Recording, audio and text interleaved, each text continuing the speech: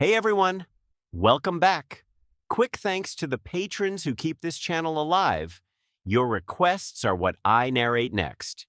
If you want to join them, you can try Patreon free for 7 days, then it's starting with just $3 a month. Links in the description. Now, let's get into the story. After confirming that Baishu's ability could dissolve the blood curse, Ye Ting did not plan to stay in Albania any longer. He still had many things to do in the UK. Just 2 days ago, he received a letter with an invitation letter with the N.F mark attached, inviting him to attend a funeral. The letter was of course from Nicholas Flamel, inviting Ye Ting to attend his funeral. Ye Ting certainly would not be naive to think that Nicholas Flamel was about to die. In history, Nicholas Flamel had held many funerals. According to Dumbledore, he met Nicholas at the last 10 Nicholas Flamel funerals. So, it was time to return to London. When coming to Albania, Ye Ting got the ticket from Tonks. When returning to the UK, Ye Ting originally planned to teleport directly using the anchor point. Who knew that when he wrote a letter to Tonks to reveal the news, the other party actually invited him to go back together. Ye Ting thought about it and agreed. Tonks and the British Aurors were stationed in the Ministry of Magic in Albania at this time, so Ye Ting left the bunker where he had lived for more than a week and went to meet up with the Aurors. When he came here, he only brought a cat, Linnet, but when he left, he brought another snake. Nagini gained immortal power and possessed some of the immortal snake's abilities to live forever, one of which was to shrink the body. The original nearly 4-meter long, thigh-thick snake turned directly into a small snake less than a few dozen centimeters long and as thick as a little finger, then wrapped itself around Ye Ting's wrist and hid in the boy's sleeve. Ye Ting rode on a broom and quickly left the forest and returned to the division settlement in Albania. Here, he saw a familiar figure. Lockhart seemed to be making every effort to promote his new book. He stood in front of a store, wearing a gorgeous purple silk robe with complex totems interwoven with gold threads, and holding a cane that seemed to be full of magic in his hand. His blonde hair was carefully groomed, shining with a charming lavender-like luster, and even his hair exuded a charming fragrance. Seeing Ye Ting, Lockhart's eyes suddenly lit up, and he flexibly shuttled among the crowd and quickly came over. "Hey, Ye Ting. We met once on the Orient Express. Do you remember me?" He greeted enthusiastically, as if the two were long-lost friends. "Of course I remember, Mr. Lockhart, you are a famous, magic novel writer. Ye Ting smiled, with a hint of imperceptible teasing in his tone. "Oh, child, you misunderstood me. I am not a fantasy novel writer, but a realistic novel writer. What I write are real things," Lockhart said, while enthusiastically extending his hand, trying to shake hands with Ye Ting. However, Ye Ting just glanced at the outstretched hand lightly and did not respond. But Lockhart was not embarrassed at all, and instead held Ye Ting's shoulder intimately, as if the two were close. His eyes swept over a group of reporters not far away, who were holding cameras and taking pictures not far away. Lockhart immediately posed in a few cool poses to attract their attention. Seeing Ye Ting was about to leave, he hurriedly stopped and shouted, "Everyone, this young talent. Ye Ting is the boy who drove away the Dark Wizard at Hogwarts. I heard that he will soon be awarded a Merlin medal like me. I feel very honored to be able to stand shoulder to shoulder with him. This guy, I don't know where he got this news from, and he came here in advance to take advantage of the popularity." When Lockhart said this, the reporters around him became even crazier, and the flashlights and shutter sounds intertwined into a frenzy melody. And Lockhart also took the opportunity to pose next to Ye Ting, which he thought was handsome. "About a week ago, I experienced a thrilling murder case on the Orient Express with that young talent. That trip was like walking through the edge of hell. I plan to turn this experience into words and write a new book, The Mystery of the Orient Express. And this boy will be an indispensable character in my new work." Ye Ting raised his eyebrows slightly, and immediately thought of something. Could it be that Lockhart wanted to move all my heroic deeds on the train to his head? Lockhart did have such a thought. In his opinion, Ye Ting was just a young wizard. He could deal with so many powerful wizards, let alone a child. He was full of confidence, as if everything was under control. Oh, by the way. There is one more thing to announce. Lockhart's voice sounded again, with a bit of pride. On that train, I completed my autobiography, The Magic Me. To celebrate the boy's upcoming award of the Order of Merlin, I am willing to give this book to him as a gift on the spot after it is published. The applause was thunderous, and Lockhart smiled even more brilliantly. However, he may not know that what he is about to get will be a more precious gift than my book, The Magic Me. Lockhart continued, patting Ye Ting's shoulder. Ye Ting frowned, and Nagini in her arms was almost driven crazy by Lockhart's strong perfume, and wanted to pounce on him and bite him. Ye Ting hurriedly held her hand and stopped her, and no one was killed. Lockhart was still immersed in self-intoxication, unaware that he was already on the verge of death.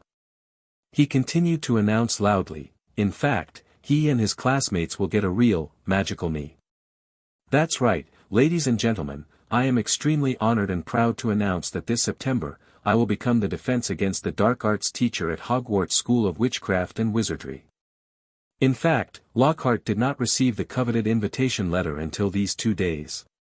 When he heard the news, Lockhart was instantly ignited and almost jumped up with excitement. To him, Hogwarts is not just a school, it has a special meaning. During the days at Hogwarts, he always fantasized about becoming a legendary figure like Ye Ting, with extraordinary strength, outstanding grades, deeply loved by the students, won the admiration of classmates, became a celebrity in the whole school, and was honored. However, no matter how hard he tried to imitate and show off, he could never compare to the current Ye Ting. But now, after unremitting efforts, he finally returned with honors and achievements, which is undoubtedly a very satisfying and fulfilling thing. Of course, returning home in glory is only part of it. Becoming a professor at Hogwarts has brought him far more benefits than that.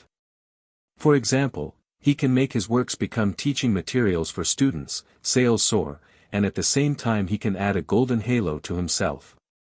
Once you get the title of Hogwarts professor, it is equivalent to getting Dumbledore's approval. Such an honor is not something that anyone can get. No matter from which angle you look at it, applying to become a professor at Hogwarts is a good move. As for the terrible rumor about the Defense Against the Dark Arts position, changing a professor every year seems to be cursed. In Lockhart's opinion, these are just exaggerations and rumors, just as outrageous as those urban legends in The Quibbler. In fact, when he was in school, the professor of Defense Against the Dark Arts was indeed changed every year. But in his opinion, those professors had their own problems, but not all of them died suddenly due to the curse. Those professors in the past were unlucky because they were not strong enough and could not survive the test of this position. But Lockhart is confident that he is different. As long as he spends this year peacefully, he can write another best-selling book about overcoming the curse at Hogwarts and make a lot of money. As if he noticed the low pressure around Ye Ting, Lockhart finally restrained his affectation and said goodbye to Ye Ting happily, as if the previous popularity was just a joke. Ye Ting did not spend much effort to find the location of the Ministry of Magic hidden in the wizard town. Hey, what are you doing? Hey Tonks. Let go. My clothes. Don't do this. The young witch looked very thin and a little fragile. If it weren't for the fact that the grapefruit on her chest was not small and she could still distinguish the front and back, she would really be a stick. Tonks pinched her chin, her eyes revealing a trace of scrutiny. It seems that you really stopped Quirrell and saved the Philosopher's Stone single-handedly. Dumbledore was not bragging, otherwise why would they send you an invitation? Ye Ting heard this, and a trace of surprise flashed in his eyes. How did you know? At least this time, he stopped before Ye Ting turned against him. Tonks finally let go of his collar, and Ye Ting touched his neck, looking helpless. Didn't you say you were going back to England? Why did you drag me here? The agreed time to return to the UK is today, but there is still some time before the actual departure. It must be said that he still has a way to control people's hearts and knows how not to make people angry. But Tonks does not regret choosing this profession. Why not do such a good thing?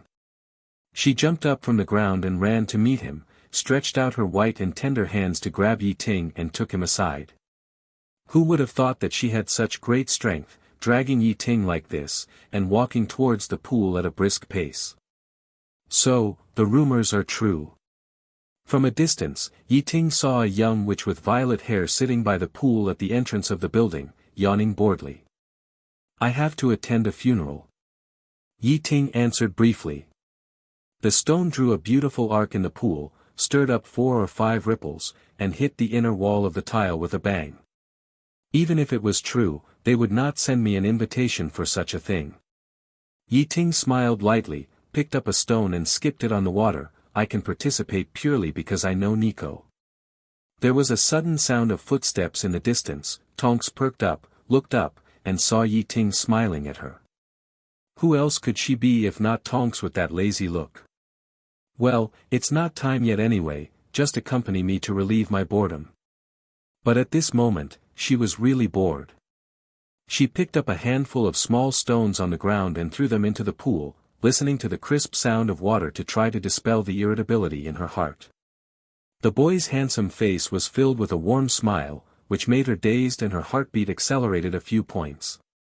A group of wizards with an average age of over 100, and the world's top wizards, suddenly gathered in the UK. Tonks rolled her eyes. No matter how slow the Auror office is, it is impossible not to notice it. Is the average age so high? Ye Ting was stunned. Then I am a drag? Don't mention you, even Headmaster Dumbledore is considered a young man in the group. Tonks sighed. Oh, you can actually attend a funeral of this level? Tonks gently poked the boy with her elbow, with eager light in her eyes. Can you bring your family? Family? Who do you mean?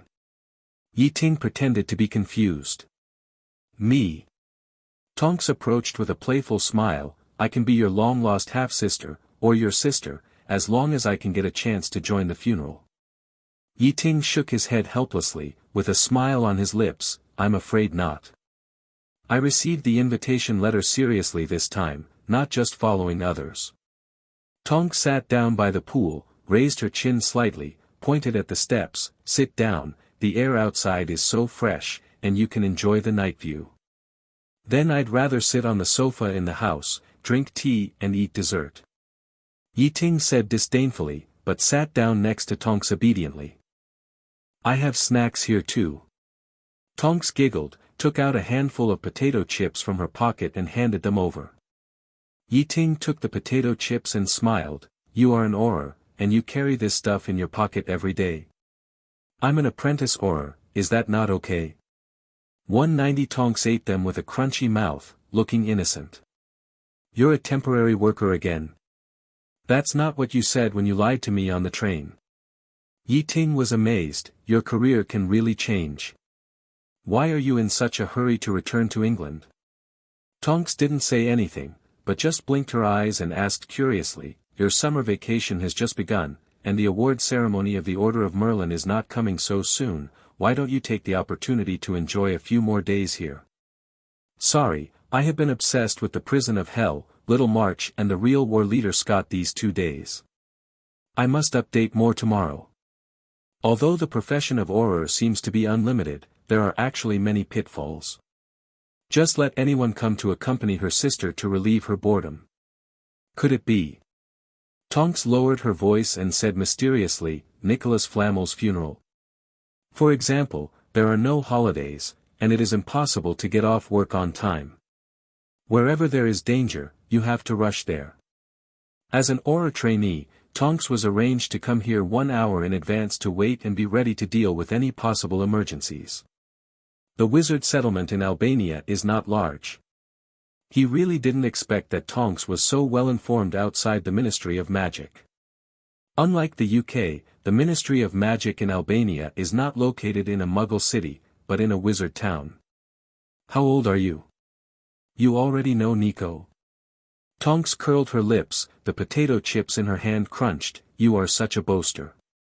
Great wizards like Nico Flamel only send invitations to wizards who are truly accomplished. By the time you get to that level, Director Scrimgeour will probably retire, and I might even be the head of the Auror office. Ye Ting suddenly turned around and shouted, "Mr. Scrimgeour, long time no see." Tonks's hands trembled with fear, and the potato chips fell to the ground. She turned around in panic, but found that there was no one behind her. Ye Ting laughed so hard that she fell backwards.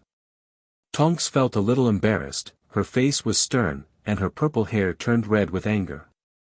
Seeing that Tonks looked upset and seemed about to get angry, Ye Ting quickly suppressed his laughter and changed the subject. "Why aren't we leaving yet? Director Scrimgeour is still busy handing over the prisoners," Tonks said as she waved her wand and picked up the potato chip residue on the ground. "Then how do we get back to England? We won't take the Orient Express again, will we?" "No, for safety reasons, we'll use a port key this time."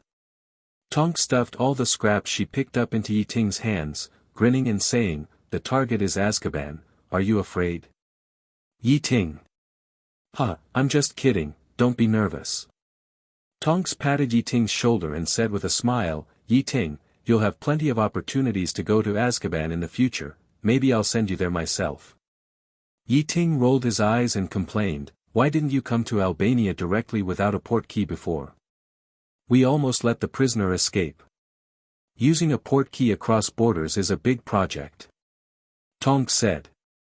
"It's just a port key, I can make it myself, who are you kidding?" Ye continued to roll his eyes. "It's illegal to make a port key privately," Tonks reminded quietly. Seeing Ye Ting's indifference, Tonks smiled bitterly and shook her head. "Sure enough, Ye Ting is Ye Ting." She had to explain, "The trouble with this matter is not the port key, but the procedure. If you want to use the port key across borders, you have to communicate with the two ministries of magic in advance, and there are various procedures and approvals. It may not be completed in half a month." Just then, a group of wizards filed out of the building, and Director Scrimgeour was walking in front. Tonks stood up, pulled Ye Ting up, patted the dust off his butt, and said, let's go home." All the wizards walked towards Scrimgeour. In front of him stood a statue of a horned beast. Its round rhodolite eyes sparkled on its black marble face, as if it contained infinite power. Everyone gathered in a tight circle, with their arms on the statue, ready to use the port key to leave. If apparition is to put you into a sleeve that does not match the size and then force you to break free. Then using a port key is like crossing the positive and negative poles of a magnet, first sucking you deeply from one pole, and then violently bouncing you off with the other pole. For novices who use port keys for the first time, this unexpected repulsive force often makes them feel embarrassed. The whole person will be distorted into, "My painting style is above UPG." But Ye Ting had experience using teleportation anchors after all, and the functions of the two are quite similar, so he was able to deal with it with ease. A few seconds later, the few people arrived at their destination. Ye Ting looked up, and the scene in front of him seemed like a dream. This was a magnificent hall, and the dark wood floor under his feet seemed to reflect the deepest secrets in people's hearts. Above his head, the peacock blue ceiling was like the most gorgeous starry curtain in the night sky, with countless golden symbols floating on it, like vivid golden koi swimming in the blue paradise. Not far away, a magic fountain stood quietly, and a group of pure gold statues stood in the middle of the pool, shining brightly. The tallest one was a graceful wizard, who raised his wand and pointed it to the sky, seeming to be extremely powerful. Surrounding him were a gentle and moving witch, a heroic centaur, a cunning and clever goblin, and a loyal and honest house elf. The centaur, goblin and house elf all raised their heads, and their eyes were full of infinite admiration and respect for the wizards and witches. Ye Ting's heart moved, and he instantly determined his location, the British Ministry of Magic. His eyes fell on the legendary magic fountain with interest. According to his understanding, the history of this fountain is even longer than that of the British Ministry of Magic. It was a magical treasure looted from a distant foreign country with the expansion of the British Empire, and finally found its home in the hall of the Ministry of Magic. During the Goblin Rebellion in the 17th century, the goblin statue in the fountain was destroyed by wizards, but as the rebellion subsided, it was rebuilt. However, because of this, the color of this goblin statue is still out of tune with the others. This is the trace of history. At this time, it was late at night, and the hall of the Ministry of Magic was already empty. Compared with the hustle and bustle of the day, it seemed particularly deserted. Only a few wizards were still holding their posts. Ye Ting, shall I send an Auror to see you off? Scrimgeour's voice sounded at the right time. Don't bother, Mr. Scrimgeour. Ye Ting waved his hand and said, I have caused you too much trouble tonight. Thank you very much for your help. In that case, contact me if you have anything. Scrimgeour was also a straightforward person. Seeing Ye Ting's refusal, he said no more and left with a group of arrogant people and prisoners. Tonks also waved goodbye to Ye Ting. Ye Ting walked towards a golden fireplace and went in without hesitation. Then, a woman's cold voice sounded in his ears. Location. Ye Ting thought for a moment and answered, the Leaky Cauldron. Since the house that Dumbledore bought for him had not been renovated yet, he could only continue to live in Hermione's house temporarily after returning to England. The Grangers still welcomed Hermione's male classmate with their signature enthusiasm, but Ye Ting keenly noticed that there seemed to be some unspeakable depth in their eyes recently. In the following summer vacation, in addition to moving into a new house, Ye Ting has two important things to do. One is to attend Nicholas Flamel's funeral, and the other is to attend the award ceremony of the Order of Merlin. Ye Ting originally thought that the award ceremony would be delayed until August, after Nico's funeral. Who would have thought that he would receive a special letter just 2 days after returning to the Granger family? On Saturday morning, the sun shone through the gaps in the curtains into the warm living room of the Granger family.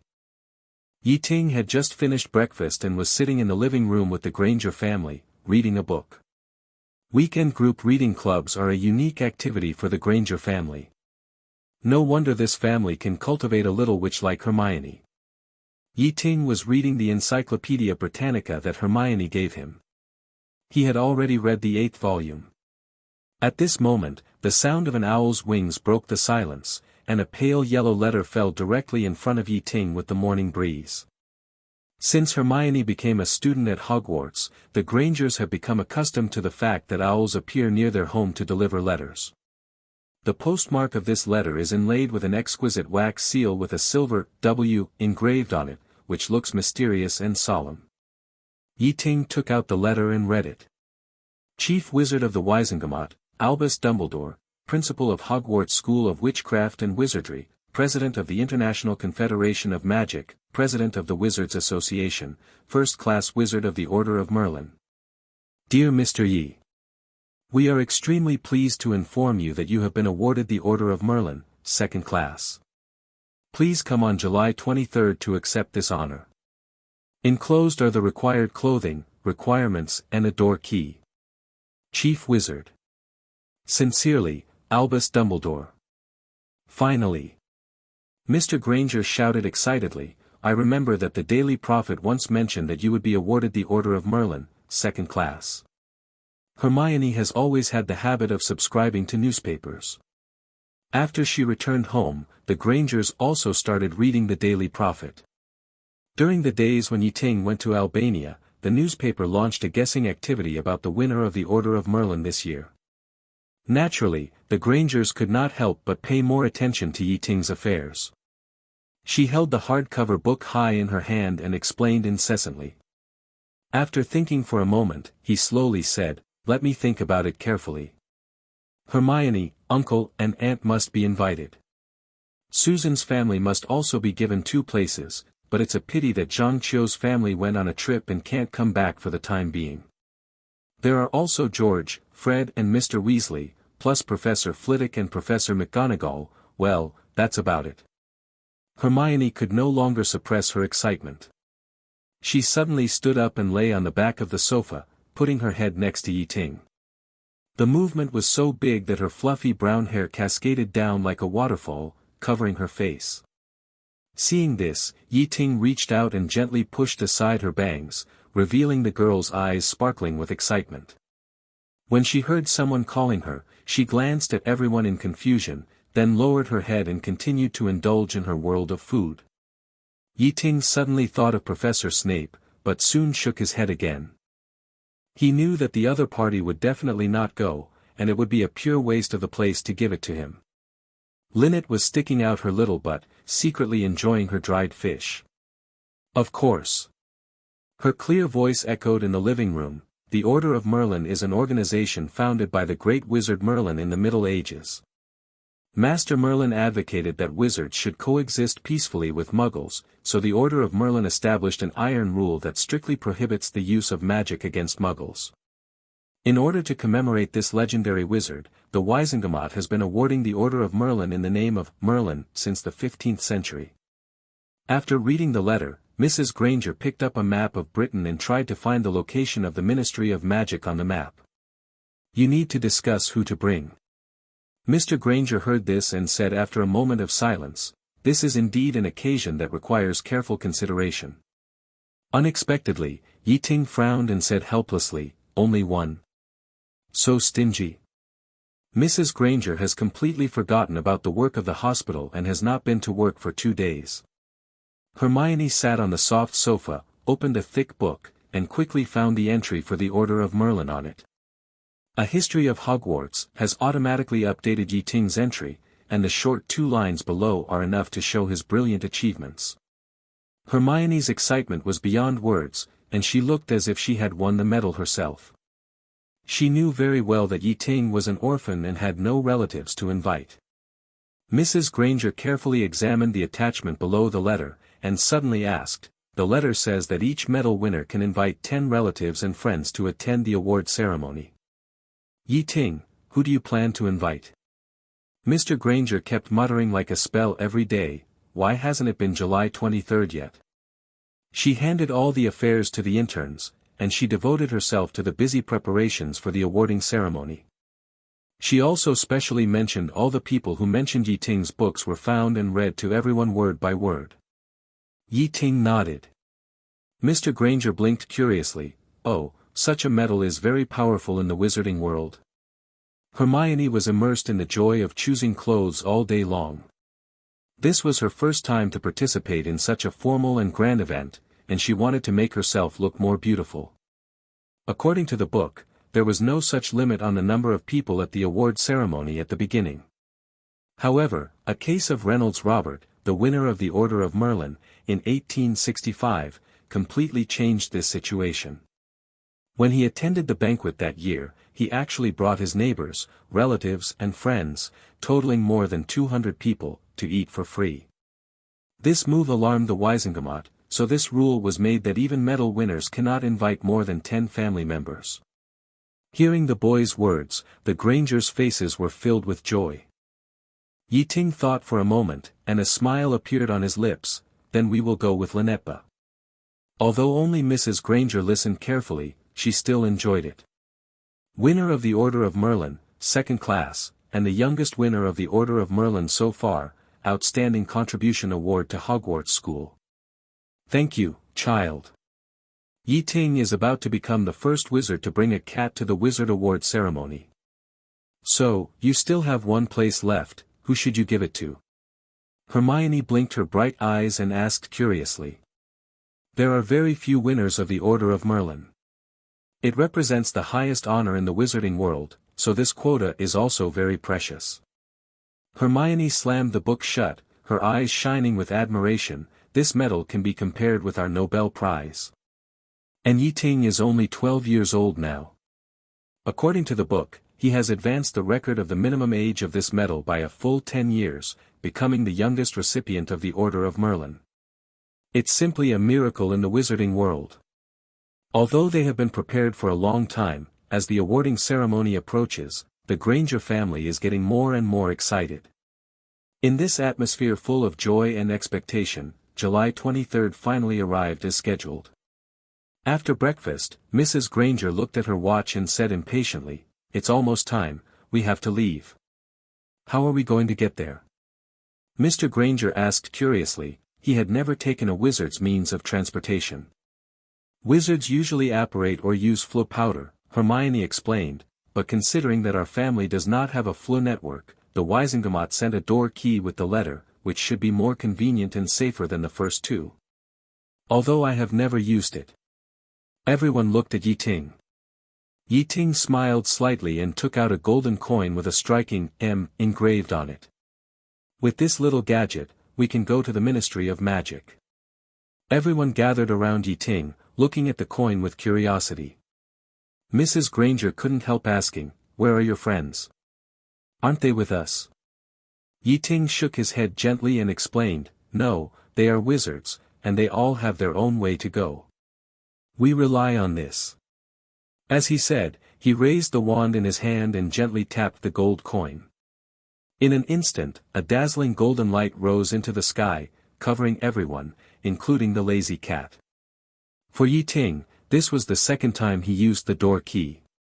He felt an invisible force like a hook, pulling hard behind his belly button, and his whole body was like an arrow from a string, his feet off the ground, flying towards an unknown space. He could clearly feel that Hermione was beside him, and their shoulders accidentally collided during the flight. The girl let out a slightly panicked cry, so he quickly hugged her waist. The lightning-fast speed made everyone's eyes blurry and they couldn't see anything clearly. Ye Ting used the slowing down spell at the right time with accurate estimation. A light blue light rose instantly, slowing down everyone before they fell. In the end, everyone stood firmly on the ground, and no one fell. 097, from Charing Cross Road, London at 8:07. An emotionless voice sounded in my ears, like a mechanical broadcast. Mrs. Granger shook her head slightly and sighed, "Although it is convenient, the experience of this means of transportation is really not very friendly." If Ye Ting hadn't cast magic in time, they would probably have fallen to the ground in embarrassment. Hermione nodded in agreement, and then secretly glanced at Ye Ting. The ambiguous action just now made her very concerned.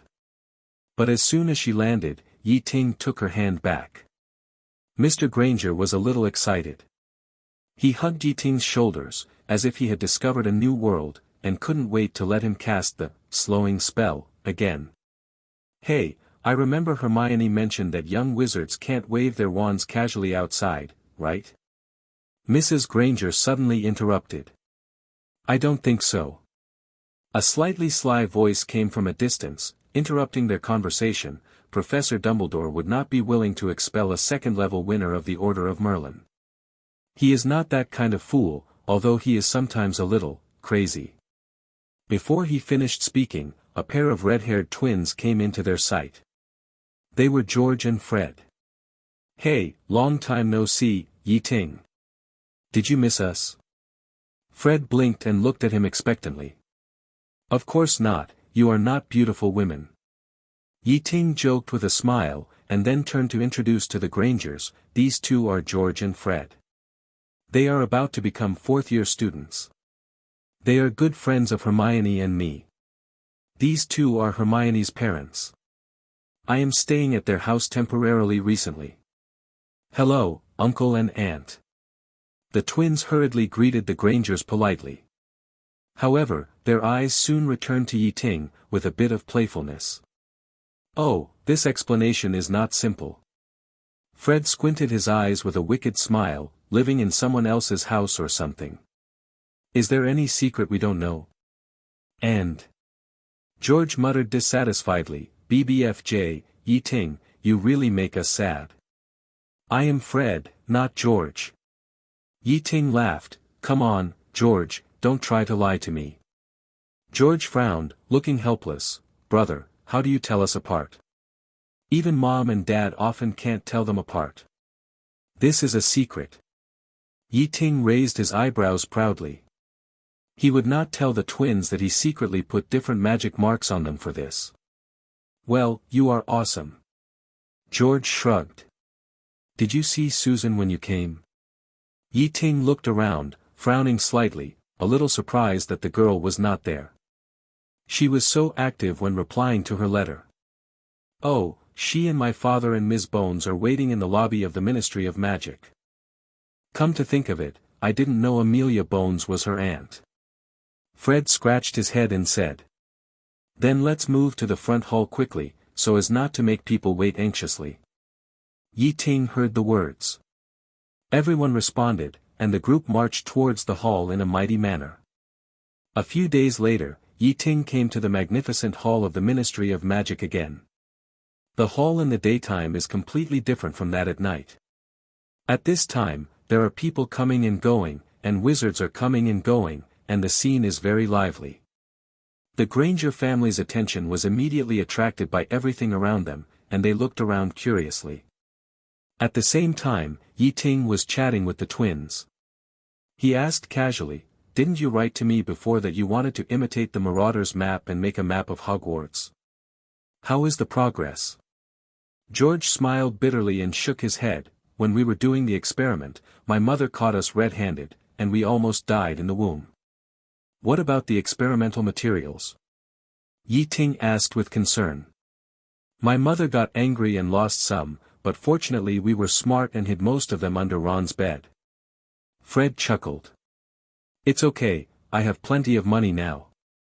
Ye Ting waved his hand and said, "I made a lot of money this summer, and the material fee is nothing. If you need it, I'll give you some dividends in advance. How about it?" "How did you do it?" George asked suspiciously. "Hee, a secret." Ye Ting smiled mysteriously. "By the way, the Order of Merlin also has bonuses, just ask how much you want to advance." "Forget it, let's not think about the dividends for now, we plan to buy Ginny a new robe and new textbooks next month." George shook his head. "What about your brother Ron?" Ye Ting asked curiously. "He just used the textbooks left by Charlie." Fred shrugged. "He can definitely come to work in our Wanyu store." George waved his hand, looking helpless. "We as brothers can only help here. Ron must understand that he is a boy, and he has to earn his own pocket money and buy things by himself. This is the hard truth." The few people chatted and laughed, and walked briskly. In a blink of an eye, they came to the end of the hall. Here, they saw Mr. Weasley chatting with a witch. The witch was broad-skinned, with a square chin that looked particularly resolute, short hair like silver-gray satin, wearing a monocle, and her face revealed a majesty that should not be underestimated. At least Mr. Weasley looked quite restrained at this time. Susan Bones stood aside, and seemed to be afraid to breathe. "How did you get here?" Seeing the Grangers coming, Mr. Weasley stood up as if he had found a savior, and asked, "Did you drive?" "Portkey, Mr. Weasley."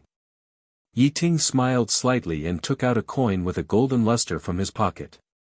Ye Ting knew that Mr. Weasley was modifying the car. According to the original book, the twins and Ron would drive that car to pick up Harry this summer. "Ah, I see. The Ministry of Magic is quite careful this time."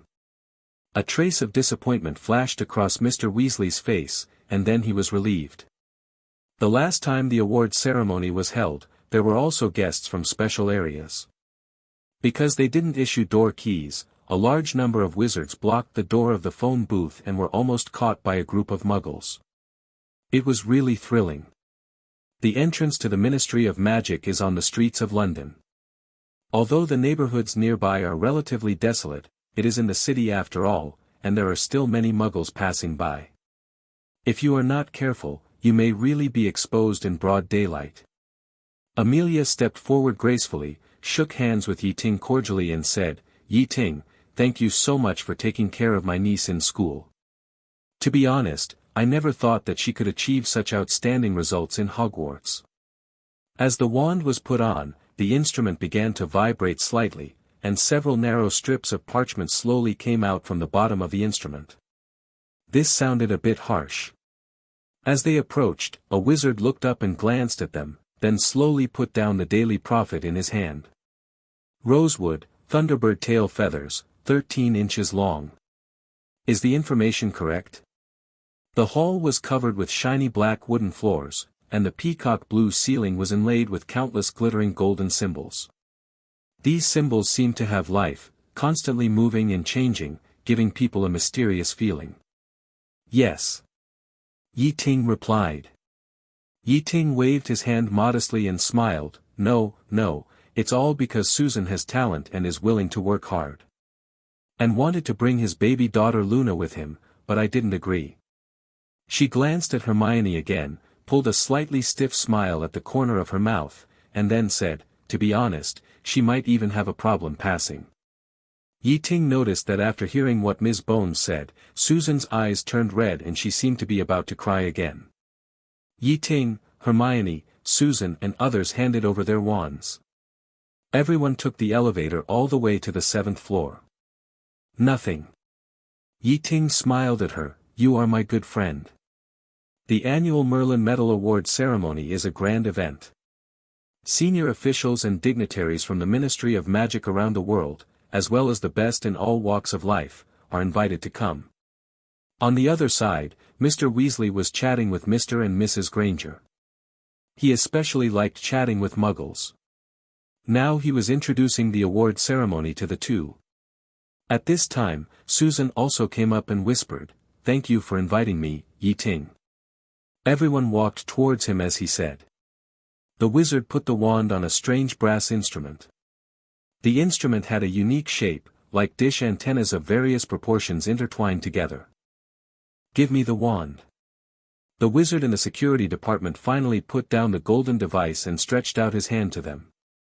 Amelia glanced at Susan, her eyes became serious again. She has never been a smart witch, if she hadn't made good friends like you. Okay, I'll keep this.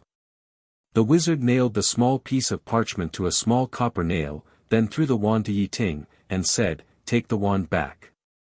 "Thank you." Ye Ting took the wand. The wizard took out a long golden stick, which was as thin as a hair, soft as silk, and like the antenna on a car. "Everyone stand up," the wizard said in a lazy tone. Fortunately, Ms. Bones seemed to be busy with work. After a few words of greeting, she left directly. With such an elder, it's no wonder that Susan always lacked confidence when she first arrived at Hogwarts. "Don't refuse, my own niece, I know it best." Ye Ting continued, "Flitwick and Professor McGonagall should have arrived ahead of time with Professor Dumbledore. Let's not fall behind and hurry in." After walking through the corridor, they came to one end of an extremely deep and magnificent hall. He held the stick and flew over everyone's body to detect it. He paused, and a hint of pride flashed in his eyes, but the invitation letter from the UK is a scarce resource and it is difficult to get it. Lovegood wanted to spend 200 galleons to buy my place. The wizard picked up the parchment and read the text on it carefully. "Go this way." Mr. Weasley guided everyone to the left. Mr. Granger looked around and asked curiously, "Is there anyone who hasn't arrived yet?" Under the leadership of Mr. Weasley, everyone came to the left, where there was a sign with the words, "Safe Place," written on it. However, just as they were about to leave, the wizard suddenly called them again. "Wait, you, Ye Ting." A hint of surprise flashed in the wizard's eyes. He glanced at the Daily Prophet in his hand, on which was printed a photo of Ye Ting and a report about his heroic deeds. "Yes, I am Ye Ting." Ye Ting admitted frankly.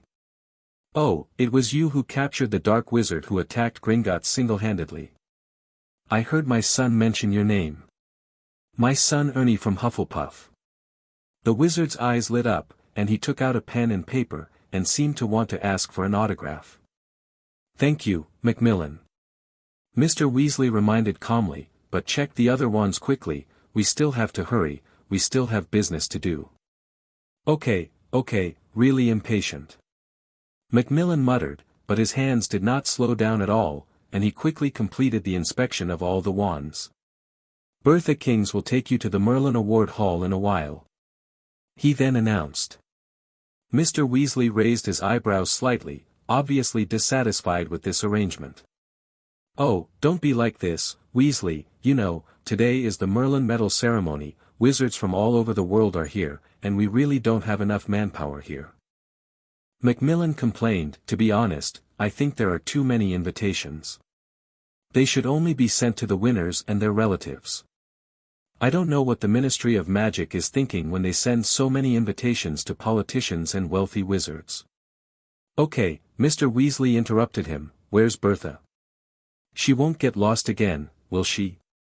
Huh, very likely. Mr. Macmillan smiled evilly. Maybe she can find the way after the banquet. Recently, her memory has become as bad as that of an old lady, and she often forgets things. Mr. Crouch should have asked her to leave our department a long time ago and go to the sports department to find the confused Ludo Bagman. Maybe they can understand each other. Hello. Hello. Just when the few people were chatting happily, a slightly anxious voice came from the other end of the hall. Excuse me, are you a new guest? I just went to the toilet and got lost. I'm so sorry. Ye Ting looked in the direction of the voice and saw a witch with a conspicuous sign and a parchment scroll rushing towards them. The witch was slightly plump. After finding her way, she waved her hands happily. Under the fashionable knitted wizard hat, her curly blonde hair shone with a moving luster. Ye Ting shook her head secretly in her heart. She even got lost when going to the toilet. Can she really lead us to the Merlin Award Hall smoothly? Welcome to the Merlin Award Hall. The witch approached and said enthusiastically, My name is Bertha Jorkins. I am a member of the International Magic Exchange and Cooperation Department of the Ministry of Magic. Next, I will lead everyone into the hall. Bertha was very excited, even a little excited. Everyone, please follow me, this way. She greeted everyone enthusiastically and led them to a solemn door. After walking a few steps, Bertha suddenly turned her head curiously and quietly approached Ye Ting. I'm really sorry to bother you, kid. But I just want to know, are you really the Ye Ting who defeated Quirrell? Ye Ting hesitated for a moment, then nodded gently. I knew it was you. Bertha's face showed joy. I've been following the reports in the Daily Prophet recently. I didn't expect Quirrell to be a dark wizard. You were able to catch him, it's amazing. Can you tell me more details? I'm very curious. At this point, she paused, as if she remembered something in the past. You know. I'm 2 years older than Quirrell. He's a Ravenclaw, but his behavior is not like that of a Ravenclaw. It's a pity. I've been secretly observing him and found that his relationship with Lockhart is very unusual. Bertha seemed to be a chatterbox, chattering non-stop in gossip mode. Ye Ting felt that this lady's enthusiasm for gossip was ridiculously high. After a while, she realized that Ye Ting was not very keen on discussing Quirrell, and quickly apologized. Oh, I'm so sorry to have you listen to my nagging for so long. At this time, Mr. Weasley coughed twice, and Bertha looked up in confusion, apologizing even more. Look at my memory, we are already here. Ye Ting looked along her gaze and saw the outline of a magnificent auditorium. The lines intersecting at right angles were like a replica of the ancient Greek Parthenon, solemn and mysterious. In front of the room, the spire of the Merlin monument carved from a single huge stone stood tall. Under the light, it looked like the majestic mast of a ship. Bertha, we'll go first. Ye Ting said. Oh, then you go. Bertha's tone was a little disappointed. Don't worry, I'll write to you when I get back and we'll continue chatting. Ye Ting suddenly said. Okay. Bertha's eyes lit up instantly. If you have any secret news, you must tell me. I promise to keep it a secret. When Bertha's figure gradually faded away, Hermione suddenly came forward, frowning slightly. Ye Ting, you are not really going to tell her anything? Ye Ting lowered his voice and said mysteriously, Of course I won't tell her too much, but don't you find that her news channels are very well informed? Hermione nodded thoughtfully. Indeed, Bertha has inadvertently revealed a lot of things about the Ministry of Magic in this period of time. We need an eyeliner inside the Ministry of Magic. Ye Ting revealed his thoughts to Hermione. After all, our products will not be limited to Hogwarts in the future. The markets of the whole UK and even other countries are waiting for us. It is the key to grasp the policy trends of the Ministry of Magic in advance. You think too far. Hermione laughed. But she changed her mind and felt that Ye Ting's idea seemed impossible to achieve. After all, before this summer vacation, she didn't think that Ye Ting could really make a lot of money by exchanging currency. In addition to his talent in magic, this boy also showed extraordinary mind and unique insights on the road to making money. Bertha Jorkins is the second intelligence officer arranged by Ye Ting in the Ministry of Magic besides Tonks. For now, although Ye Ting has come into contact with many staff members of the Ministry of Magic, there are only these two who can really be used by him. Mr. Weasley and Ms. Bones are not suitable. Although they are well informed, their relationship with Ye Ting is that of an elder and a classmate of their children. Ye Ting is still too young.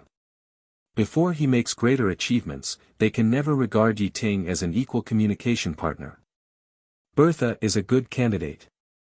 Do you feel something is wrong? Hermione suddenly said. Bertha has a good memory. She can remember even the trivial things in her school days clearly. Susan frowned when she heard this and also noticed something wrong. Yes, but didn't the wizard say that Bertha's memory has been terrible recently, always forgetting things? Fred touched his chin, his eyes flickering. She is only in her early 30s, how could her memory suddenly become worse? In this case, either she drank a large bottle of forgetfulness potion, or someone cast a forgetfulness spell on her. Speaking of forgetfulness potion and forgetfulness spell, these two methods can easily erase other people's memories. But this method is too rough. Once the spell is cast improperly, it may erase important fragments of the memory, and even cause irreparable brain damage, resulting in many terrible consequences. One of the consequences is that people become extremely forgetful. But this conjecture is actually a bit outrageous. Bertha, as an employee of the Ministry of Magic, was cast the forgetfulness. Who did this? She was too bold, wasn't she? Ye Ting didn't say anything, just smiled slightly. Of course he knew why Bertha Jorkins was like this. That had something to do with her immediate boss, old Barty Crouch. Bertha saw something she shouldn't have seen, so she was cast the forgetfulness. This incident was the biggest black history of Barty Crouch. This incident might be useful in the future. Soon, the group entered the core area of the hall. This hall was like a reproduction of the ancient Greek amphitheater, and the semicircular hall exuded a symmetrical geometric beauty. Please give me flowers. The arched walls made of sandstone and Italian plaster elegantly outlined the mottled breccia columns. 25 life-size statues of the Knights of the Round Table, arranged in an arc like guardian gods, stood on the open field paved with black and white marble tiles, solemn and mysterious. Who would have thought that there is such a big world under the Ministry of Magic? Several people walked forward and saw Professor Flitwick and Professor McGonagall in front of them. The moment they saw Professor McGonagall, the twin brothers seemed to be cast a silencing spell, and dared not breathe. McGonagall was one of the people they feared the most. And Hermione's face bloomed with a sincere smile. Professor McGonagall was her most respected professor and her role model. Everyone sat down one after another, and in a short while, their seats were filled with guests who arrived one after another. Wizards came to greet them one after another. Professor McGonagall and Professor Flitwick have worked in Hogwarts for decades, and their students are all over the world. This scene is the best proof. Mr. Weasley also showed his extraordinary connections, shaking hands with people constantly. Many wizards can be seen as people of prominent status at a glance. His communication skills are amazing. Although the Weasley family looks very tight, they are actually very prestigious. In fact, the so-called financial difficulties of the Weasley family were purely because they had too many children, 7 children, enough to form a Quidditch team. As the saying goes, a little boy will eat up his father. After all, Mr. Weasley is a small leader of the Ministry of Magic, and even has the power to make independent laws. If there were only 1 or 2 children, the Weasley family would be able to live a decent life. It was in these few years that the 7 children grew up one after another and needed to go to school, and the entire Weasley family entered a difficult period. When the children graduated one after another, the Weasley family with 7 children was really taking off. Soon, the Minister of Magic Cornelius Fudge also came here, followed by a group of people, like the stars surrounding the moon. Ye Ting saw Tonks among them. The pink-haired girl waved at him, and when Ye Ting looked over, the girl winked at him playfully. But Ye Ting didn't have time to say hello to her. Because Fudge had already walked over with big strides, his wrinkled face was filled with a bright smile, and he didn't feel the slightest bit embarrassed by Quirrell's matter. "Ye Ting, long time no see, how have you been recently?" He shook Ye Ting's hand enthusiastically and asked with concern, as if they were old friends who had not seen each other for many years. However, in fact, the last time they met was in Hagrid's hut, and Ye Ting was the object of suspicion. Without waiting for Ye Ting to speak, Fudge introduced him to the wizards behind him kindly, as if he was Ye Ting's elder. "He is Ye Ting, you know, the youngest winner of the Order of Merlin." He told the wizard in black robes loudly. The man's temperament was quite similar to Professor Snape, and he was also filled with a strong smell of potions. Ye Ting's heart moved. He had guessed the identity of this person. "This is Damocles Belby." Fudge patted Belby's shoulder affectionately, as if they were also good friends. "He is the inventor of the wolfsbane potion, Ye Ting, you should know his name, right? Those annoying werewolves are finally saved. As long as they take this potion 1 week before the full moon, they will remain rational even if they turn into wolves. This saves the Ministry of Magic a lot of effort, but the price is indeed too expensive." Belby frowned, feeling helpless about this question. "Cornelly, you should know that I didn't plan to announce the wolfsbane potion for the time being. It is still being improved and the cost is too high." "But..." Fudge rubbed his hands and showed an awkward smile on his face. "Friend, you also know that too many things happened some time ago. Everyone needs a good news to cheer people up. Those werewolves also need this potion to save their lives. You see, after you announced it, you immediately won the Order of Merlin, which is a great honor. You can still improve it slowly afterwards, right?" Ye Ting listened attentively and gradually understood what Belby meant. The potion master did not seem to be in a hurry to make the formula of the wolfsbane potion public. He planned to improve it first and reduce the cost before making it public. This wait may take 1 or 2 months, or 1 or 2 years, and no one could predict it. However, Fudge obviously did not have the patience to wait. As a veteran in the political arena, he naturally knew when to announce the news to maximize the benefits. Before Quirrell was exposed, Fudge was busy with the series of cases he committed. So, he threw out this news at the right time, successfully diverted the public's attention, and relieved himself of a lot of pressure. Ye Ting sighed in his heart. Fudge is really a politician with superb skills. It's a pity that people who only study power can only be politicians and will never become politicians. Thinking of this, Ye Ting looked at Damocles Belby again. This potion master is actually his senior, the uncle of Marcos Belby in the 2nd grade. However, Marcos's family and this uncle did not have a good relationship, otherwise Yida would definitely see Marcos in such an occasion. "Ah, Lucius is here." Fudge's eyes suddenly lit up and he shouted in surprise after introducing them.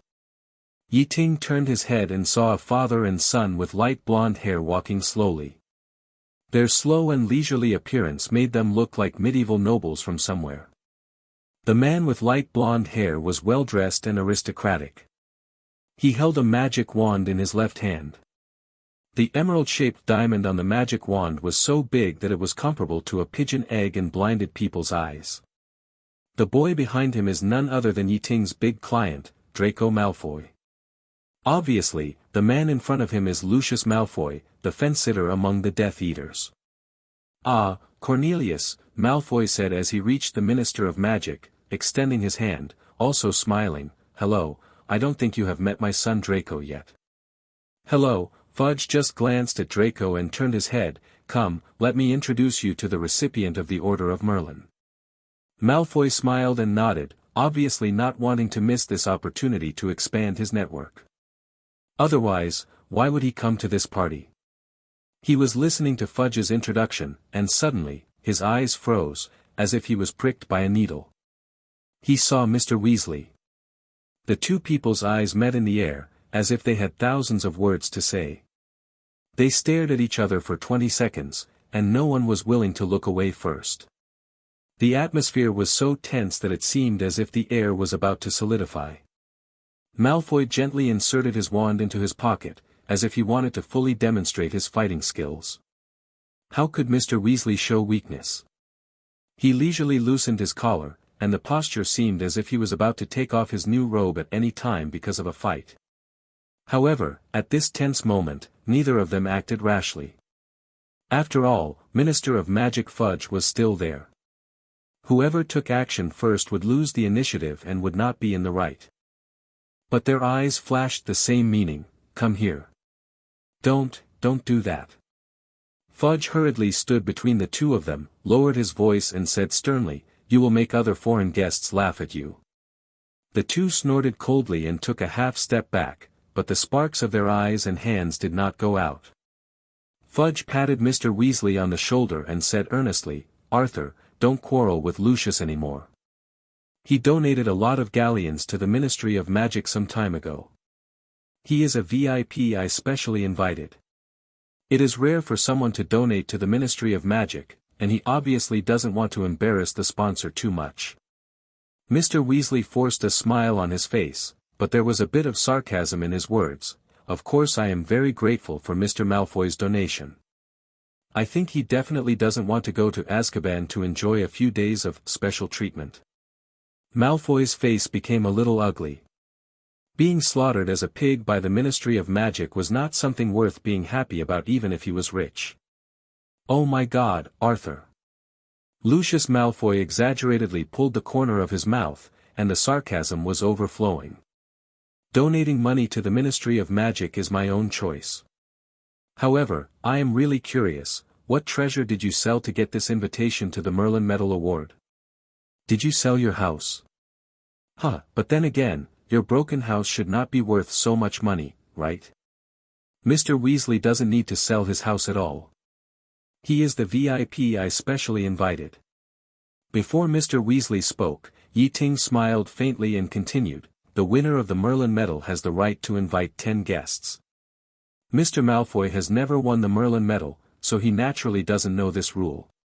He has a good relationship with the twins, and is also friends with Ron and Ginny, so Mr. Weasley is his own person in his eyes.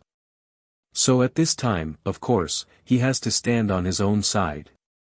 Mr. Malfoy's eyes were like knives, coldly sweeping towards Ye Ting, obviously recognizing this young man who had recently become famous. Ye Ting stared back without fear. Draco showed an embarrassment on his face. He did not want this peer whom he admired to have any conflicts with his father. He tugged at his father's sleeve, trying to ease the tense atmosphere. Lucius glanced at Ye Ting, and then coldly glanced at Hermione and her parents behind him, his eyes full of disdain. These muggles dared to appear in such an occasion. Ye Ting also realized the other party's eyes. He secretly swore in his heart that if Lucius dared to say any insulting words, he would never be polite and would definitely give the other party an unforgettable lesson in public. However, under the majestic gaze of the Minister of Magic, Malfoy did not dare to act rashly after all. He just snorted at Weasley sarcastically, then turned around and pulled Draco to his seat. "Child, relax." Fudge laughed, patted Ye Ting on the shoulder and comforted him. "I think Lucius will remember from now on that the winner of the Order of Merlin has the right to invite 10 guests. Minister Fudge, tell me, if you win the Order of Merlin one day, which guest will you invite?" Umbridge suddenly interrupted, and a small black velvet bow was pinned between her short curly hair on her broad and slightly loose face, which looked particularly abrupt. Her voice was as shrill as that of a young girl, which seemed a little inappropriate in such an occasion. Fudge didn't seem to react for a moment. He tilted his head slightly and looked at Umbridge in confusion. What did you just say?" Umbridge's sweet voice sounded again. "I say, Minister, you will wear the Order of Merlin sooner or later, maybe in the next few years." "Oh. You mean I have a chance to get the Order of Merlin?" Fudge's eyes flashed with interest. "What's the reason?" Umbridge put on a shy look of a little woman, and compliments flowed out like a spring. "Under your wise leadership, the Ministry of Magic has been changing with each passing day. First, we dealt with the tricky dark wizard Quirrell, and then the Wolfsbane potion came out. Your achievements are very impressive. How can one medal be enough? I think it must be at least the first-class Order of Merlin to match your brilliant achievements. Look, so many important seniors came to this award ceremony, of course, to support you, which is enough to show how popular you are. A trace of admiration flashed in Umbridge's eyes. Oh, that won't do, I'm still far from it. Fudge obviously enjoyed her compliments, but on the surface he was quite humble. He waved his hand and said seriously, Albus also defeated a big devil like Grindelwald in 1945 and won the first-class medal. Me? I still have to work harder. Ye Ting's eyes were deep, and he swept Umbridge meaningfully. It seems that this pink toad is about to climb to a high branch. It's no wonder, after all, the two of them have the same taste and are like snakes and rats. Not only can she do those dirty jobs for the minister, but she can also speak so beautifully. Politicians like Fudge like this kind of subordinates the most. With Dumbledore's arrival, the entire memorial hall fell into silence in an instant, and everyone sat in their seats, holding their breath. Today, the old man was wearing a deep black-blue robe, and his face was filled with unconcealable joy. There were about 50 of them, and they were very imposing. As expected, Fudge pondered for a moment, then smiled and said, By the way, Umbridge, I have to take a good look at your inspection form when I get back. I have a great job opportunity that is very suitable for you. Generally speaking, the green ribbon symbolizes the first class, the purple ribbon represents the second class, and the white ribbon is the symbol of the third class. Behind them, Dumbledore walked in with steady steps. The two elderly witches in the back row stood up excitedly, waving their wands in their hands. They were obviously loyal fans of Dumbledore. The green ribbon of the first-class medal is said to be a tribute to Merlin's Hogwarts Slytherin house. Dumbledore's outfit was gorgeous, with huge gems around his fingers, each of which radiated dazzling light, a change from his plain image in school in the past. However, when Dumbledore appeared, even they shut up, and all eyes were focused on him. In the past year, some wizards have brought earth-shaking changes to our wizarding world with their courage and wisdom. Their contributions will be forever engraved in the pages of history. By the way, after the ceremony, come with me. Dumbledore whispered mysteriously, I want to introduce you to some friends in the wizarding world. After that, he turned and walked off the stage. As the ceremony came to a successful conclusion, the atmosphere in the venue instantly boiled, with thunderous applause and cheers. The magic ceiling was dotted with stars, as if echoing the joy below, and countless gorgeous fireworks bloomed in the air, decorating the ceiling like a dream. The cheers of the crowd were like a tide, surging and surging, and lasted for a full few minutes until their palms were numb from clapping. In addition, only great wizards like Dumbledore, who defeated Grindelwald in 1945 and made great contributions, can get a first-class Order of Merlin. Dumbledore solemnly put the purple ribbon on Ye Ting's neck.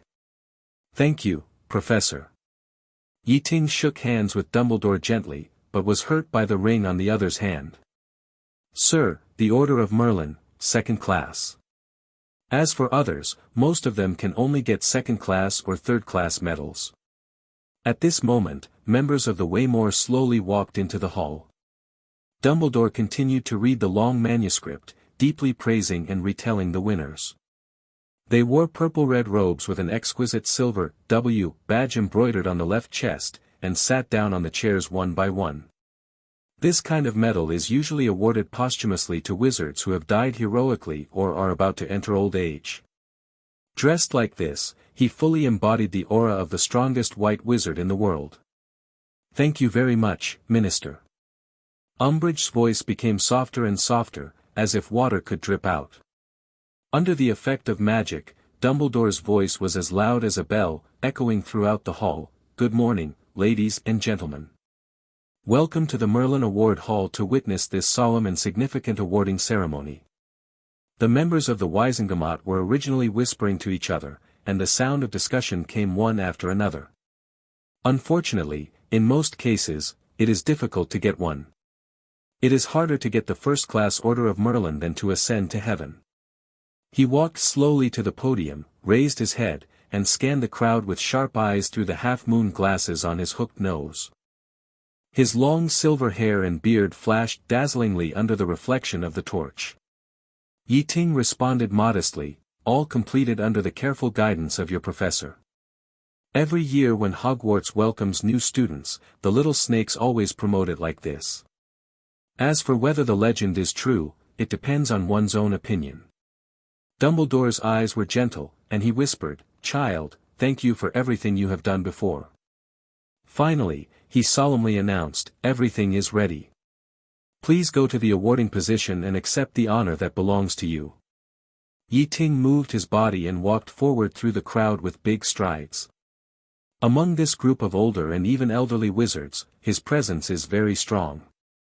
Especially his young face, which stands out among these vicissitudes of life, is really a crane standing out from the crowd.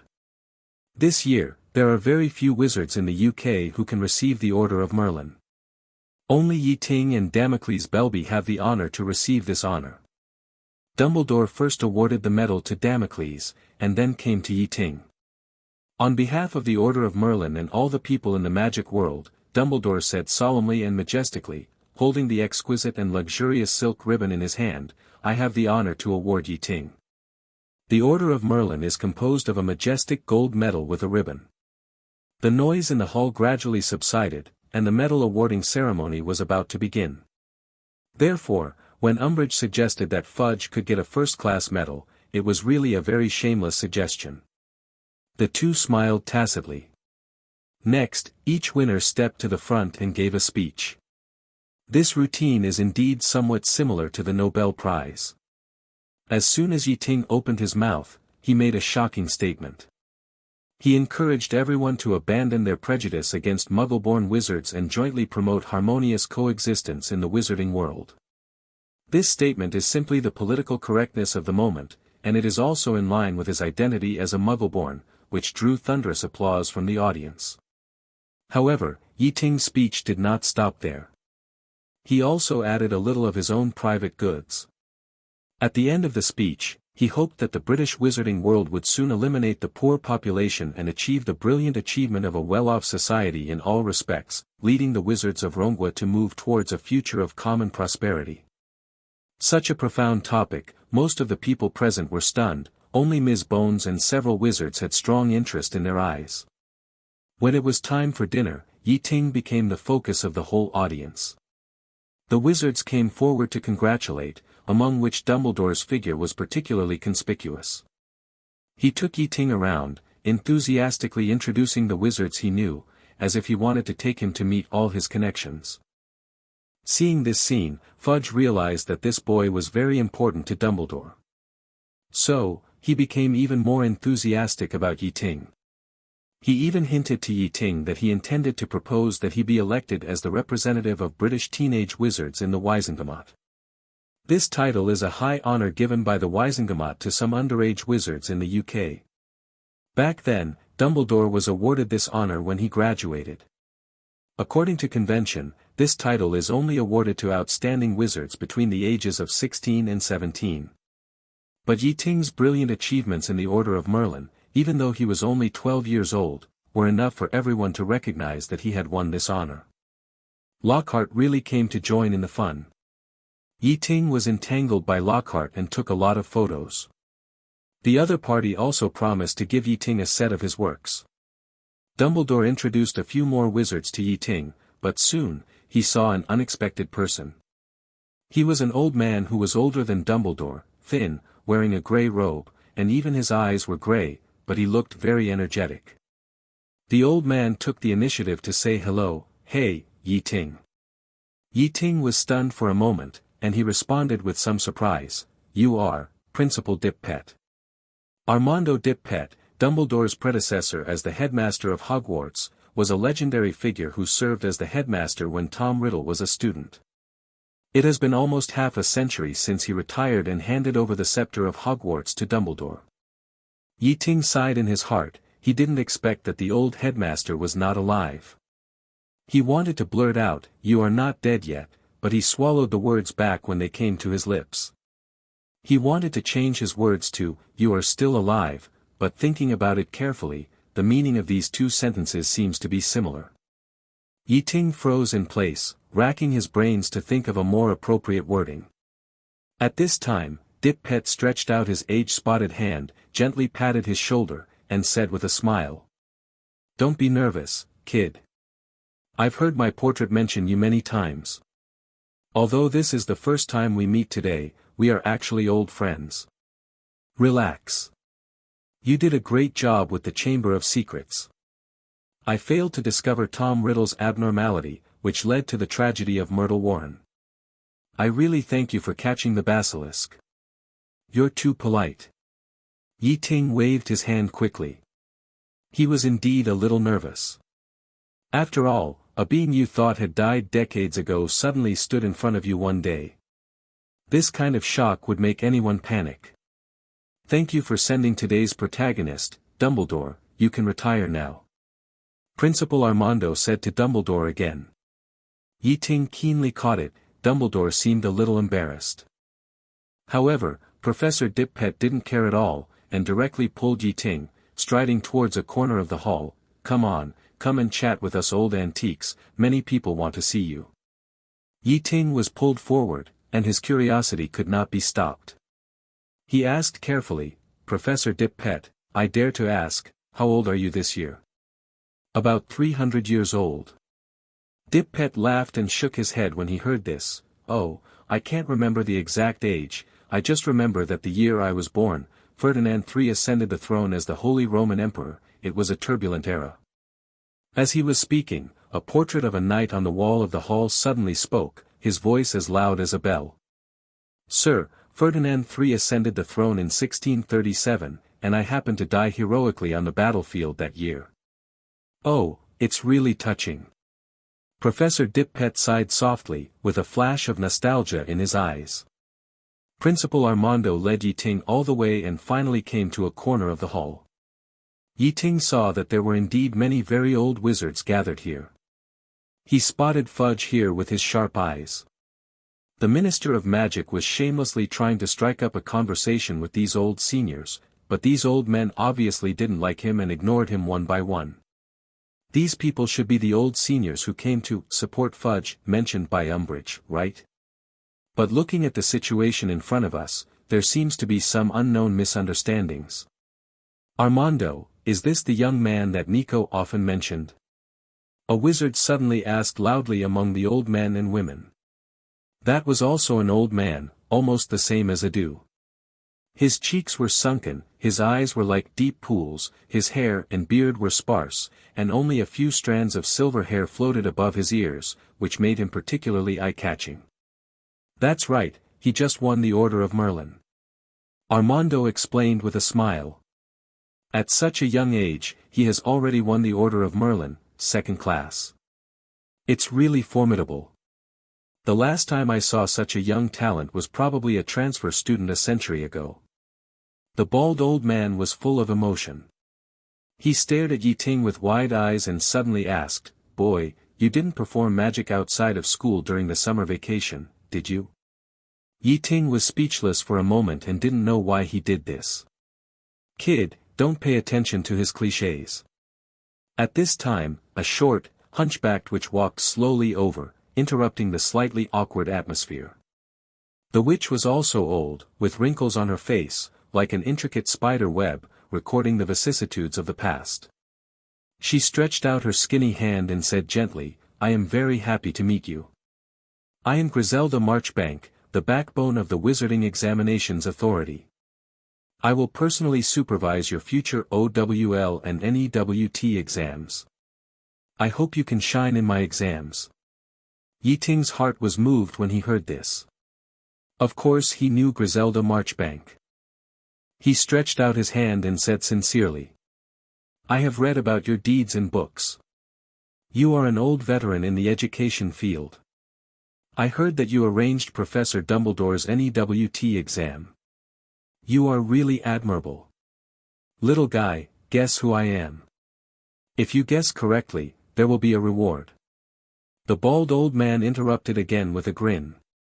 Ye Ting smiled slightly, and he had something in mind. He thought for a while and said, "As far as I know, the Law on Reasonable Restraint of Underage Wizards, was passed by Minister Ferris Spavan in 1875 against all odds. You must be Minister Spavan, am I right? Ha, it's me. The greatest minister in the history of the British Ministry of Magic. The old man laughed and looked proud. Great. Humph, I only know that if we were to select the most annoying minister, you would definitely take the top spot.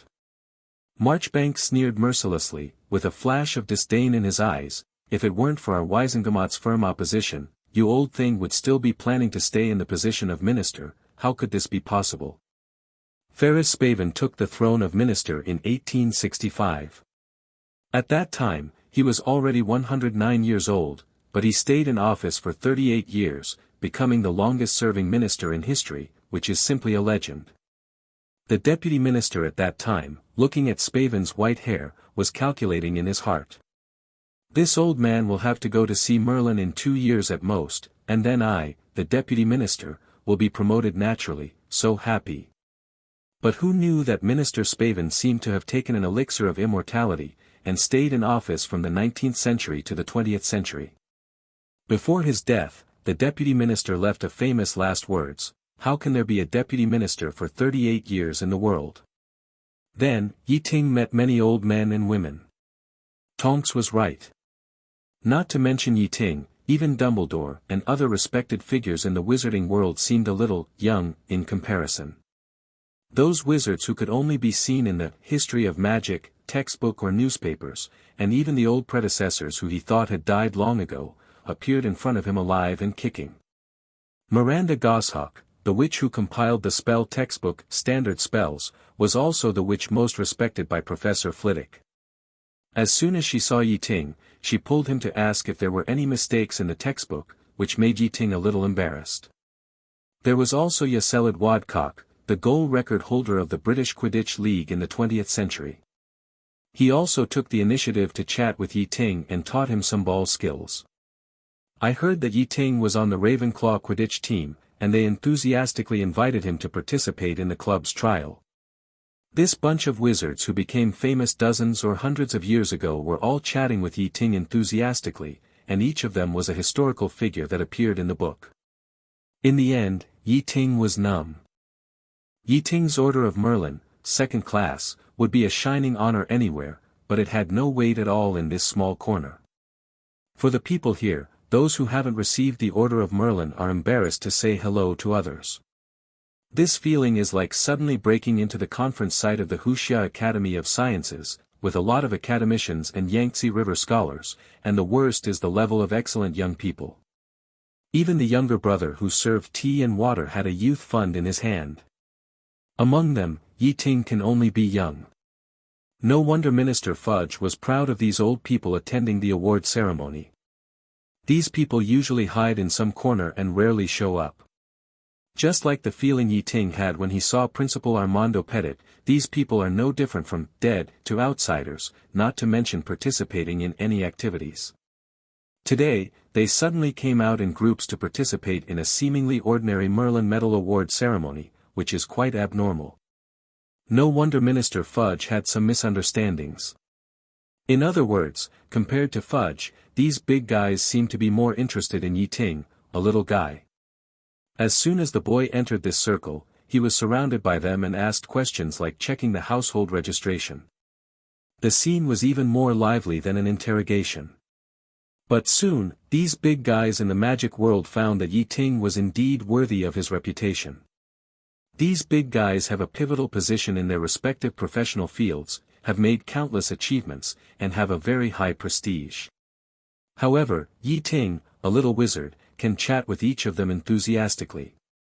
No matter how in-depth the academic topic is, he can easily insert it and express his own unique insights. Looking at his appearance, he doesn't look like a young wizard who just graduated from the first grade.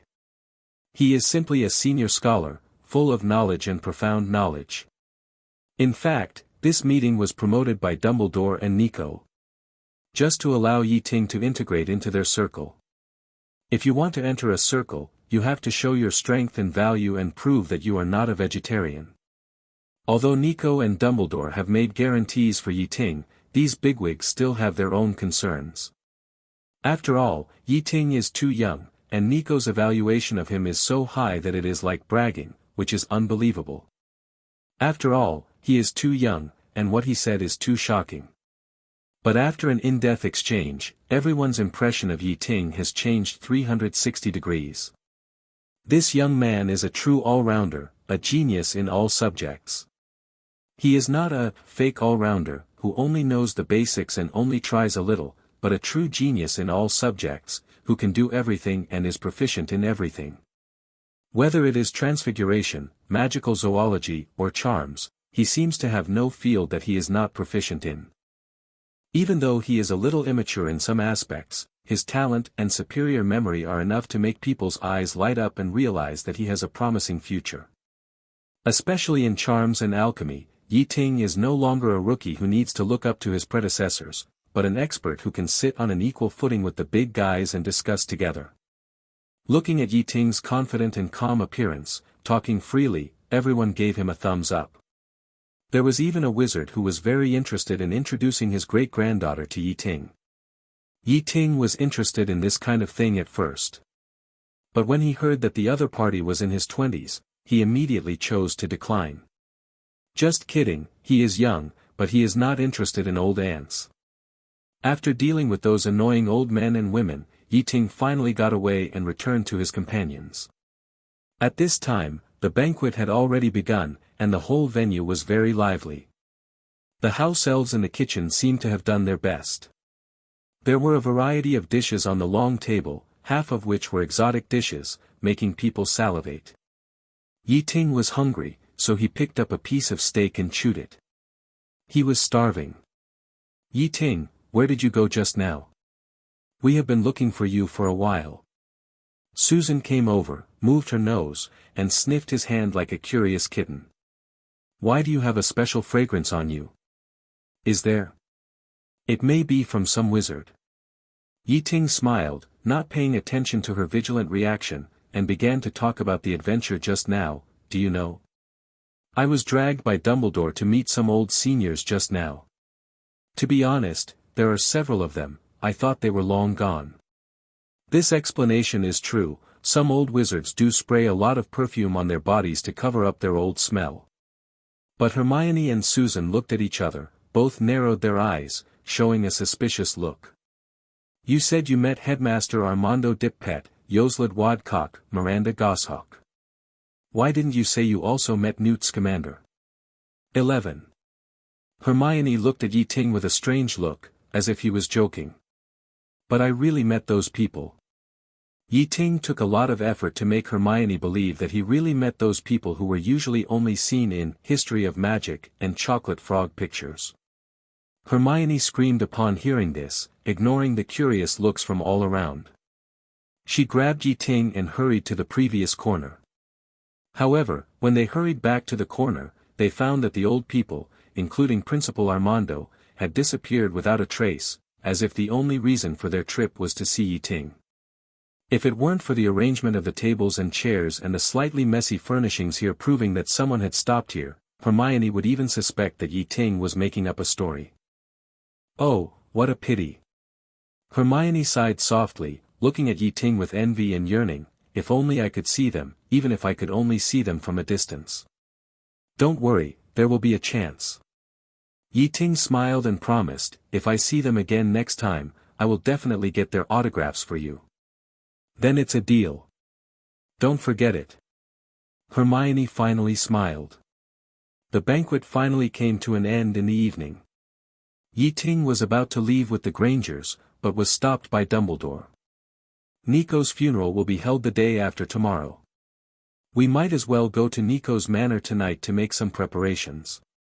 Dumbledore arranged for Professor McGonagall to send Hermione and her family home, and he took Ye Ting out of the award ceremony hall and returned to the lobby of the Ministry of Magic.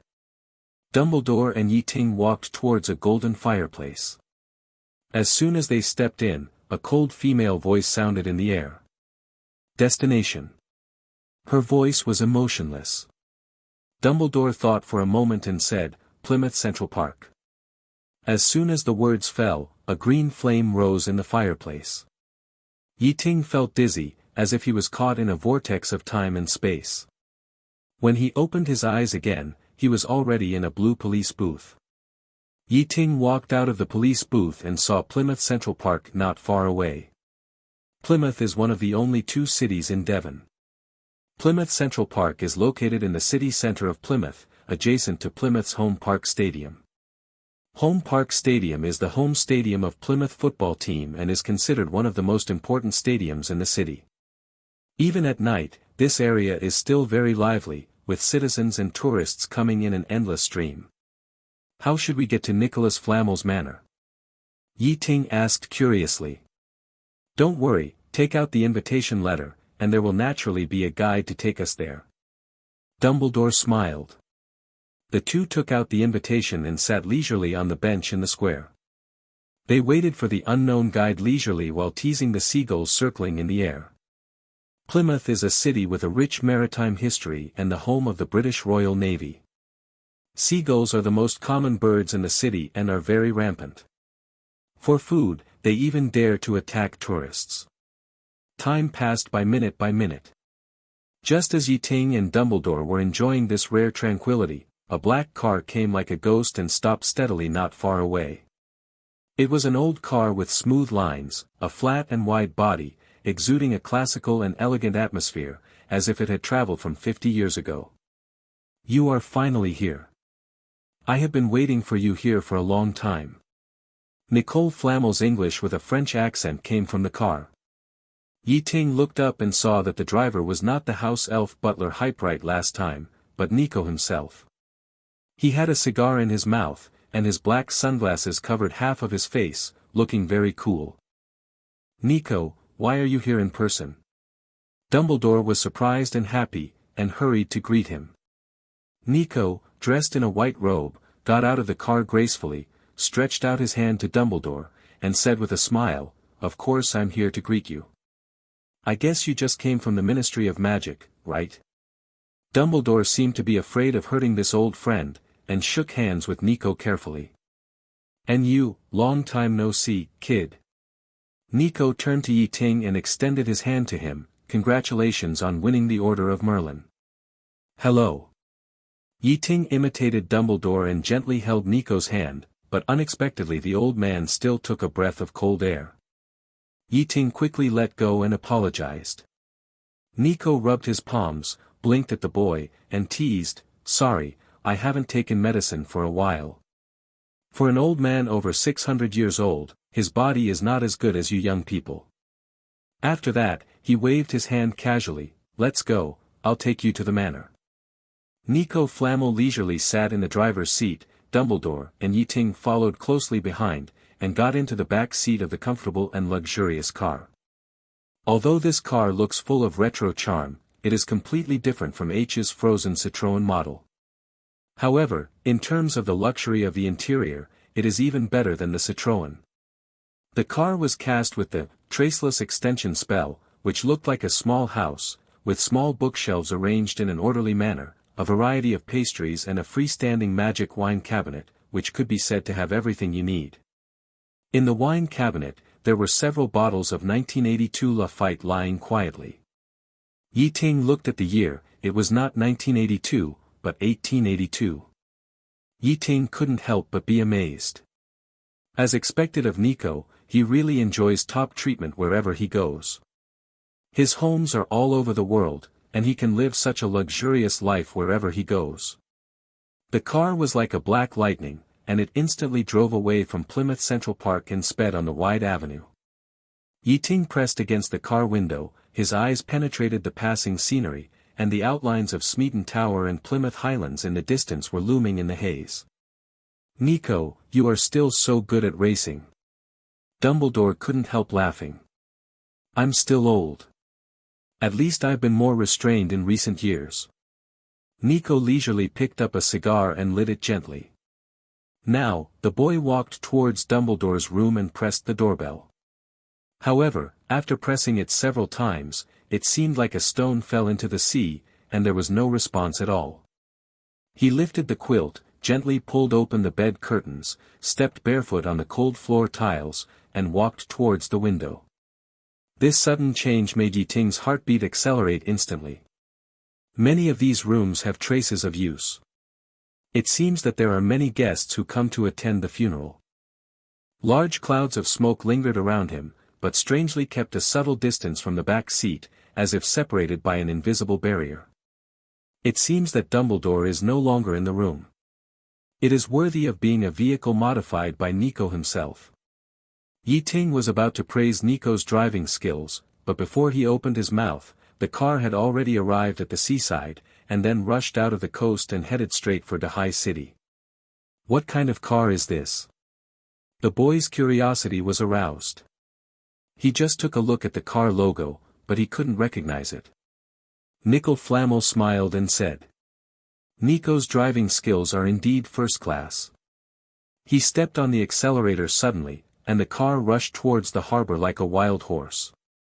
Ye Ting, sitting in the car, was as steady as an old dog, without feeling a bit of bumps, and it was as stable as if driving on the ground. This room was ridiculously large and beautifully decorated. There was a faint fragrance in the air.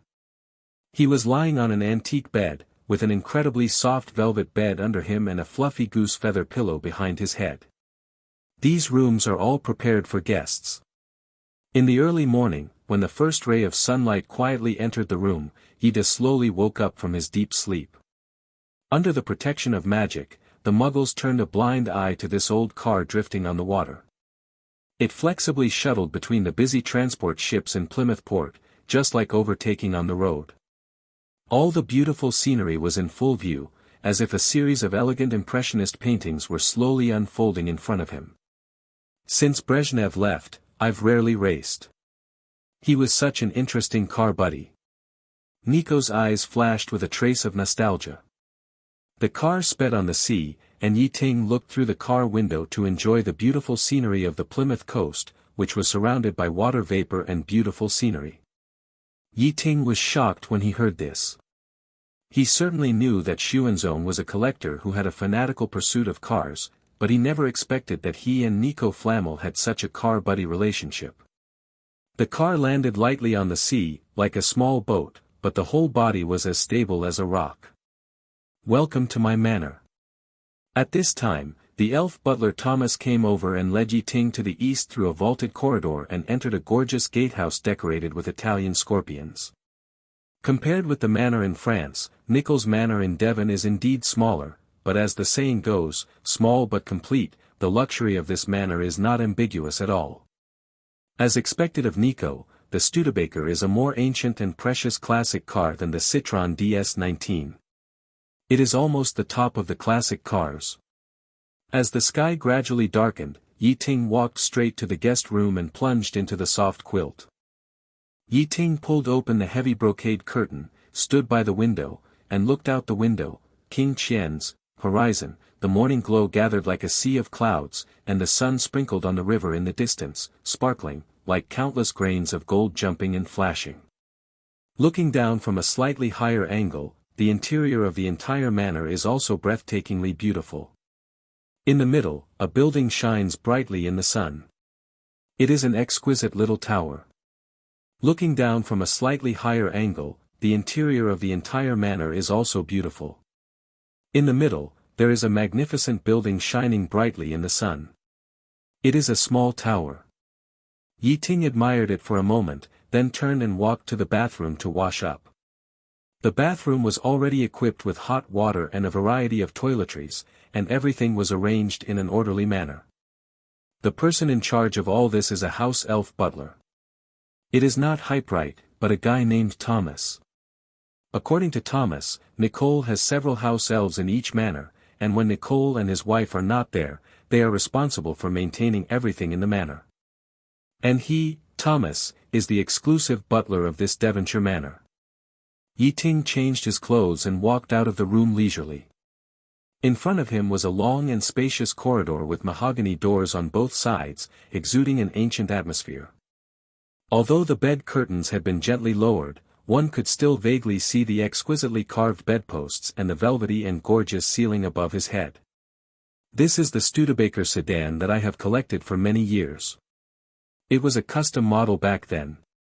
But now the company has closed down. Nico's tone revealed a hint of pride and regret. The city's port, the long beach covered with reefs, the white sand beach, the towering chalk cliffs. The speed of the car was getting faster and faster, and Ye Ting felt that the scene in front of him kept switching like a fast-forward movie. The fragrance came from some kind of magic potion, which was fresh and not too sweet, and had the magic of helping sleep. After an unknown period of time, Ye Ting, who was leaning on a comfortable leather chair, woke up leisurely and found that the car had been steadily transferred to a vast manor. In the hall, wizards were sitting scattered around, chatting and enjoying breakfast. These people were obviously here to attend the funeral. Ye Ting felt that these people looked familiar from a distance. When he got closer, he realized that they were the old people he saw at the award ceremony yesterday. Yesterday, Ye Ting heard Tonks reveal that the award ceremony was originally scheduled to be postponed to mid-August, but after hearing that so many big names in the magic world had gathered in the UK, Fudge tried to invite them. Originally, this was just a one-sided operation, but who knew that this group of people actually agreed, and the only request was to advance the award ceremony. So the award ceremony started on July 23rd. But after talking to them, Ye Ting found out that the real purpose of these people getting together was to attend Nicholas Flamel's funeral. The reason why they attended the award ceremony yesterday was because Nico and Dumbledore were full of praise for Ye Ting. They wanted to see with their own eyes what kind of demeanor this young genius had to receive such high praise from them. In other words, they showed up at the venue purely because of Ye Ting, not for Fudge. After all this time, Sueji really got it wrong. Ye Ting walked out of the house and walked along the road. When he saw an old man he didn't know, he smiled and nodded after standing still.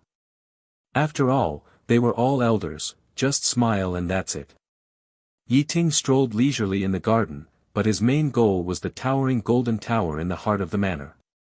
He walked for more than 10 minutes to get closer to the glittering building.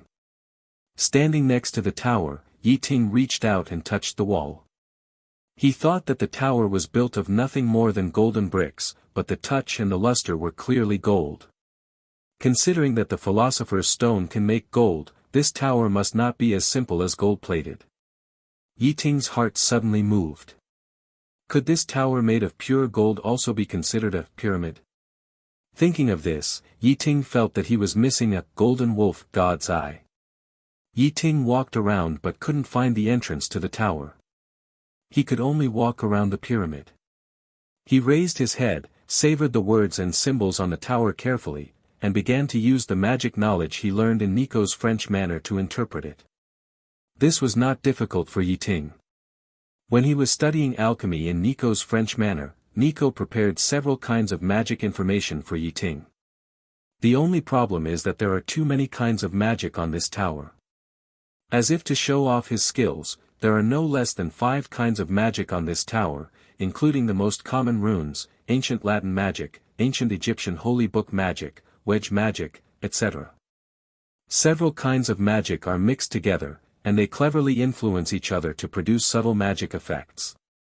If it were someone who only knew 1 or 2 magic runes, he would not be able to interpret the magic on the pyramid. Even Ye Ting took a while to interpret this complex chimera. Soon, he interpreted the magic runes representing hide, open the door, and illusion, and then gently touched a brick according to the magic effect. According to his judgment, this is the key point that temporarily makes this set of magic runes ineffective. The next moment, Ye Ting saw that an entrance suddenly appeared on the wall in front of him. A thin, white-haired old man was standing at the door, with a warm smile on his face. Looking at him with a smile, it was Nico himself. He looked much better than yesterday. It seemed that he had drunk the elixir of immortality. Albus just left, we were just betting on when you can find this place. This was obviously Nico's workshop. Ye Ting looked around and saw that the room was filled with various test tubes, furnaces and other props required for alchemy, as well as a huge material cabinet, which contained countless rare alchemy materials. Seeing Ye Ting coming in, Nico's face bloomed with a gentle smile.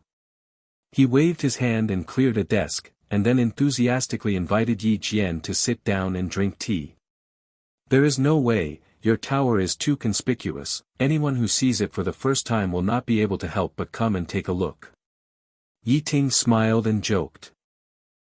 This tower is actually the product of my impulse when I was young. Nico seemed to be touched and began to introduce the tower to Ye Ting. At that time, I was only more than 200 years old, young and energetic, and all kinds of impulsive ideas always popped up in my mind.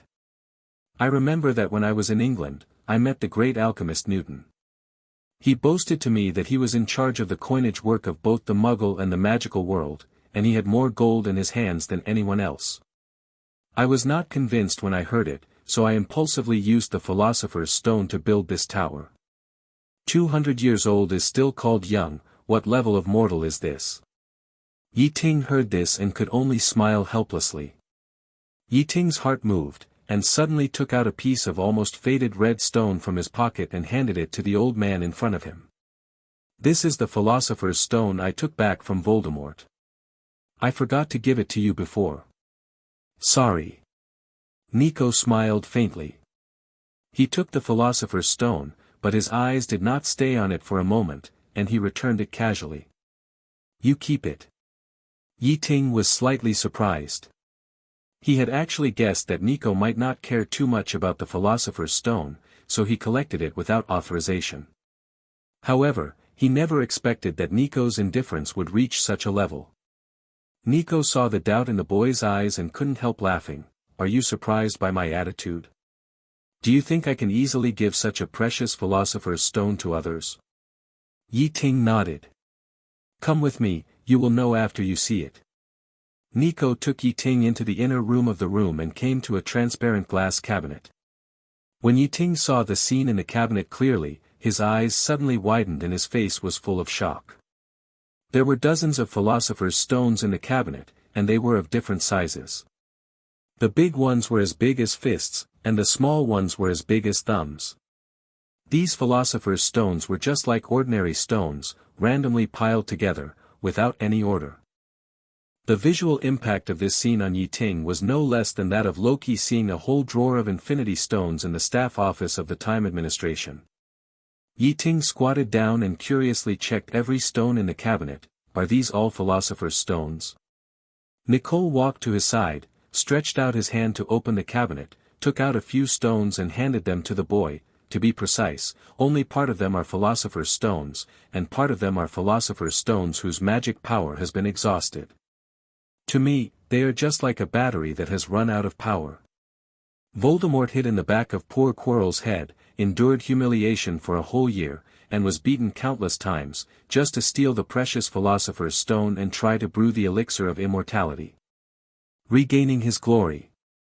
The treasures he longed for and dreamed of, although not piled up like mountains, were not old in Nico. 0142091111 follow 150283301.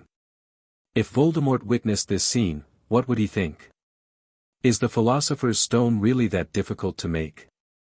Ye Ting asked curiously. Whether it is difficult or not depends on the person. Nico smiled calmly, just like making a wand. For Ollivander, it is just a piece of cake. But for some wizards, even if they have top-grade materials, they are unable to make a usable wand. Ye Ting hesitated. Nico's eyes seemed to be able to see through people's hearts. He smiled warmly and said patiently, do you want to ask, although not all wizards can make wands, wand makers are not rare. And why there are so many alchemy masters in the world, but only I can make the Philosopher's Stone? Ye Ting nodded gently. Duh. This involves another secret. The old man's eyes flashed with mysterious light, and he blinked at Ye Ting. The method of refining the Philosopher's Stone is only mastered by me.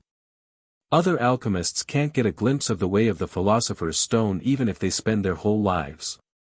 Ye Ting frowned slightly when he heard this, and after thinking for a moment, he asked carefully. Since only you can refine the Philosopher's Stone, why do so many people know the formula of the elixir of life? It can't be that you leaked it intentionally. The formula of the elixir of life is an open secret in the magic world, otherwise Voldemort would not have prepared the potion in advance. You misunderstood, Ye Ting. Nico shook his head, with a hint of helplessness in his smile. Maybe I told you that the Philosopher's Stone and the Elixir of Life were not created by me. They have existed in the world many years ago. However, as a consumable, the magic power of the Philosopher's Stone will eventually be exhausted, and then the Philosopher's Stone will be no different from ordinary stones. And the method of refining has long been lost in the long river of time. Lost?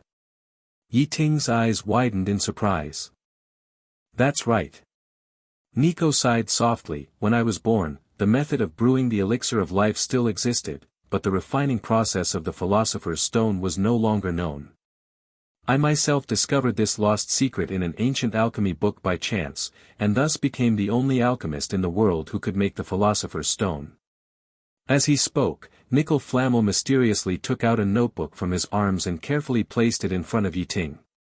The cover of the notebook has turned yellow, and it has obviously experienced the baptism of countless years. Ye Ting looked at this notebook that was countless times older than himself, and an indescribable inspiration surged in his heart. He turned his head to look at Nico with a smile on his face, and said in disbelief, "This is..." "Yes, this is the manufacturing notebook of the Philosopher's Stone." Nico said what Ye Ting was thinking. The manufacturing notebook of the Philosopher's Stone. Ye Ting was very surprised. He was very sure that Nico would pass on this precious secret to him, otherwise, Nico would not have discussed the Philosopher's Stone with him when they first met. But he never expected that this moment would come so suddenly. "Dumbledore would rather I take the secret of the Philosopher's Stone to the grave, but I decided to give it to you." Nico made a shushing gesture and whispered, "Remember, this matter must be kept secret, don't let Dumbledore know, he has always been very sensitive about such things." "I will." Ye Ting nodded. Nico looked at Ye Ting's reaction and smiled with satisfaction. "Open it and take a look. It records everything about the Philosopher's Stone." Ye Ting hesitated for a moment, but finally couldn't resist his desire for knowledge and opened the notebook. He had discussed with Nico about the method of making the Philosopher's Stone before. At that time, he had guessed that the Philosopher's Stone was closely related to human life. Nico used the 100 Years' War between England and France and the ravages of the Black Death in medieval Europe to make the Philosopher's Stone. Nico approved of his idea at that time. The notebook clearly explained how to condense countless lives into the Philosopher's Stone. According to the notebook, even the smallest piece of Philosopher's Stone in Nico's cabinet extracted the life force of nearly 100 people. Of course, these were all from corpses or people who were about to die. If it were a living person, the number of people required would be much smaller. But this is not possible. On the one hand, it is too cruel to extract life directly from a living person. On the other hand, the will of a living person is too strong, so it is extremely difficult to extract vitality directly. As expected. Ye Ting murmured in a low voice, with a flash of enlightenment in his eyes. "Is it very unexpected?" Nico looked at Ye Ting and asked, "The Philosopher's Stone is such a cruel product." "Not unexpected." Ye Ting said softly, "The iron law of alchemy, only life can be exchanged for life, but the price is a bit high." Nico sighed, with a flash of nostalgia in his eyes. "A few decades ago, I made a few new Philosopher's Stones. Unfortunately, in this era, such opportunities are rare. Even if you see this notebook, you may not have the opportunity to make a Philosopher's Stone." He seemed to think that with the disintegration of the behemoth, Ye Ting would never encounter a large number of deaths again. But Ye Ting shook his head secretly. He still held the same view as before. Sometimes, Nico underestimated the ability of human internal fighting. The dark side of human nature is something he can never fully predict. Next, Ye Ting threw another question to Nico that had been bothering him. This question was asked by Ravenclaw's ghost Helena, but Ye Ting himself was also very interested in the answer to this question.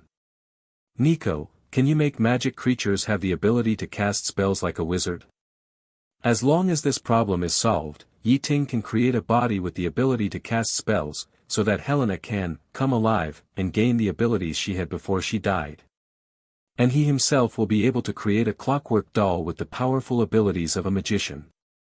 At that time, he can truly realize his dream of mass-producing high-end combat power.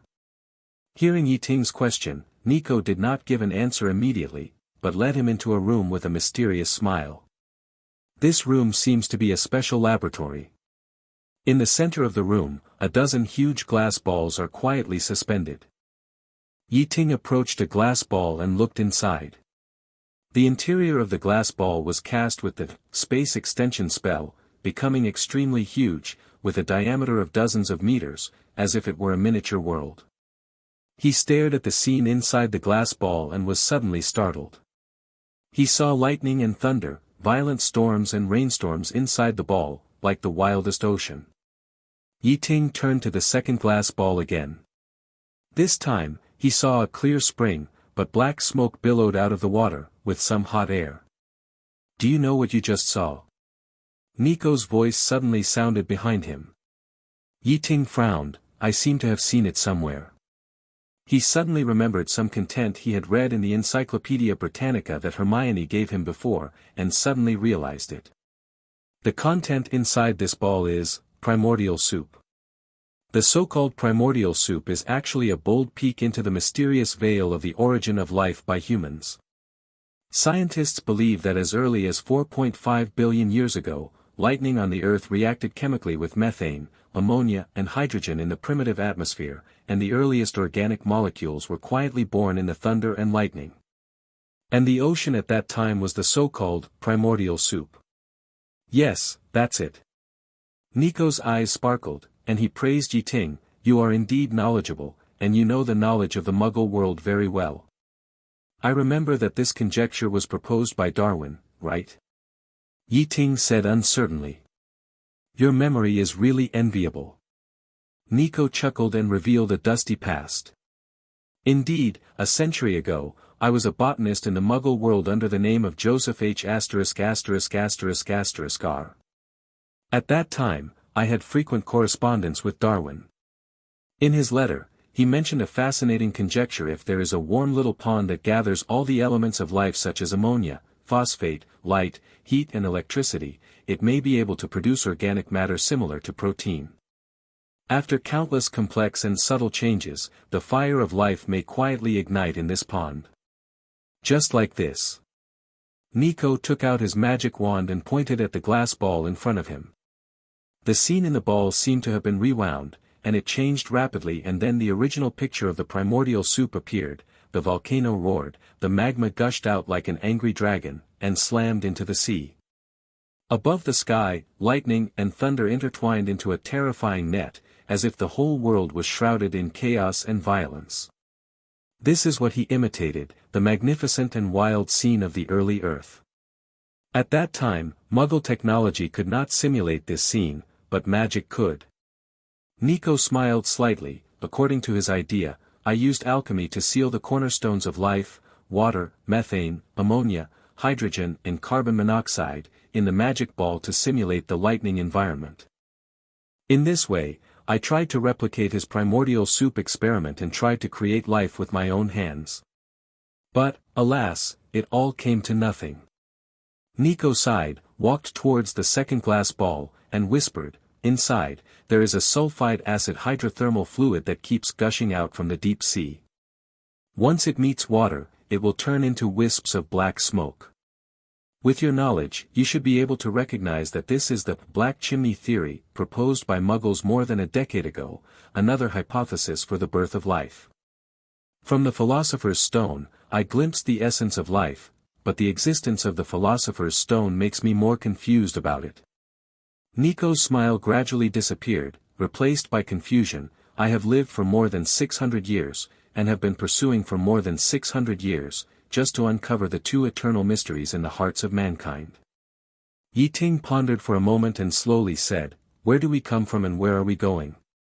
"That's right, and behind these two questions, there is a third question. That's the question you just asked." Nico blinked and said, "That's the source of magic. We are no different from those so-called Muggles in terms of our bodies, we are all flesh and blood." At this point, the old man's eyes flashed with a strange light. but why can some people gain magic power and become powerful wizards, while others can only be squibs, and even some muggles can awaken the power of magic, while others will never have the chance to do so? What is the secret behind this? What's more puzzling is that as wizards, why can some people awaken unique talents such as Snake Old Tune, Prophecy Talent, and Disguise Magus, while others can't? His series of questions made Ye Ting fall into deep thought. Nico pointed to the glass balls and smiled. These are all my explorations and attempts over the years, but unfortunately, I still haven't found the results. Seeing Ye Ting still in deep thought, he gently patted his shoulder, with a smile of encouragement. I have been thinking for so many years, but there are still many questions that I have not found answers to. You are still young, and there is plenty of time to think slowly. After that, Nico turned around and walked towards the stairs. Come on, Ye Ting, don't think about this, let me take you to see my collection. Next, Ye Ting followed Nico's footsteps to visit the entire pyramid and his alchemy room. In the alchemy room, there are so many rare treasures that Ye Ting is dazzled. Among them, a stone basin is particularly eye-catching. According to Nico's introduction, this is a stone basin that can observe what others are doing in real time. Just throw a strand of the other person's hair into it, and you can see the other person's actions like a camera. Of course, this is limited to the surroundings of the manor. But Ye Ting still felt that this stone basin was too cruel, even more amazing than a pinhole camera. With it, every day is a live broadcast. In addition, there is also an alchemical celestial ball that can predict the trajectory of stars. It can accurately predict the direction of the tide. What surprised Ye Ting even more was that there was a magic potion here that could instantly convert water into oil. Isn't this the routine of some scammers? Sure enough, many legends actually come from reality. Ye Ting visited for a whole morning. When Ye Ting walked out of the tower, it was already noon. He walked towards the restaurant, but unexpectedly met Dumbledore at the door. Dumbledore was chatting and laughing with two witches. When he saw Ye Ting, he waved enthusiastically and motioned him to come over. Ye Ting walked towards the three people curiously and looked at the two witches at the same time. One of the witches was tall and slender, comparable to Hagrid. Although she was old, she was well maintained and still had charm. She was wearing a gorgeous gown, with shining gems on her neck and fingers, like a moon surrounded by stars, radiant and dazzling. This is Madame Maxime, Dumbledore introduced with a smile. Hello, Madame Maxime, it's been a long time since we last met on Christmas. Ye Ting greeted politely, but he was a little surprised. He didn't expect to meet her here again. Dumbledore heard this and a hint of surprise flashed in his eyes. He didn't expect Ye Ting to know the other party. Madame Maxime shook hands with Ye Ting enthusiastically, and seemed very happy to see him again. However, in Ye Ting's heart, he was more eager to see the half-blooded Vila than Madame Maxime, the half-blood giant. Unfortunately, Fleur did not come to visit Nico with Maxime this time. Of course, Ye Ting's interest in the Vila was purely out of deep curiosity about this mysterious species. This was completely out of academic curiosity, and there was no other strange idea, such as cross-species reproduction. There was also a witch, a white-haired but energetic old man. She greeted him warmly. Nice to meet you. Hello, Ye Ting, I've heard of your name for a long time. This is Mrs. Lolly Hicks, the headmaster of Ilvermorny. Dumbledore introduced with a smile. Madam, this is Ye Ting whom I just mentioned to you. Ye Ting nodded and responded politely. Hello, Professor Hicks. It's my honor to meet you. It's rare that Hogwarts has produced such an excellent little wizard like you. Mrs. Hicks said with a smile, if you ask me, you should just stop staying in Hogwarts and come to our Ilvermorny, where you are more suitable to display your talents. Ye Ting heard this and shook her head with a bit of a smile. I have joined Hogwarts and left my name in the admission book. You can also transfer to another school if you leave your name. Mrs. Hicks blinked. Ye Ting, I heard that a professor of dark magic just died in Hogwarts, and you can't learn anything there now. Why don't you come to our Ilvermorny? I promise you will get better training. Ask for flowers. Seeing this, Dumbledore quickly interrupted and said, "Lally, I have found a new professor to fill this vacancy. Ye Ting will also get a good education in Hogwarts." "Really? That's a pity." Hearing this, Mrs. Hicks shook her head regretfully. "However, my friend who works in the education department of the International Wizarding Confederation revealed to me that this year Ilvermorny's education evaluation ranking still exceeds Hogwarts. In terms of teaching results, the gap between Ilvermorny and Hogwarts is getting bigger and bigger. Ye Ting, are you sure you don't want to consider it?" This sentence made Dumbledore and Maxim feel a little embarrassed. "And Beau's batons, they are ranked even lower than Hogwarts." She sighed. "However, if Hogwarts can still remain safe by next summer vacation, then I might consider restarting this competition."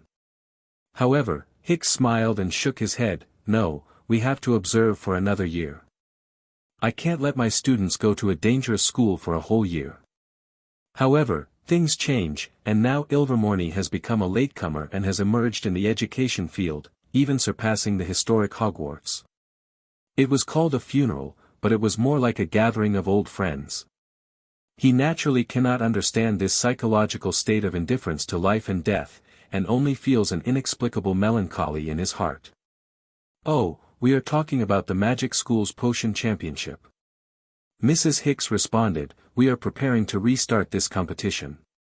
"What were you talking about just now?" Then he said goodbye to Dumbledore and left. Dumbledore mentioned this matter when chatting with him, and he thought it was just a joke at the time, but he didn't expect it to be held. After all, the establishment of Ilvermorny was entirely out of imitation and tribute to Hogwarts.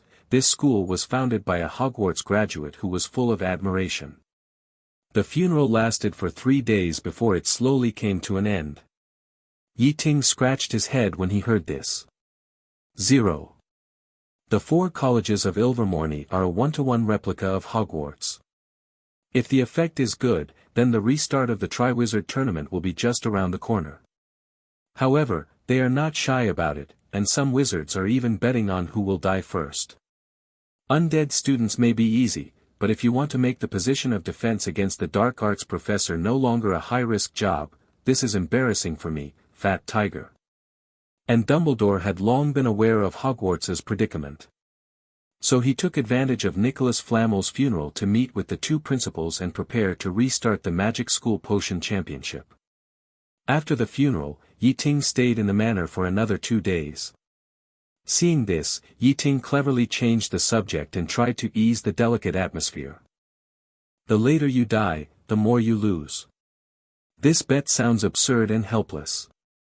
However, this matter is indeed inextricably linked to Ye Ting and others. During these 2 days, Ye Ting also consulted Nico about some issues, such as whether it is possible to make magical creatures have the ability to cast spells. So, Dumbledore had an idea, to communicate and learn with other schools and improve together. Will it be held next school year? Ye Ting was looking forward to it. As a teenager, Ye Ting is only in his early 30s, even with the age of his previous life.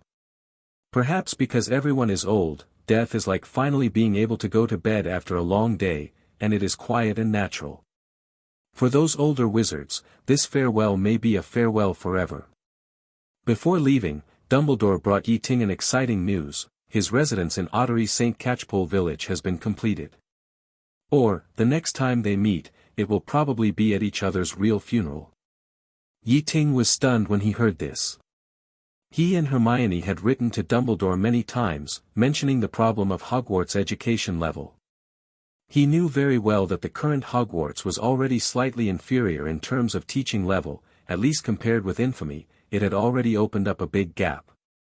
Ottery St. Catchpole is a small village in Devon, England, not far from Nico's manor. There are both wizards and muggles living here. Although the village is remote and rarely visited, it has its own tranquil charm. Going west, the continuous mountains are like an unfolding painting, layered and undulating, beautiful and refreshing. On an open flat land in the mountains, there is a wooden house surrounded by thorns. The owner of the wooden house is an old woman. She looks a little old, with silver hair and a small stature. She usually keeps to herself and rarely interacts with neighbors. However, on an ordinary day in July, she left this place quietly. The villagers talked about it, saying that she was willing to sell the house because she got a lot of money. The new family didn't seem to be interested in this dilapidated wooden house. Not long after, they demolished it and built a towering 3-story building in its place. This building has white walls and red tile roofs, which is a classic medieval style. It is worth mentioning that the creepers that originally climbed on the wooden house did not suffer because of the disappearance of the wooden house. On the contrary, they were carefully transplanted to the other side by the new owner, but with some small modifications. These tenacious lives did not wither at all, but grew wildly at an astonishing speed within a week, tightly wrapping the shady side of the 3-story building, as if it was wearing a green dress. The new owner of the house was even more ingenious, bringing a gurgling stream from the mountain peaks, flowing around the house August 10th, forming a moat like a jade belt. As a result, the small building became an isolated island, and the only exit was a quaint wooden bridge connecting the wide yard. Pedestrians strolled on the bridge, with gurgling water under their feet, which was a unique charm. Soon after, several sturdy sycamore trees miraculously appeared around the stream. They were like loyal guards, completely hiding the house in the shade of the trees to prevent others from spying. However, although everything here was arranged so perfectly, it always felt that something was missing. Yes, it was the lack of the warmth and vitality of home. This incredibly beautiful house seemed to have been waiting for its owner. Finally, today, this long silent house welcomed the noisy sound of the house. A huge car slowly stopped at the intersection. It turned out to be a 3-story bus. On the windshield, the golden letters flashed with dazzling light, spelling out the big words, "Night Bus." The door creaked open, and 3 boys and girls, 1 boy and 2 girls, and a white kitten with a green bow came out from it. It walked unsteadily, obviously a little carsick from the journey. Another head popped out of the car. It was a young man in a conductor's uniform. He was only about 17 or 18 years old. His big fan-shaped ears were particularly eye-catching. His face was dotted with a few pimples. "Ye Ting, is this your home?" The conductor Stan Shunpike blinked and asked curiously. "No, it's just a classmate's home." Ye Ting lied. In this magical world, dangers are everywhere. Life in Hogwarts has made him deeply aware of this. He didn't want his residence to be known to others casually. I think so too. Shunpike was born a chatterbox, always liked to inquire about other people's little secrets.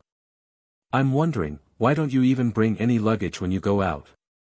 By the way, Thunberg is also a graduate of Hogwarts, and he just stepped out of the school this year." Ye Ting didn't expect that this guy would change his career and become a ticket seller. "Well, let's say goodbye. Next time you take the night bus, remember to look for me. Goodbye Ye Ting, and the 2 lovely girls." Thunberg waved his fist, his face full of happy smiles.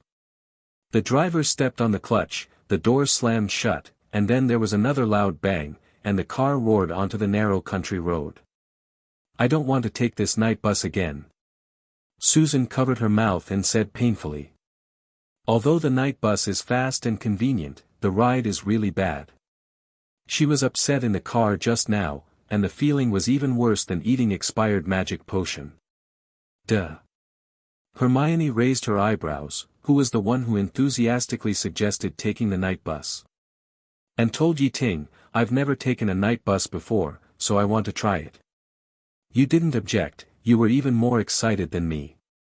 Don't pretend to be innocent, your eyes have betrayed you." Susan exposed Hermione mercilessly. The 2 of them argued back and forth, and they were arguing fiercely. Ye Ting was caught in the middle, and he felt a splitting headache. He sighed helplessly. The 2 girls had a good relationship last semester, but how come their relationship became like this since the last Merlin Medal Award ceremony? He clearly remembered that Susan's attitude changed after she learned that he had been living in Hermione's house before. So, after learning that he was moving to a new home, Susan couldn't wait to write to Ye Ting, wanting to visit him as soon as possible. Susan's idea was that since Hermione was living with Ye Ting, she would also live with Ye Ting for a while. So, Ye Ting simply invited Susan to come with him when he moved to his new home to enjoy the warmth of his new home. When Hermione knew that Susan was going, she also strongly requested to go with her. Then, when Susan found that Hermione and Ye Ting came to pick her up together, she felt terrible. Ye Ting could clearly remember the look Susan gave Hermione at that time, which was like ruining her good deeds. The two of them quarreled all the way, and they went from friends to enemies. It was hard for Susan, the little girl who didn't even quarrel before, but now she has become sharp-tongued. Emotional matters really temper people.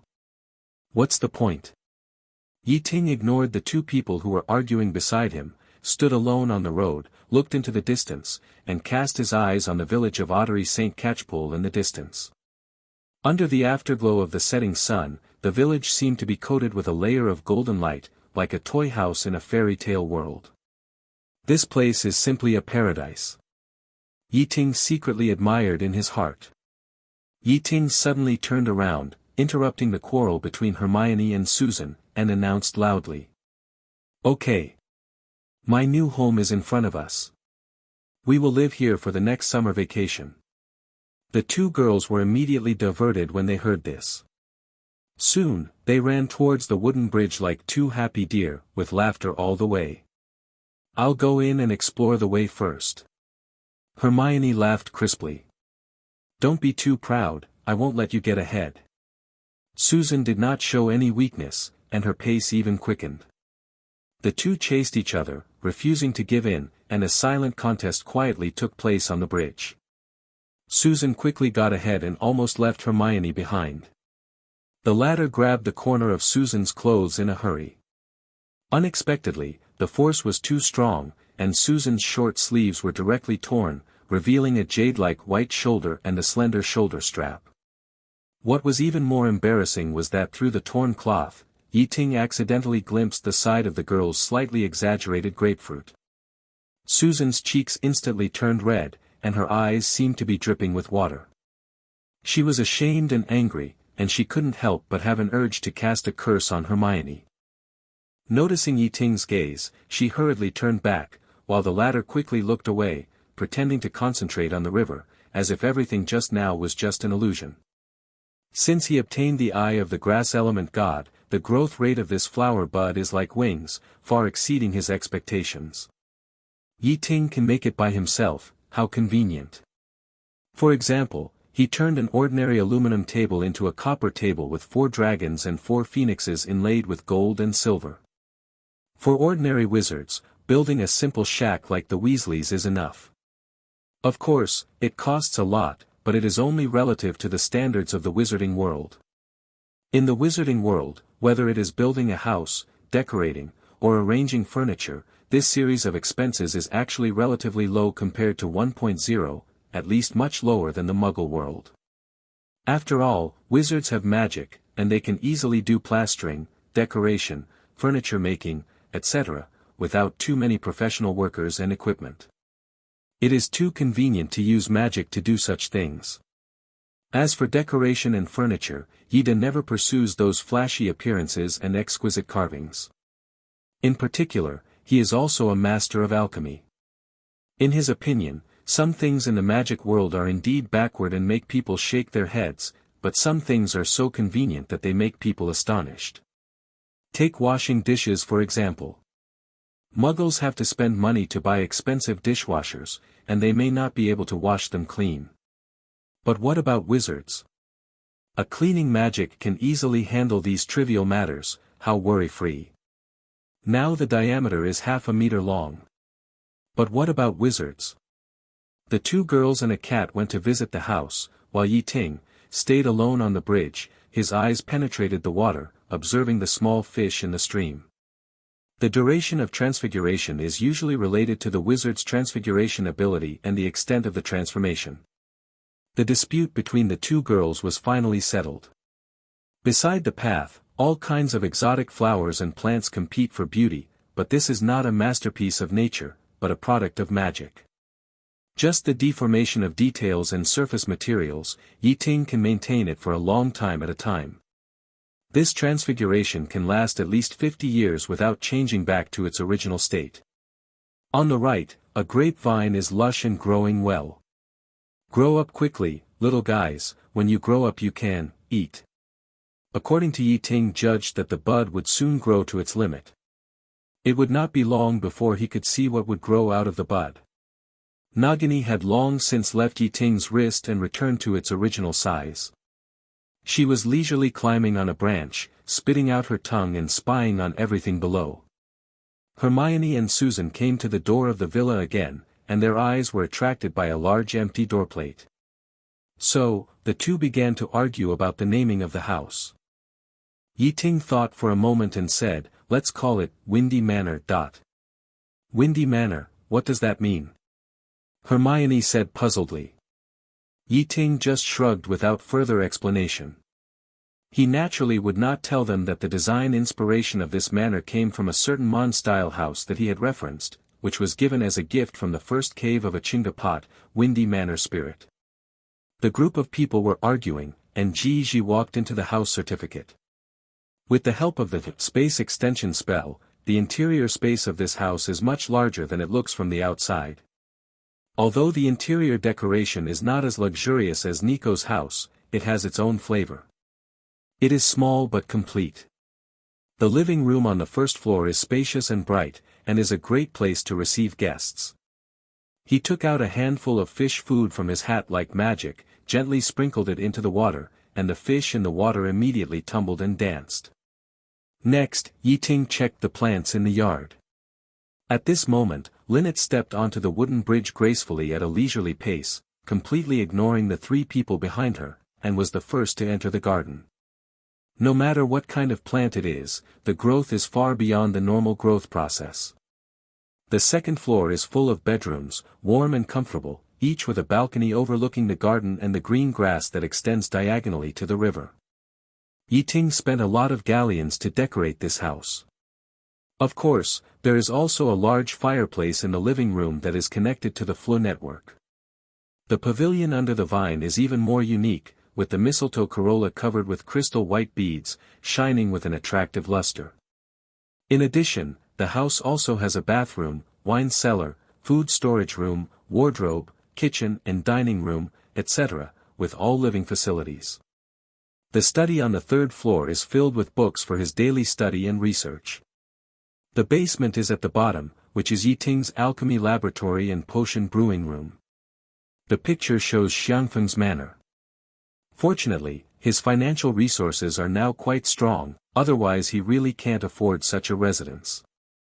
All they need is an alchemical prop that can cast constant temperature magic. On the left, a tall persimmon tree stands proudly, with heavy fruits hanging on its branches. For example, in the hot summer, Muggles have to install various air conditioners. This is all because of the influence of Ye Ting's mysterious flower bud planted in the center of the garden. As for the decoration style, aesthetics, etc. In addition to alchemy, Ye Ting is also good at transfiguration. What style of furniture do you want? You can change it yourself. Ye Ting has always been bothered by a tradition in the wizarding world, that is, they can't use electricity. Not to mention the dazzling array of electrical appliances, even the most basic electric lights are rarely seen. Even the famous magic school Hogwarts often lights rows of candles and oil lamps. Although the atmosphere is simple and mysterious enough, but will your eyes really not dry up after using them for a long time? In this regard, Chen Flammel is undoubtedly an outlier. This old wizard who has lived for 600 years keeps pace with the times and has a special liking for items in the Muggle world. According to him, how boring it would be if there were no such novel items as fun in a long life. In his huge manor, there are actually several wind power plants built, which can be self-sufficient and provide electricity for himself. Using magic to drive windmills is simply a genius creation. Clean and convenient, Ye Ting praised it highly. Magic and technology are not incompatible. Combining them skillfully will only make life more comfortable and enjoyable. Unfortunately, most wizards failed to realize this. On the contrary, Nicholas Flamel, the old man who has lived for 600 years, saw it more clearly. As for Ye Ting himself, he of course chose to use a homemade clockwork machine. Compared with those electrical appliances that are easily interfered by magic, his homemade clockwork machine is much more reliable. And it can be directly powered by magic, without the need for secondary conversion by wind power generation. If it really doesn't work, he can also go to the Muggle world to buy electrical appliances, and then carry out some clockwork technology transformation to make them more suitable for the environment of the magic world. Ye Ting took Hermione and Susan to patrol the house. After returning, the two quarreled again about whose room was better decorated. Ye Ting shook his head helplessly and was too lazy to pay attention to them. The newly bought Final Fantasy IV downstairs is waiting for him to play. It's a pity that personal computers and game consoles of this era are too backward. Ye Ting, who is used to various masterpieces in his previous life, is still a little uncomfortable with the simple games of this era. However, just play it. After all, life always has to be fun, right? Time flies and it's the next morning. Chirp. Outside the window, the singing of birds penetrates the tranquility and opens the curtain for this new day. The clockwork air conditioner runs silently, adjusting the temperature of the room to just right. This is Ye Ting's latest alchemical masterpiece, which does not consume electricity and does not produce a trace of pollution. Its core secret is to drive the fire element and ice element through the clockwork mechanism. Making it is much more complicated than it sounds, and it took Ye Ting 2 full days of hard work. In order to facilitate life, Ye Ting has developed a lot of furniture driven by clockwork technology, and he plans to continue to work hard on this path in the future. He even had a bold idea, to rent a shop in Diagon Alley to sell his clockwork products. He believed that these inventions would be popular. In terms of alchemy, Ye Ting was no longer a novice. Not only did he receive personal instruction from Master Nicholas Flamel, he also inherited the legacy of Albedo, the master of alchemy from another world. His alchemy level has already reached a remarkable height. For a wizard like him, making money is as easy as pie. The cool wind blew gently, the curtains swayed in the wind, and the sun cunningly slipped into the room from the gap, casting a golden glow. Perhaps because of too much indulgence last night, when Ye Ting woke up, the clock had quietly pointed to more than 9 o'clock. Last night, the three of them squeezed on the sofa to watch a horror movie until more than 1 in the morning. In the end, Hermione and Susan couldn't hold on any longer and fell asleep on the sofa. It was Ye Ting who kindly carried them back to their respective rooms. Ye Ting was about to turn over and take another nap. Suddenly, an impatient voice broke the silence, and then a wet little tongue gently licked his cheek. The description is naturally erotic, but the unique barbed touch on the tongue made Ye Ting instantly understand the identity of the visitor, Lynette. Speaking of Lynette, this little girl's schedule at school is simply a mess. At night, she wants to sneak out to play. Either she runs to the owl house to provoke the owls, making them scream, or she follows Mrs. Norris and the three-headed dog Fluffy to fool around, making the whole castle restless. Ye Ting often hears the portraits complain that Lynette disturbed their dreams. But when summer vacation comes, the situation is very different. When she arrived at Hermione's house, Lynette seemed to realize that she was a guest at someone else's house and couldn't be too noisy.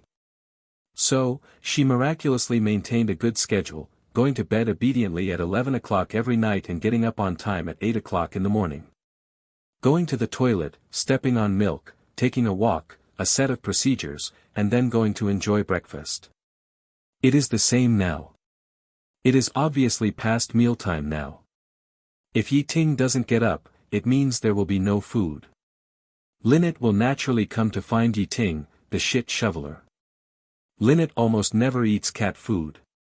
Although the cat food is said to be nutritionally balanced, for her, eating cat food is like eating compressed biscuits with a reasonable diet. No matter how nutritious this food is, the taste is predictably bad. Would you rather eat the nutritional solution with a reasonable diet but bad taste for 3 meals a day, Or would you rather taste the junk food such as heideleo, barbecue, fried chicken, hamburgers, etc. that are not repeated in any way? Even if the latter few delicacies contain many so-called carcinogens, who can resist their temptation? Even if the nutritional solution can guarantee you to live 10 more years, you probably don't want to eat that stuff for the rest of your life, right? Ye Ting bought some special magic cat food for Lynette in Diagon Alley before, but soon found that she didn't like it. Since then, he has never spent this money in vain again. On weekdays, Lynette eats whatever Ye Ting eats. Whether it is the main meal or various afternoon tea snacks, Lynette accepts everything. It's not that she doesn't eat cat food as a cat. If it's pet snacks and freeze-dried food, Lynette likes it. There are always a lot of pet snacks in her nest, and various cat cans are her favorite. If it weren't for Lynette's intelligence that gave her a basic love of beauty, Lynette would have grown into a chubby piglet cat. Ye Ting finished washing up and began to prepare breakfast for everyone, including Lynette. As he was doing it, he couldn't help but sigh in his heart. It would be so convenient if there was a house elf at home. During the days at school, he did not have much profound experience. But in the few days living in Nico's house, Ye Ting has thoroughly appreciated the convenience of house elves. Except for Hogwarts, Nico's home can be said to have the most house elves. The elves in his home are led by a main butler, and the others have their own duties. Cook, beautician, auto mechanic, plumber, excavator operator. It is simply a major that can be found in Lanxiang Technical School, and they have learned all of them. However, Ye Ting is planning to raise an elf. When he plans to make the highest level intelligent core, he will make a household puppet himself. But now, he has to do it himself and have enough food and clothing. On the kitchen mantel, there are 3 layers of books neatly stacked. Conjure a Feast, Fantastic Beasts in the Pot, The Magic of Baked Gluten. Each book is a popular cooking magic book in the wizarding world.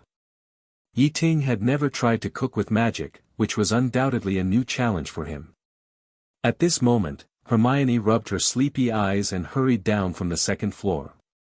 She was still wearing pink pajamas, her hair was messy, and she looked cute as if she had just woken up.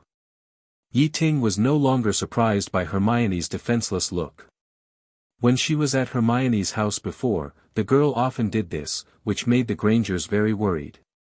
Although they also liked Ye Ting very much, they were still very worried about their daughter being so casual in front of boys of the same age, wondering if she was a little too precocious. The problem of early love has always been a big stone in their hearts. This time, Hermione was able to stay in Ye Ting's new home, although it was under the banner of learning magic. Well, they did come to learn, even though they played so crazy last night. But in the end, they still have to thank Susan.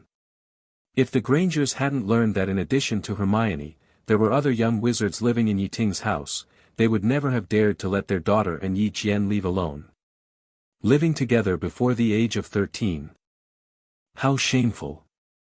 In comparison, Susan's family was more open to this. Of course, this was also because Ye Ting had helped Susan a lot, won the Order of Merlin, and had so many old men and women endorsed him.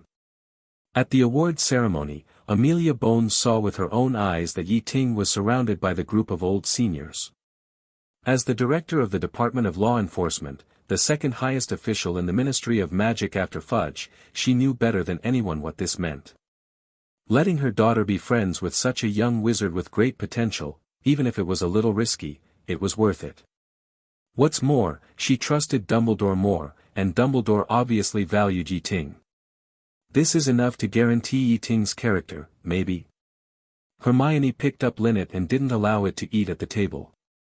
Then she tilted her head and leaned on Lynette's head, curled up on the sofa like a lazy big cat, and watched Ye Ting cooking with magic. The girl was stunned for a moment, and finally came back to her senses, with a light in her eyes that was eager to try. How about I make breakfast tomorrow? Ye Ting heard this and asked doubtfully, can you cook? At this point, Hermione felt a little ashamed. I'm not proficient, but I learned a few tricks from my mother when I was at home. She paused and added, besides, I have never tried to use magic to cook at home. Here, you can use magic as you like. Ye Ting encouraged. She had already smelled the aroma of frying bacon and was planning to sneak into the kitchen to taste it. However, the advice of such an overstandard player was soon opposed by the two. Ye Ting snapped his fingers lightly, and the plate floated lightly to the table. Hermione was numb. She gradually got used to the boy of the same age who knew everything and could do everything. Lynette felt so wronged. He carefully placed 3 fried eggs and 3 sausages on 3 exquisite plates, and took out 6 slices of fragrant toast from the clockwork bread machine, then turned around and said to Hermione, "Go wash up quickly, I will teach you transfiguration in the morning.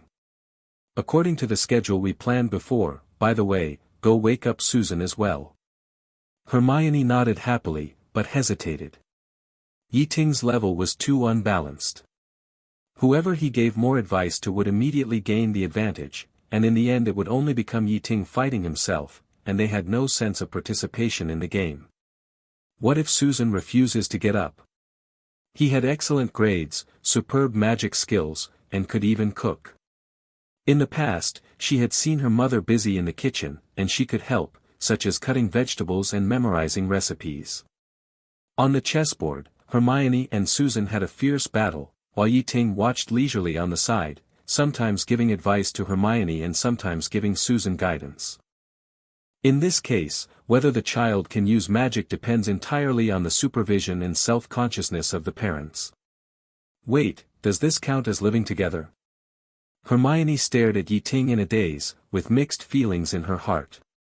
But then again, living thousands of miles away from home, with no one around knowing their identities, was actually a pretty good feeling. In the end, Ye Ting could only be driven out of the battle helplessly. This monitoring method is not good enough for Muggle wizards or families living in seclusion in the Muggle world. But in a wizard family, this trick does not work. Hermione also couldn't understand the recent greetings to her. His heart was full of expectations, and a happy cohabitation life was about to begin. After all, in such an environment, there may be only one little wizard within a few hundred meters. Once there is a magic fluctuation, it is most likely your fault. Ye Ting chose to move here, partly out of such considerations. Then add 2 more layers of thick quilts for her and turn off the air conditioner. When the bed is hot, she will get up naturally. Ye Ting said casually. The traces can detect the traces of the little wizards casting magic, but they cannot accurately locate the specific person. They can only monitor the magic fluctuations in the area where they are. The kitten is indeed a typical non-Newtonian fluid, and it can stand any tossing. Hermione gently rubbed Lynette and made it look all kinds of messy. But with Ye Ting, he couldn't help it all. Well, it shouldn't be, after all, there's Susan who's annoying. After the 3 of them had breakfast, they sat together and played wizard chess. No, there's also Annette. She had never thought that one day she would leave home and live with a boy in a place far away from the hustle and bustle of the world, ignoring the words of another female classmate who was a light bulb. After all, there are a large number of wizards living here. Who knows where the magic fluctuations detected by the traces came from? Hermione looked at Ye Ting convincedly, secretly admiring, he still has a way. She was afraid that if she forced Susan to wake up, she would have to quarrel with her again. In this way, the 3 of them laughed and played until after 1 p.m., and finally calmed down, ate something casually, and then went to the yard to study. A small wooden table was filled with various snacks and desserts. The 3 of them sat in a circle, and with Lynette, there were just 4 seats. Hermione was concentrating on previewing the second-year transfiguration, and Ye Ting patiently explained it to the side, and then turned to guide Susan. After all, there was a gap in their academic performance. Although they were also previewing, Susan's progress was far behind Hermione. Ye Ting took the magic wand and gently tapped Susan's little head, reminding her, before the holiday, you were ambitious to preview all the textbooks for the next semester, but you ended up previewing like this? Susan pouted her lips aggrievedly and whispered, I have tried my best. The main reason is that without your supervision, I can't help myself. That's it, and you still said you want to catch up with Hermione. Ye Ting sighed. Susan winked at Hermione weakly, as if seeking her support. If you add salamander blood and griffin claw powder together, you can get a mixture of salamander blood and griffin claw powder. Ye Ting read one of the questions that was crossed out, pretending to be surprised and teasing, Susan, you are really a genius. You can think of such an obvious answer, which really makes me look at you with new eyes. Hermione laughed out loud when she heard it. Ye Ting glanced at Hermione, and she immediately realized her gaffe, frowned, sat upright, and looked obedient. Tell her the correct answer, Hermione. Hermione raised her pointed chin and said proudly, salamander blood and griffin claw powder can be prepared into a very effective strengthening potion, which can instantly give people superhuman strength. Susan nodded obediently and wrote down the answer in her notebook seriously. Ye Ting continued to turn the pages and read, Bezoar. It is a gallstone in the body of cattle. Its chemical composition is complex, containing 5% 11% bile acid, about 2% deoxycholic acid, 0.6% 1.7% quinodeoxycholic acid and its salts. Susan, the question asked about the role of Bezoar, what is your answer? I answered the chemical composition of Bezoar. Susan replied a little embarrassed. What did I tell you before? Ye Ting was a little helpless. You said that when studying potions, you can sometimes refer to Muggle science. Susan blinked her big eyes behind her glasses and explained seriously. That's not how you refer to it. Ye Ting didn't know whether to laugh or cry. Susan continued to explain, but the Muggles' junior high school biology mentioned that the 21st century is the century of biology. I think it's good to understand it. You actually read that.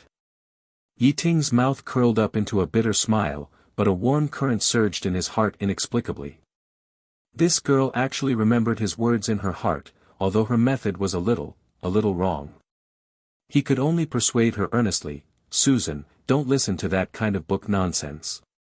It's true that the 21st century is the century of biology, but that means after 2080, when you become an old lady. In short, you don't need these now. Susan was a little depressed when she heard it. At this time, Hermione on the side spoke, Susan, Bezoar has a very strong detoxification effect. The explanation of Bezoar is recorded in the lower left corner of page 76 of Elementary Magic Potions, and there is also a record on the left half of page 29 of Thousands of Antidotes.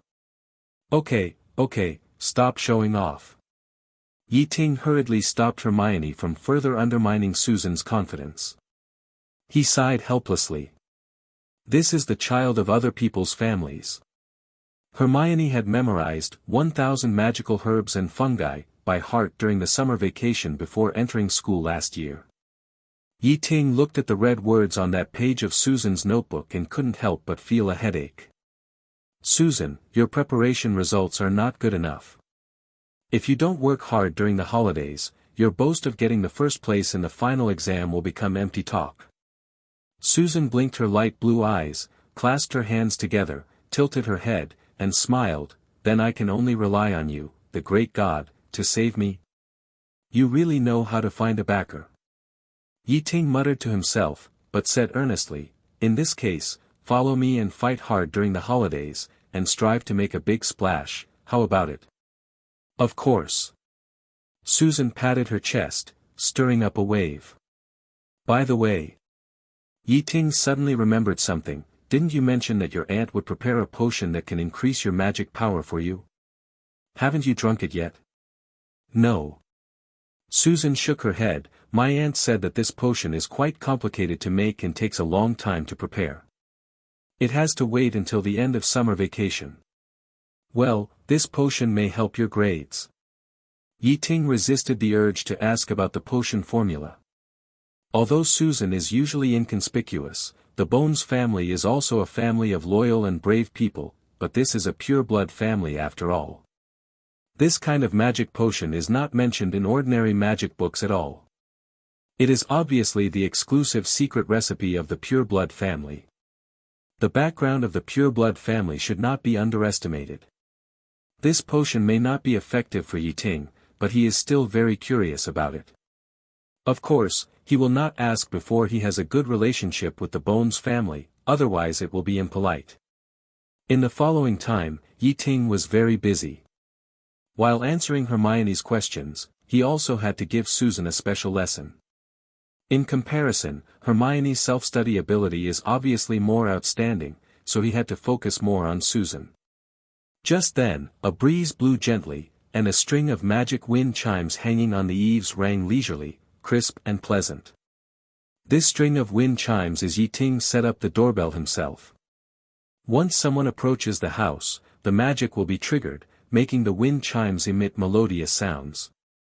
Ye Ting also plans to set up a tracking spell around and draw a map similar to the Marauder's map so that he can detect in advance whether there are wizards coming around. Of course, all this requires him to study the principles of the Marauder's map. He raised his head and his eyes fell on a mirror at the door. Ye Ting arranged a large number of clockwork beetles as cameras in the yard, and this mirror connected all the beetles, which could show him the scene outside the door. A girl appeared at the door. She had a charming mess of long golden hair, a dazed look, and a pair of silver eyes that were like dazzling stars in the night sky, making people unforgettable at first sight. Her clothes were simply a wonder in the fashion world. She had a necklace made of butterbeer corks hanging around her neck, and earrings in the shape of airships swaying on her ears. On her body, a sky-blue dress swayed gently with the summer breeze, which was refreshing.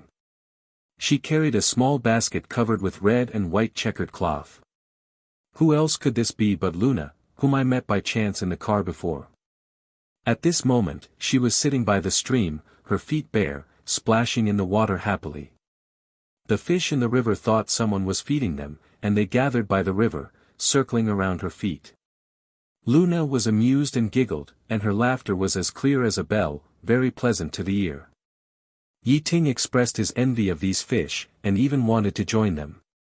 After a while, the girl seemed to catch a glimpse of the looming house across the stream through the bushes, and she was curious. So, she deftly tied a small knot on the hem of her blue dress and found a place where the water was the shallowest. The girl prepared for a while on the shore, then suddenly jumped, like a light swallow, and jumped directly into the embrace of the river. Ye Ting saw this, and his heart tightened. It was not that he was afraid that Luna would drown. In fact, the water could only touch her knees where Luna waded. Hermione turned to Luna again and asked politely, "By the way, what is your name?" The three stood on the shore, staring at the little girl wading in the water. "So you live here?" They didn't expect Ye Ting to do such a thing. "So that's it, you are worthy of it." Hermione believed Ye Ting's words and looked at Ye Ting with sympathy.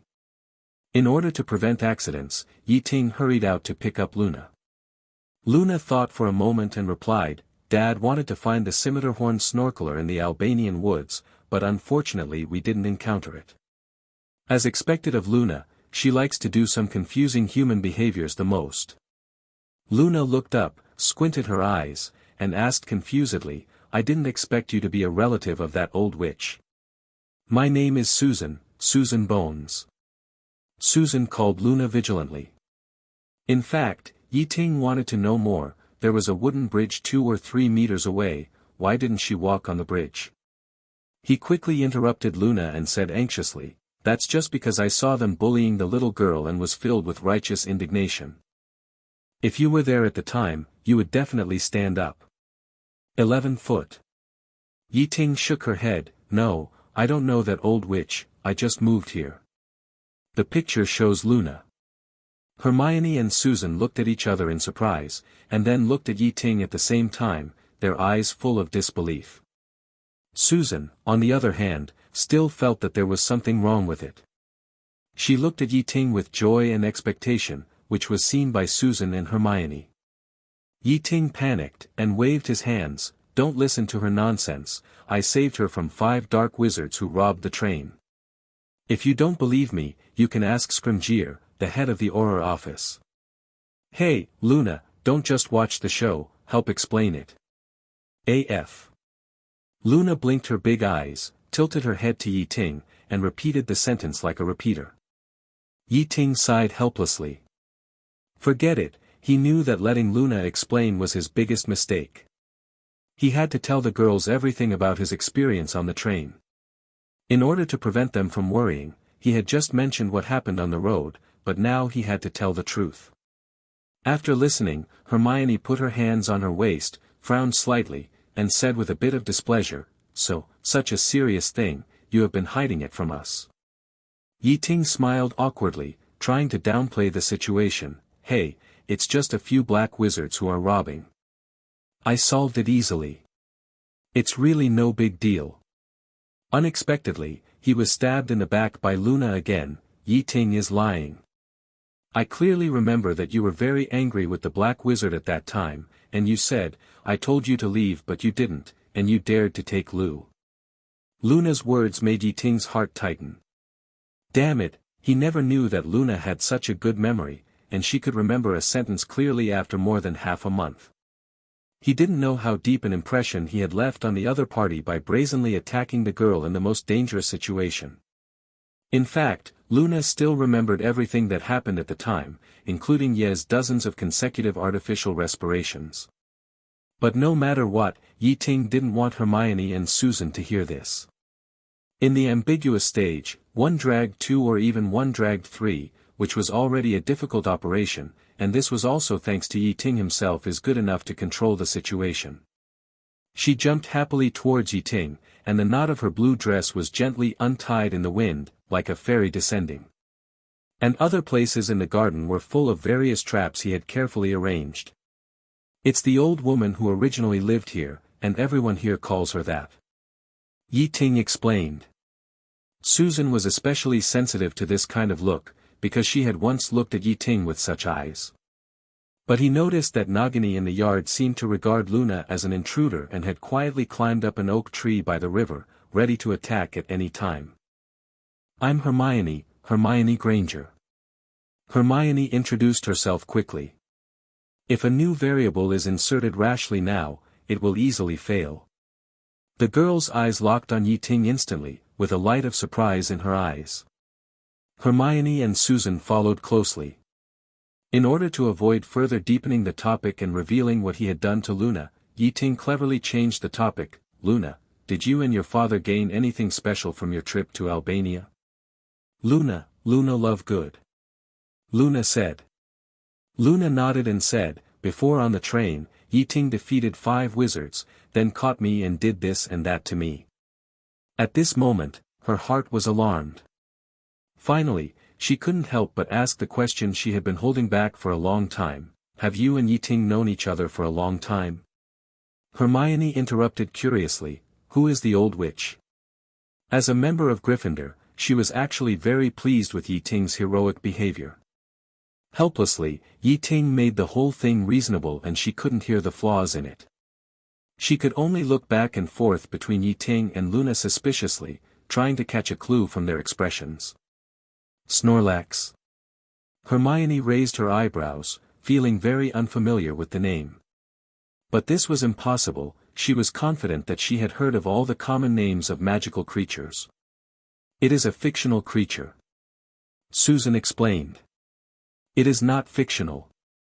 However, Luna retorted with a very serious expression, "The Snorlax is not fictional. It is a shy magical creature."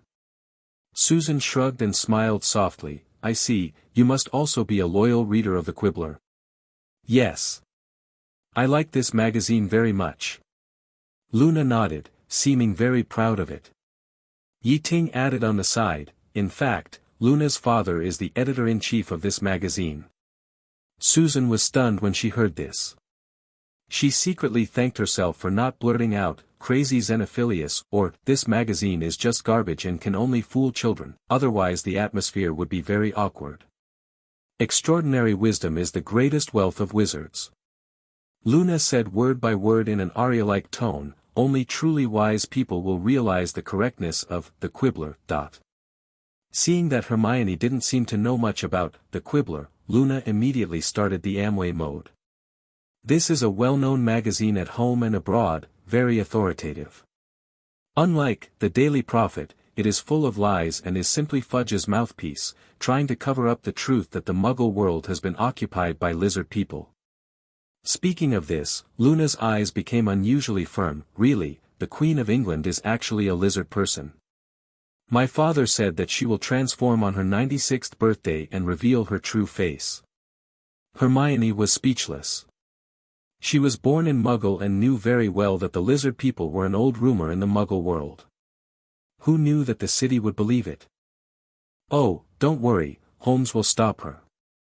Ye Ting continued to coax Luna. I heard that Holmes was fed a potion that can rejuvenate, and lost his original magic, and became a child and sneaked into Hogwarts. When he grows up again, graduates from Hogwarts, and restores his original magic, he will definitely expose the Queen's true face. After a few days in the car, Ye Ting has become accustomed to Luna's whimsical ideas. He thinks this girl is really interesting, always full of endless imagination and creativity. He can't bear to break the girl's fantasy world, so he is always willing to follow her words and weave those wonderful and interesting stories together. Susan and Hermione looked at Ye Ting, very unbelievable. They never expected that Ye Ting, the smartest in their eyes, would say such a thing. It's incredible. Do you want to try to be an editor after graduation? Luna's eyes lit up, obviously admiring Ye Ting's wisdom, and invited him without hesitation. Well, it sounds interesting. I'll consider it. Ye Ting agreed with a smile. Luna was delighted when she heard this, and her smile blossomed like a flower. Susan watched the two people from the side, but her doubts became stronger and stronger. She always felt that there seemed to be some unspeakable secrets between them. Luna, are you here to visit? Hermione asked, trying to break the slightly weird atmosphere. Well, my dad said that the new neighbors are here, so he asked me to send some crepes for you to try. They are all made by me. Luna said, and handed over the basket in her hand, which was full of fragrant and delicious crepes. Luna, where is your home? Hermione asked again. Right there. Luna pointed to the top of the mountain in the distance. There stood a strange house, which looked like a huge chimney from a distance.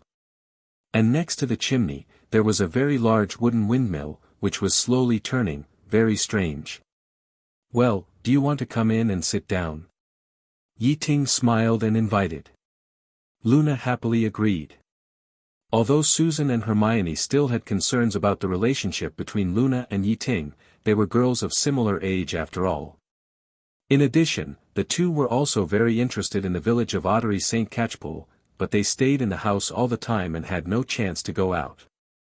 It was not easy to get a visit from a nearby neighbor, and they soon became friends. After knowing that Ye Ting lived here, Luna quickly developed the habit of visiting, and she would come every 2 or 3 days.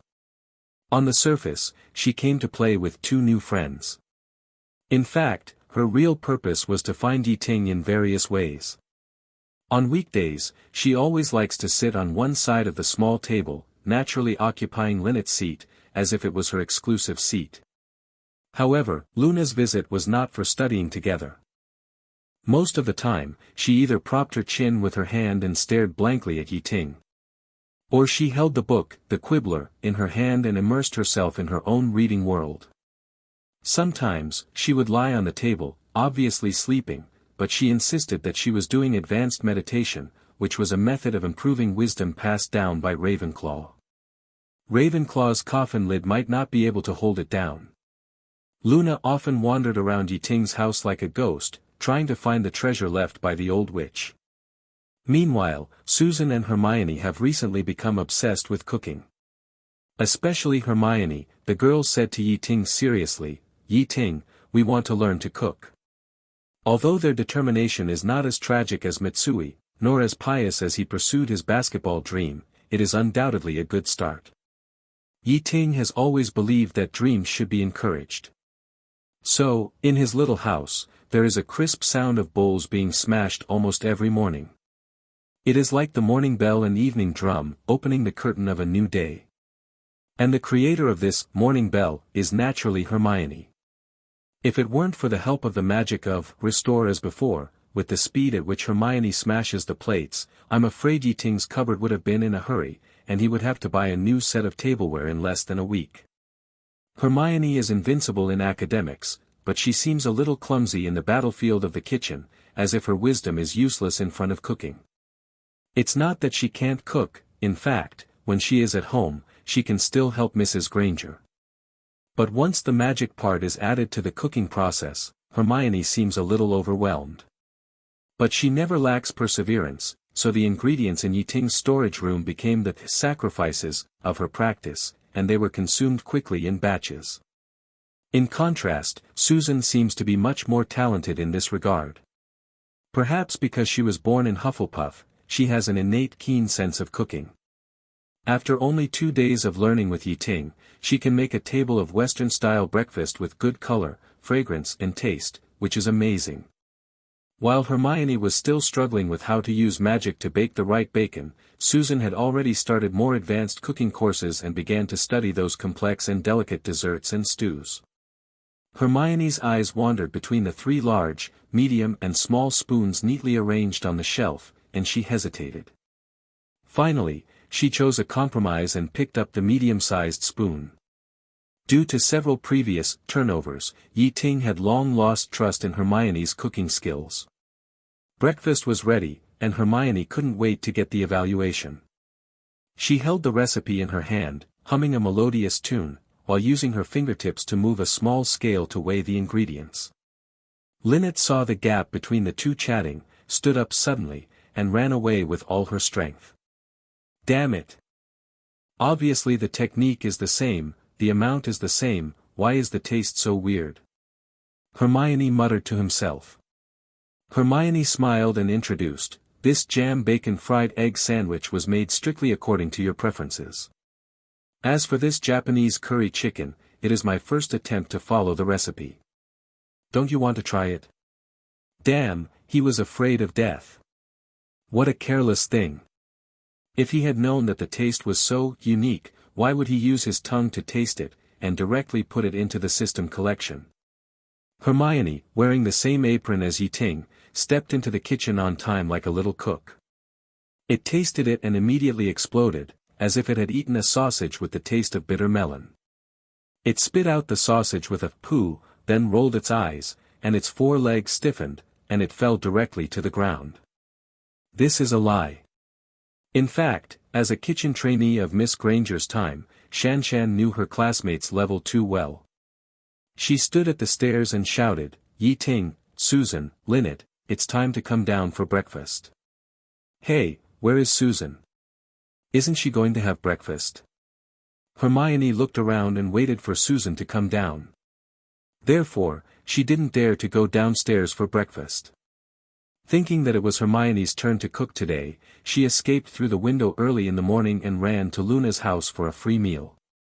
Ye Ting walked down from the study on the 3rd floor and sat down at the dining table. Lynette, what's your reaction? Are you pretending to be dead? Hermione pulled Lynette's tail in dissatisfaction. That morning, the sun shone through the gaps in the curtains and lazily sprinkled on the kitchen floor. 300 grams of chicken, the same for onions, 3 tablespoons of butter, and 3 tablespoons of curry. Hey! How big are these 3 tablespoons? Under Hermione's expectant gaze, Ye Ting slowly raised the spoon, gently scooped up a mouthful of curry, and put it into his mouth to taste it carefully. When Lynette's figure completely disappeared from her sight, Hermione sighed deeply. She plans to sleep in today and come down for breakfast later. Ye Ting explained casually. Hermione saw this and hurriedly poured water for Ye Ting, and patted his back to help him breathe. The next moment, he immediately covered his throat with a slightly distorted expression. The taste is very special, but the amount of cream and curry seems a bit too generous, too choking. Water. Could it be that Hermione has really changed her ways and made great progress in cooking? So this time, he carefully observed the breakfast in front of him like a rigorous taster. She stretched her legs, her arms fell weakly, her body leaned forward, and gently placed half of her face on the table. Her eyes passed through the window lattice and cast to the sky outside the window. Ye Ting didn't run away. He gently lifted Hermione's chin and gently turned her face towards him. Seeing that the girl didn't cry in her eyes, he was slightly relieved. On the side, Lynette carefully stretched out her claws and picked up a sausage from its plate. Ye Ting was ready to try the jam, bacon and fried egg sandwich again. Well, today's breakfast looks normal from the appearance, without a lot of Coke and no unusual seasoning. He inserted his hand into Hermione's tangled brown curly hair and gently stroked her head, as if comforting a child. Hermione, this is not your problem. British food is not very delicious. Don't ask, the answer is that British food is synonymous with dark cuisine. It has nothing to do with Hermione. When he said this, he completely ignored the fact that sandwiches are a food in all Western cuisines, and Japanese curry chicken is actually a Southeast Asian cuisine that has been transformed by Japanese style, and has nothing to do with British cuisine. Hermione reached out and snatched the sandwich from Ye Ting's hand, took a bite, her cheeks bulged, her dimples deep, and hummed indistinctly, "Don't comfort me, I know it tastes bad." No. Ye Ting took back the sandwich that Hermione had nibbled on, took a bite, swallowed it without chewing, and then decisively chose to collect it with the system before his tongue touched the sandwich. Of course, this kind of dark cuisine is of course garbage in the evaluation criteria of the system, so this is called collection, but it is actually a sacrifice. After he finished the sandwich in a few bites, he stretched out his finger and flicked it lightly on her smooth forehead, and said with a smile, "Unpalatable?" "Who said it's unpalatable? Stand up and let me see, I won't teach him a lesson." Hermione smiled with narrowed eyes, and a gentle arc appeared at the corner of her mouth, and two dimples were slightly exposed, like flowers blooming in spring. After dinner, while Susan was not back, the two went to the yard again. In addition to the magic of cooking, he decided to teach the girl a few tricks of dueling. This was the girl's initiative. She didn't want Ye Ting to do everything by himself when he encountered dangerous things and exclude her. But she didn't tell Ye Ting this reason. Ye Ting stood face to face with Hermione. For spells, practice makes perfect, plus a little bit of precision. If you master this, you can not only defeat your enemies easily with magic, but it will also help with cooking magic. By then, you can make a table of delicious dishes even with your eyes closed. Ye Ting introduced jokingly, but his words also revealed his deep understanding of magic. You have mastered a lot of spells now, which is enough to compete with your peers. But if you want to challenge the dark wizards I have faced, you have to practice for a long time. Speaking of this, Ye Ting's words were a little serious. He knew that Hermione had the potential to surpass her peers, but wizard duels were very dangerous and required more diligent training. But he held the sandwich in his hand, and his fingers were as stiff as if they were frozen. Ye Ting taught Hermione earnestly, and the girl also opened her eyes wide, listening hard, ready to write down these valuable experiences word for word in her notebook as soon as the training was over. Hermione had a special notebook, which was used to write down every word and every instruction of Ye Ting when he gave her a lecture. She had good study habits, and would always review the content after the class, trying to imprint every detail in her mind. In fact, Ye Ting had a better idea in his mind, making a meditation basin. That thing can preserve memories and let people experience the contents of memories in a semi-personal way. This experience is not only full 3D, but also has taste and even touch. If this thing is modified, it can almost be regarded as a VR movie, which is better than Muggle videotapes. Using this to assist in training, he can record every wonderful moment of his battle, which is the most real and vivid teaching material. Okay, let's get back to the point. Your next goal is to hit these balloons accurately. Ye Ting snapped his fingers, and the fallen leaves on the ground turned into a row of balloons and flew out. Hermione nodded, swung her wand, and a red light shot out. Her speed was good, but the light was like a drunk, it was ridiculously off, and hit the wall directly, causing an awkward silence. Ye Ting sighed. No matter how powerful the spell is, it's useless if it can't hit the person. If he and Hermione were to duel now, he would even stand still, and Hermione might not be able to aim accurately, let alone hit him. But there is no shortcut to fighting. It requires constant training and constant sharpening. Even if you have memorized a lot of magic and can perform it well in private, once you face a real enemy, those fancy moves may only make you die faster. In addition to the speed and accuracy of casting, physical skills are also important, so that you can flexibly avoid the enemy's spells. A truly powerful wizard can never be a dead otaku who is not good at sports. Ye Ting's teaching method has always been based on actual combat, and it is never vague. Of course, actual combat is actual combat. Even if it is to practice physical skills, Ye Ting will only choose to use potions to strengthen Hermione and the little witches who will train with him in the future. At most, he will do some coordination training and will not let them lift weights for this. What can a girl do if she builds a body of muscles? He still prefers the soft and cute girl Hermione. Half an hour later, Hermione's magic power was completely exhausted like a dry stream. Seeing this, Ye Ting immediately handed over the invigorating potion and took out the precious magic potion from his pocket to let her quickly restore her magic power. Such extravagance is a dream come true for ordinary little wizards. After training, most people can only wait for their magic power to recover naturally. There are not many people in the whole magic world who can enjoy such extravagance. But for Ye Ting, the potion master, this is just a daily trivial matter. He can easily make all kinds of expensive potions and he has everything. Enough.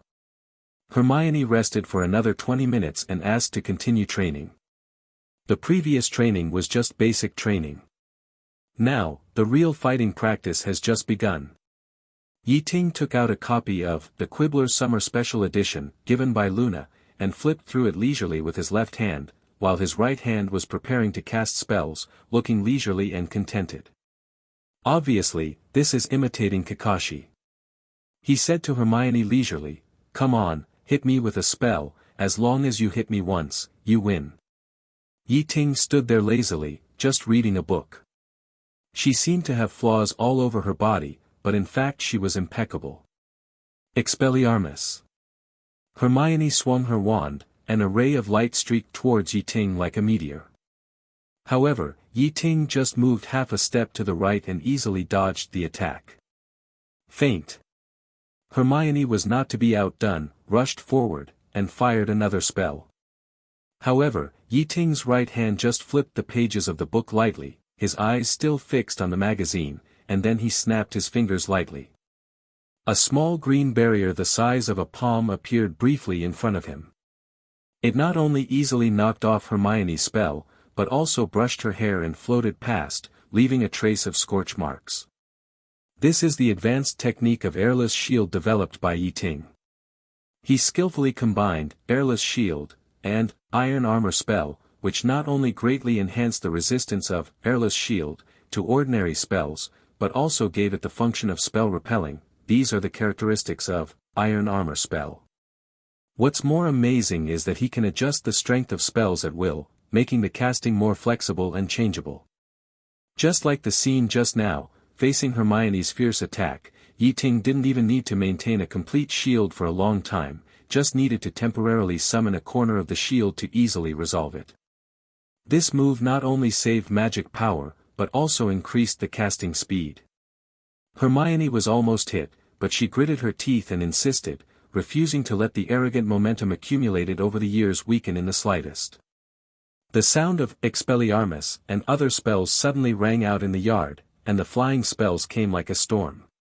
Those spells that missed the target either hit the wall next to the shelf or hit the tree trunk, sparks flew everywhere, and the scene was extremely intense.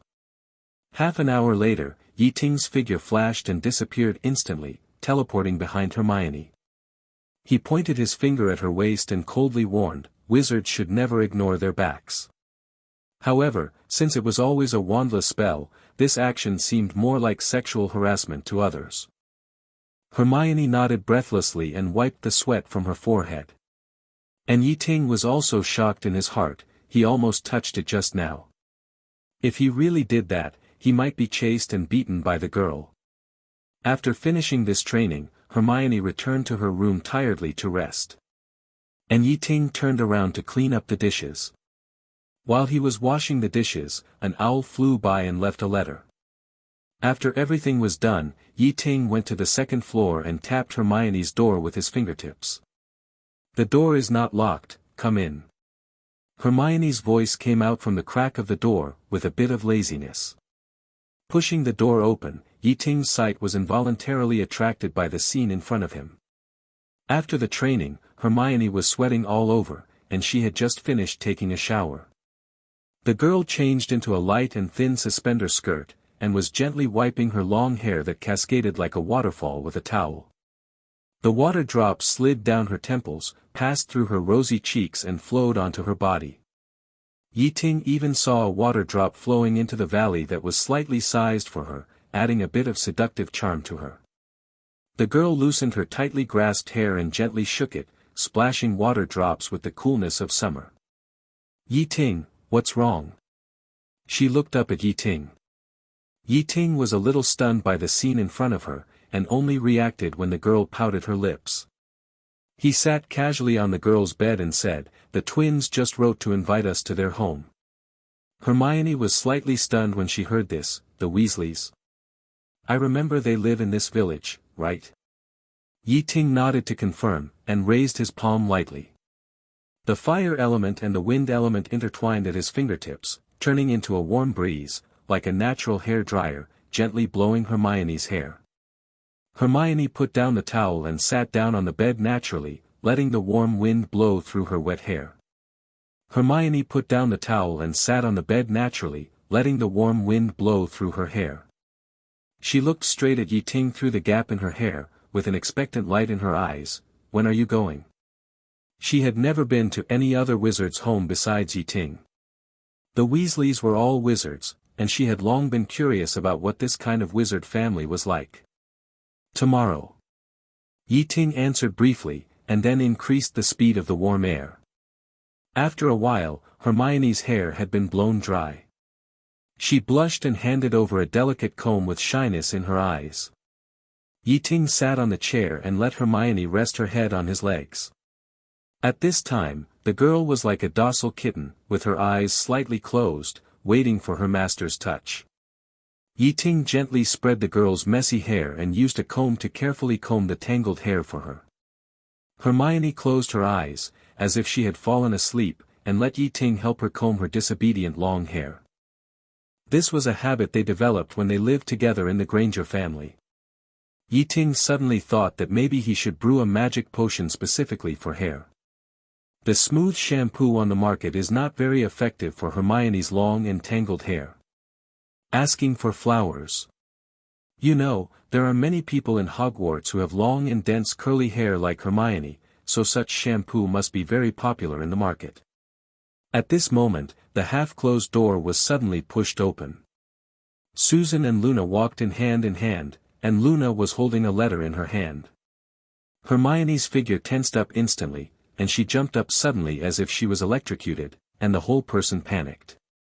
However, Ye Ting was skilled and bold, and he still calmly combed her long hair. Seeing this, Susan's smile froze on her face. She narrowed her eyes vigilantly and asked, "You are doing this behind my back?" Ye Ting smiled calmly and answered as a matter of course, "Combing your hair. Didn't I comb your hair last time? Could it be hairdressing?" Hermione's cheeks became more and more red, like the rising morning glow. She stood up suddenly, her eyes flickering, trying her best to hide her inner panic. Susan's eyes wandered between them, with a bit of suspicion. Ye Ting sighed softly and cleverly changed the subject. "Oh, you and Luna came together? It seems that something happened." Ye Ting's eyes turned to Luna, the girl nodded gently, and cleverly handed the envelope to Ye Ting. On campus, logistics are convenient, sign-up parcels are delivered to your door, and the intelligent security system guarantees the safety of students at any time. Hufflepuff, share a beautiful campus with you. In modern society, wizards have become a popular industry pursued by young people. Come to Hogwarts, we will teach you the most authentic magic knowledge. Our school offers vocational skills training in potions, transfiguration, spells, herbs, astronomy, flying, etc. You can learn any skills here. Gryffindor, light up your adventure achievements. Hearing this, Luna raised her hand. I just climbed up the oak tree here to see if there are any brownies on the tree. Ye Ting shook his head. It was another fantasy creature that belonged to Luna. Speaking of this, Susan's face bloomed with a smile again. Yes, we were having fun just now, and suddenly an owl came and brought Luna's admission letter. Dear Miss Lovegood, we are pleased to inform you that you have been accepted to study at Hogwarts School of Witchcraft and Wizardry.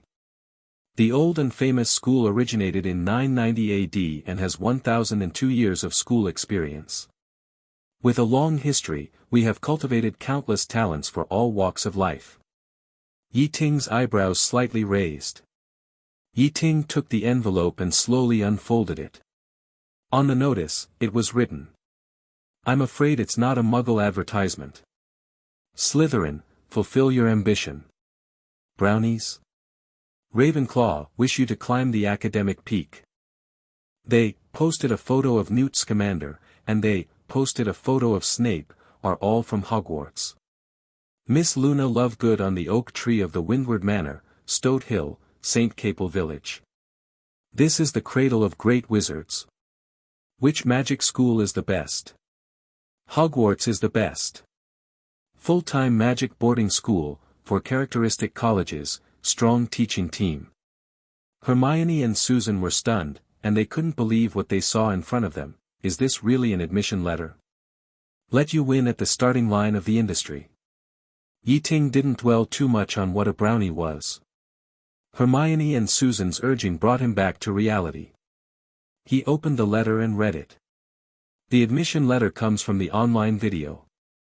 Thousands of acres of teaching space, nearly 10,000 practice equipment, professional experimental classrooms, spacious and luxurious canteens, and world-class Quidditch stadiums. The geographical location is unique, and the station is only separated from the city centre of the UK by a wall. You can freely shuttle between prosperity and tranquility.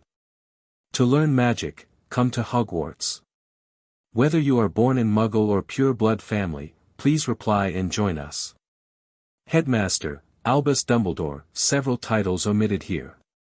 Here, you can not only feel the precious animals of nature and the roughness and heroism of primitive humans up close, but also have professional industry exchanges with outstanding magicians from all over the world and enjoy the unique green and healthy life of Hogwarts. Vice Principal, female, Minerva McGonagall. Wait. Let's not talk about the letter first. Luna on the oak tree. Isn't this nickname too weird? Seeing the admission letter, Ye Ting smiled proudly. Before, Dumbledore set up a suggestion box for the principal. In addition to Hermione, who often gave suggestions, he was the only one who half-jokingly submitted a few suggestions, including modifying the old-fashioned lines in the admission letter. He also specially attached the template he had carefully prepared. He thought he was just mentioning it casually, but he didn't expect Dumbledore to actually adopt his suggestions. Love it, love it. Dumbledore, this old B******************, D, finally got it. You know, since Dumbledore became the principal, the lines in the notice have never changed. Starting from this class, there are finally some new things that make people's eyes light up. Ye Ting savored the notice carefully. Overall, he thought it was very good. At least it showed the characteristics and charm of Hogwarts to the fullest, and it was also accompanied by illustrations. However, the only drawback is that there is no cool MV attached, otherwise, the attraction would be doubled. After all, in this era of appearance, an excellent notice can add a lot of color to the school. This is a manifestation of soft power. If it is too simple, the students of Hogwarts will lose face when communicating with students from other schools. Moreover, Ye Ting also feels that the influence of Hogwarts is too weak, which is completely inconsistent with its status as the big brother of the world. He wondered why he had never met international students from France, the United States, and even Wakanda in the school. Why is the enrollment limited to the British Isles? If this goes on, the reputation of this old and famous school, Hogwarts, will become lower and lower. Alas, the Ying Empire, 757, has finally declined. Ye sighed in his heart. The local base is important, but Ye Ting knew very well that for such a college, only by attracting students from other countries could the true charm of Hogwarts be demonstrated. It goes without saying that the first-year wizards are great, but the advanced class should be open to the whole world. Of course, the selection criteria must be extremely strict. You don't need to get 12 certificates for the O.W.Ls exam, at least 8 zeros are required to be eligible to enter the advanced class of Hogwarts. You don't even know Animagus, how dare you submit an application? You can't even cast spells without a wand, you should stay in your own school and don't come out to embarrass yourself. What? You have money? Oh, that's fine. Come on, the door of Hogwarts is always open to you. After all, every year, the best students from other countries apply to study in advanced classes, which can show the profound heritage of Hogwarts. It makes people follow the crowd. If everyone knows that it is difficult to enter Hogwarts, then they will face the difficulties and get in even if they wave galleons. It's a pity, under Dumbledore, we can't see such a grand occasion. Maybe when Ye Ting overthrows Dumbledore and succeeds as the headmaster, he can start the reform. The next morning, Ye Ting took 2 companions to the burrow to visit the Wesley manufacturer. Since the girls still needed to put on makeup, the impatient Ye Ting had to go ahead and find the twins. As soon as they arrived at the outskirts of the burrow, they saw the twins playing with a girl at the entrance of the village. Fred was performing card magic for the girl, and his technique looked very skillful, just like a real magician. But as a real magician, Ye Ting could tell at a glance that Fred secretly used magic and used transfiguration to change the cards he wanted. The girl was amused and laughed, and had a lot of fun. After playing for a while, the girl went back to eat. Fred and George were still reluctant to leave her, looking at her back, their eyes full of regret and reluctance. Ye Ting approached quietly, and his figure flashed, like a ghost, teleporting behind the brothers, and suddenly said, "Hey, buddy, how are you?" The brothers were instantly frightened. "Why did you come out from behind like a ghost?" Fred widened his eyes and guessed in confusion, "Oh, right, did you use apparition?" "Not apparition." Ye Ting wanted to explain, but after thinking about it, he didn't know how to explain his innate magic, so he could only say, "Forget it, it's the same." George's eyes flashed with envy. "Oh, I really envy you, we also want to learn apparition." "Learn it, it's not that difficult," Ye Ting said easily. Fred shook his head and sighed, "It's useless to learn it. If my mother finds out, we are not yet adults and secretly learn this kind of magic. That would be terrible, we will be beaten to a pulp." George said with a sad face.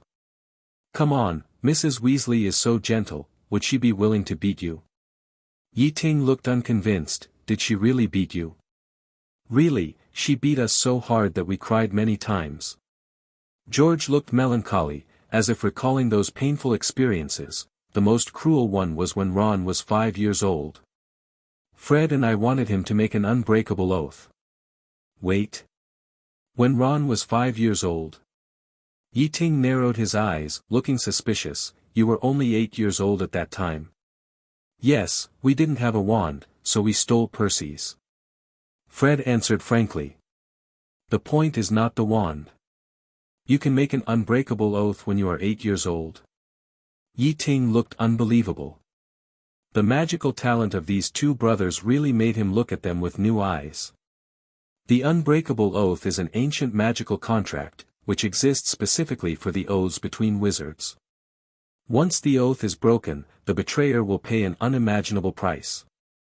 These prices vary according to the severity of the contract and the agreement in the oath, but they are all very difficult without exception. The horror of some of the consequences is no different from suffering the most vicious curse. This is not an ordinary spell. It is very difficult to use and not just anyone can control it. According to the twins, they were only 8 years old at the time, and they could use such a forbidden technique. This statement is even more incredible than learning the Patronus charm in the 1st grade. Of course, if it was Ye Ting, he could do it, but not everyone is Ye Ting.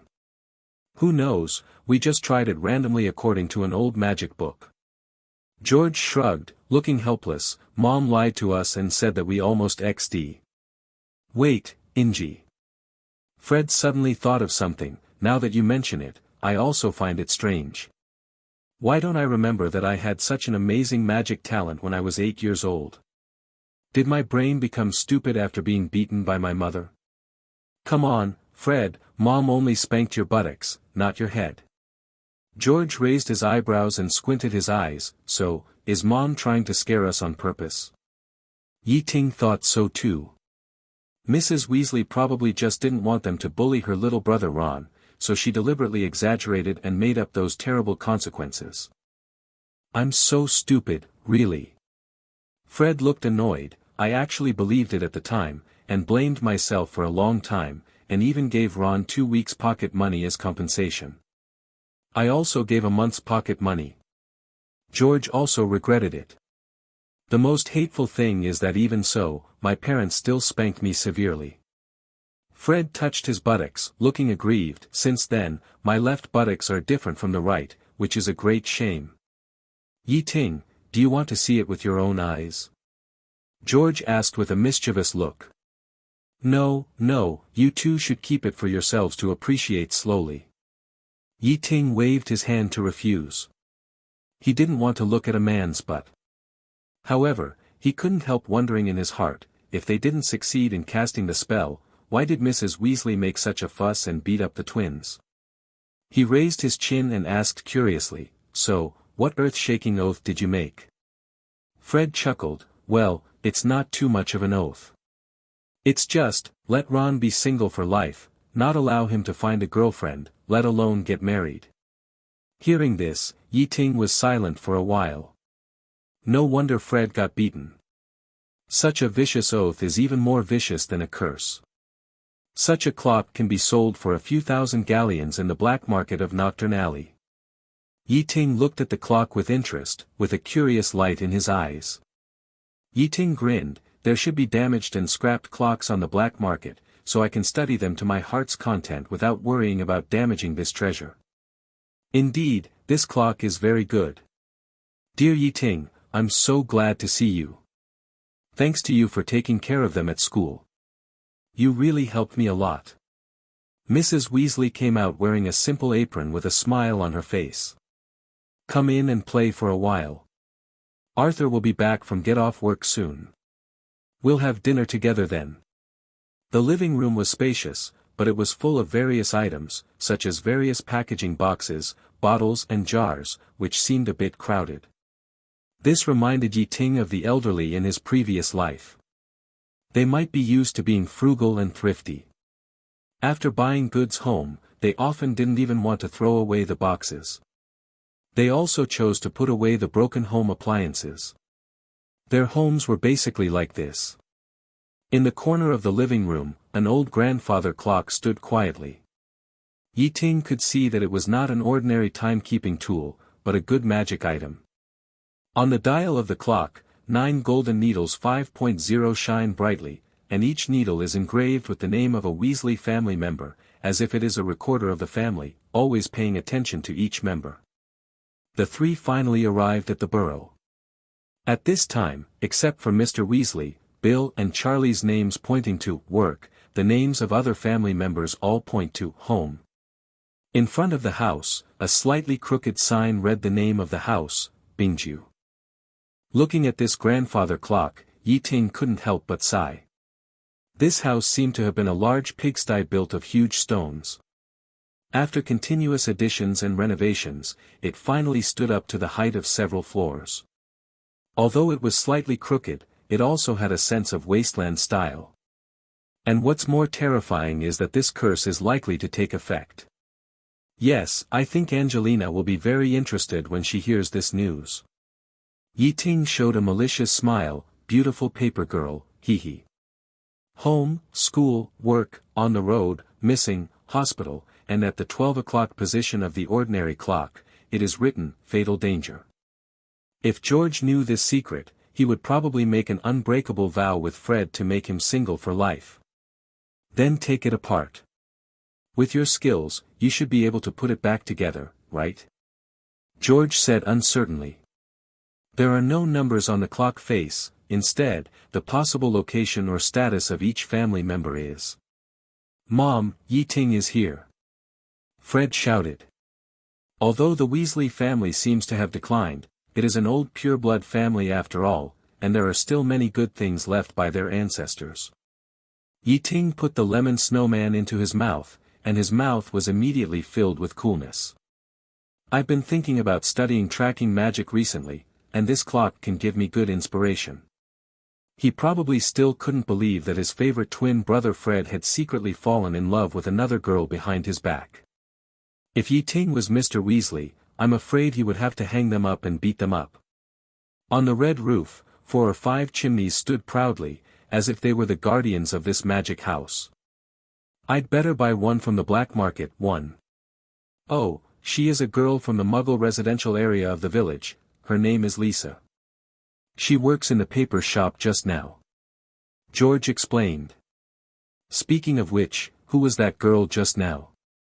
She's pretty. When the three were about to arrive at the burrow, Ye Ting couldn't help but ask curiously. George was always very smart, but at this moment he seemed a little slow, and he had not discovered Fred's secret love for Angelina. Angelina? What's wrong with her? Does she know Lisa? George frowned and asked with some doubts. Are you interested in this? Fred threw a lemon snowman to Ye Ting. Let's go, my dad is still busy in the Ministry of Magic and will be back in a while. My mom is performing her cooking magic in the kitchen. George hugged Ye Ting enthusiastically and walked in together. Yes, very beautiful, right? Fred said with a smile, his eyes full of pride. This is an extremely complex alchemical item, which combines the study of names, prophecy, trace magic. It is very worth studying. Fred grinned and said mischievously, Ye Ting, I know you and Hermione and Susan are very happy living together every day, but you can't stay at home all day. For example, Lisa just now. Ye Ting raised his eyebrows and raised a playful smile. Next to the gate, high-top leather boots discarded at random and a rusty crucible were piled together. A few brown fat chickens were pecking leisurely in the yard, adding a bit of rural atmosphere to this magic house. There are still many other beautiful scenery in the village, you have to learn to appreciate it. He knew the value and complexity of the clock very well. If he dismantled it, he might not be able to put it back. It's not that his skills are not good, but this thing has a long history. It is inevitable that it will be damaged internally over the years, but it can still work. Who knows what functions are realized by bugs? This is like the gray power balance in the hardware field. Many servers that have been running for more than 10 or 20 years will not be allowed to be shut down rashly by normal operation and maintenance personnel. It is more complicated to repair such old things that rely on mysterious bugs than to build a new one. At this moment, the sound of the radio suddenly sounded in the house. The sound of the radio was clear and magnetic. Next, it's the much-anticipated Magic Time, with the legendary witch singer, Celestina Warbeck, bringing us her classic work, You Stole My Pot, But You Can't Get My Heart. Oh, it started again. Fred sighed helplessly, with a hint of fatigue in his tone. Why can't you change the program? It's her every day. George complained. Ye Ting looked at them in confusion. What's wrong? Is this female singer famous? Famous? Celestina Warbeck is a legend among wizard singers. Mom is intoxicated by her singing every day, saying that only by listening to her songs can she cook delicious meals. But there are only a few songs over and over again, and after listening to them for more than 10 years, my ears are almost calloused. George shrugged helplessly. Ye Ting didn't know much about singers in the magic world. After hearing what the twins said, she had some understanding. It turned out that Celestina Warbeck was one of the most famous singers in the magic world. Although she was over 70 years old, her singing still had an irresistible magic. Her representative works, A Pot of Hot Love, and You Hooked My Heart with Magic, and other songs have a status in the magic world that is comparable to The Moon Represents My Heart. It can be said that Celestina Warbeck is the Li Guy of the magic world. Forget it, let's go upstairs. 11. George took Ye Ting and walked towards the stairs. Fred and George took Ye Ting to their room. As soon as they reached the stairs, they found that Ginny's door was ajar. Through the crack in the door, they saw Ginny lying on the bed, holding a newspaper tightly in her hand, looking at it infatuatedly, and making a strange hee-hee-hee sound from time to time. Ye Ting had the best eyesight. He looked from a distance and inadvertently saw the title of the newspaper. It was the Daily Prophet, in the middle of last month. At the same time, Ginny also found Ye Ting. She screamed and stood up suddenly like a carp, with a blush of surprise on her face. Ye Ting, the guest they were talking about is you? Ginny hurriedly fixed her hair and clothes, then put on her shoes, rushed over, and asked with a red face, "Why are you here?" "Well, it's me. There will be others later." Ye Ting smiled and said mysteriously, "Susan and Hermione will also come. You should have heard of them, right? They are also good friends with Luna. Calculating the time, they should be here soon. Ginny and Luna are both young wizards who entered school this year. Since they live in the same village, they are neighbors and are of the same age, so they have been good friends before." Ye Ting believes that Ginny will also become friends with Susan and Hermione. "Oh, I see." Ginny nodded gently, but her eyes were erratic. Obviously, she did not show much enthusiasm for making new friends. This made Ye Ting feel a little confused. After all, girls of this age should not like making friends the most. However, he did not delve into it. If he did not want to hand it over, then he would not hand it over. The two chatted for a few words, and then he entered their room with Fred and George. This was a simple but unique hut, with two small beds placed side by side, and a dazzling array of alchemical materials on the table and floor, in addition to a stack of scribbled maps. Fred took out an order from his ring, with densely written names on it. Business is still booming during the summer vacation, and orders from classmates are flying in like snowflakes. Our universal shop is well known. George announced excitedly, with a proud smile. "But are you sure we want to put the baby on consignment at the store in Diagon Alley, not open a store and be the boss?" Fred raised his eyebrows and asked Ye Ting. Before, Ye Ting had proposed a bold idea, to cooperate with the stores in Diagon Alley and sell the goods of the universal shop there. His plan was to sell the goods to the merchants there at wholesale prices as a supplier. As for the final price of these stores, that is out of their control. However, this sales method obviously cannot satisfy the twin brothers. They have a bigger dream, and the role of a supplier cannot satisfy them at all. Even if we really open a store, who will guard the store? Ye Ting pointed out the key point. They are still students and cannot guard the store.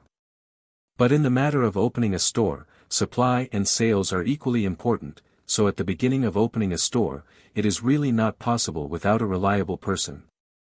Ye Ting has always been clear that the twin brothers have an impulse to drop out of school and start a business, but he firmly stands on the position of opposition. In his opinion, there are always opportunities to make money, but the campus time at Hogwarts is precious.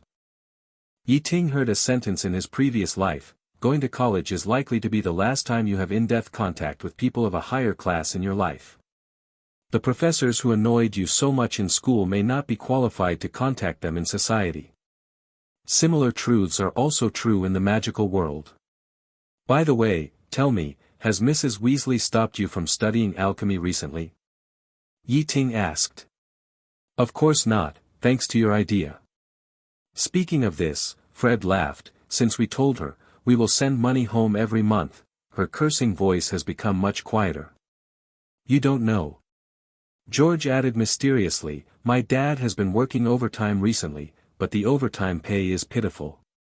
The school is going to have a new defense against the dark arts professor, and Ginny is about to go to school, and the family expenses are rising like a rocket. Your suggestion is just perfect.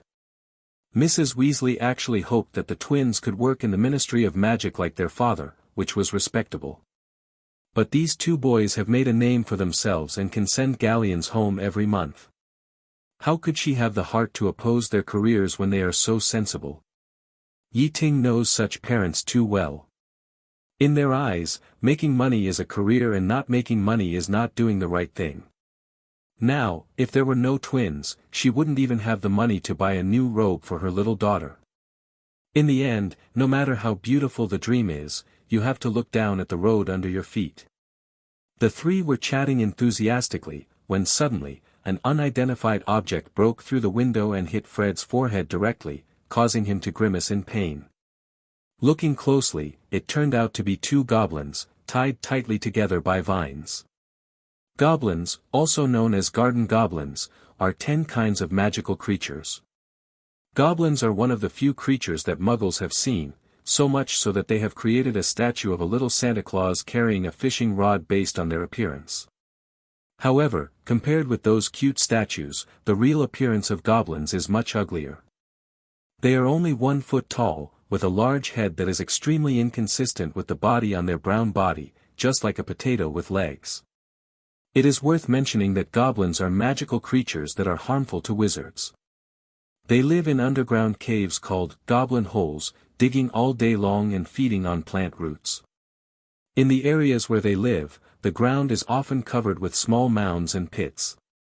And these goblins are most easily attracted by magic and like to live in wizards' gardens the most. Therefore, they often make a mess of wizards' garden nurseries, which is a headache. Since Ye Ting moved to his new home, his yard has been repeatedly invaded by goblins. Once, he even found them trying to pick Ting's mysterious buds on tiptoe.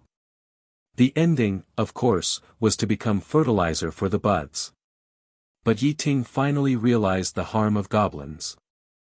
For this reason, he specifically asked the buds to plant poisonous tentacles and devil's snares around the yard to use them to actively clean up the goblins. Poisonous tentacles and devil's snares can of course eat goblins, but they do not distinguish between friend and foe. They can eat goblins and wizards, so no one has tried to use this method to deal with goblins. But Ye Ting is not worried, because the magical plants in the garden are controlled by the buds, and the buds have a certain intelligence and can distinguish between friend and foe. So, these dangerous plants become the best goblin scavengers. For insurance, Ye Ting also invited Nagini to help. After a lot of trouble, the goblins really disappeared. It's a pity that Ye Ting's experience cannot be applied to other wizard families. The goblins like the Weasleys can only be eradicated manually. Fred stretched out his arms and lifted up the two goblins.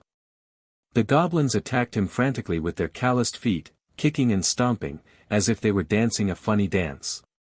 Fred smiled coldly, easily grabbed their ankles and lifted them upside down. Awawawu, let us go, you be asterisk asterisk asterisk asterisk asterisk d. Awawawu, despicable guy, if you have the guts, let me go, let's fight alone. They will never be taught a lesson, and they will never learn their lesson. It won't be long before they come back again. Fred commented upstairs. He had just been hit on the head by these goblins and even bitten. Now, it was time to let them taste his power. Beautiful. Hole in one. Hermione waved her arms and added a point for Susan. Hermione and Susan had come at some point, and they were playing in the garden with Ginny, chasing away the goblins. Fred sneered and began to swing his arms in a big circle like a lasso. Pictured is Ginny. Then, she swung hard, and the goblin flew away in a perfect arc like a thrown stone. She got a fishing net from somewhere, wrapped it around a stick, and then used the fishing net to make the goblin into a ball. Hey, can you be quiet for me? Percy's voice was a little angry. Fred, George, you two are, again. Those goblins, whose IQs were obviously not online, actually ran out of the cave, gathered in a circle, pointed at the companion who was hit and laughed. You know, I'm studying here. He hurriedly explained and closed the window again. The three cooperated tacitly, constantly waving their sticks, Soon, the gnomes in the garden were wiped out. No, he received his test results yesterday, 12 certificates, but he didn't seem very proud. George shrugged, looking confused. Percy has indeed been a little abnormal recently.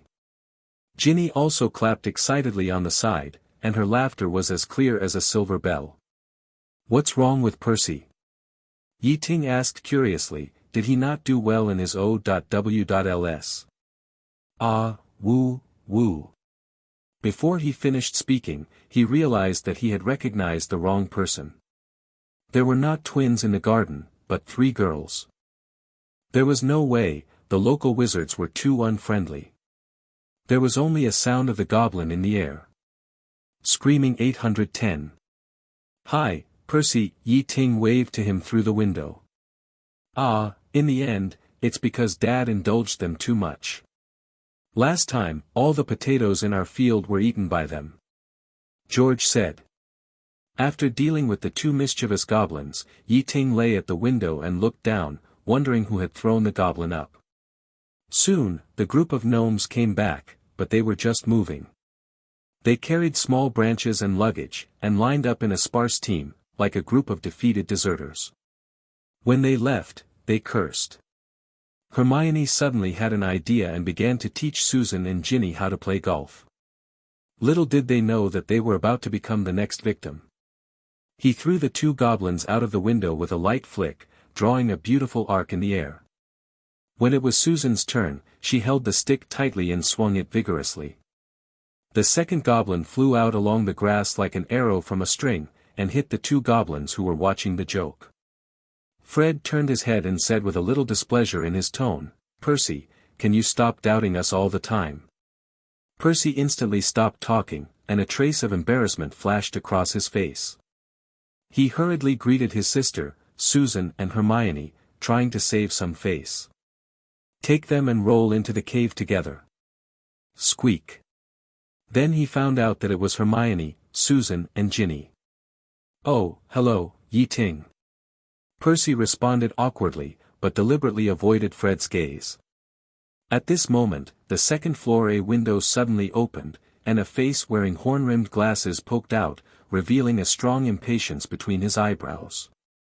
O.W.ls stands for Ordinary Wizarding Levels, a series of standardized tests for specific subjects taken by 5th-year students at Hogwarts to determine whether they have mastered magic to the standard level that any capable wizard should achieve. If the college entrance examination determines the future of Huxia students, then O.W.ls is undoubtedly the college entrance examination of the wizarding world, and its importance is self-evident.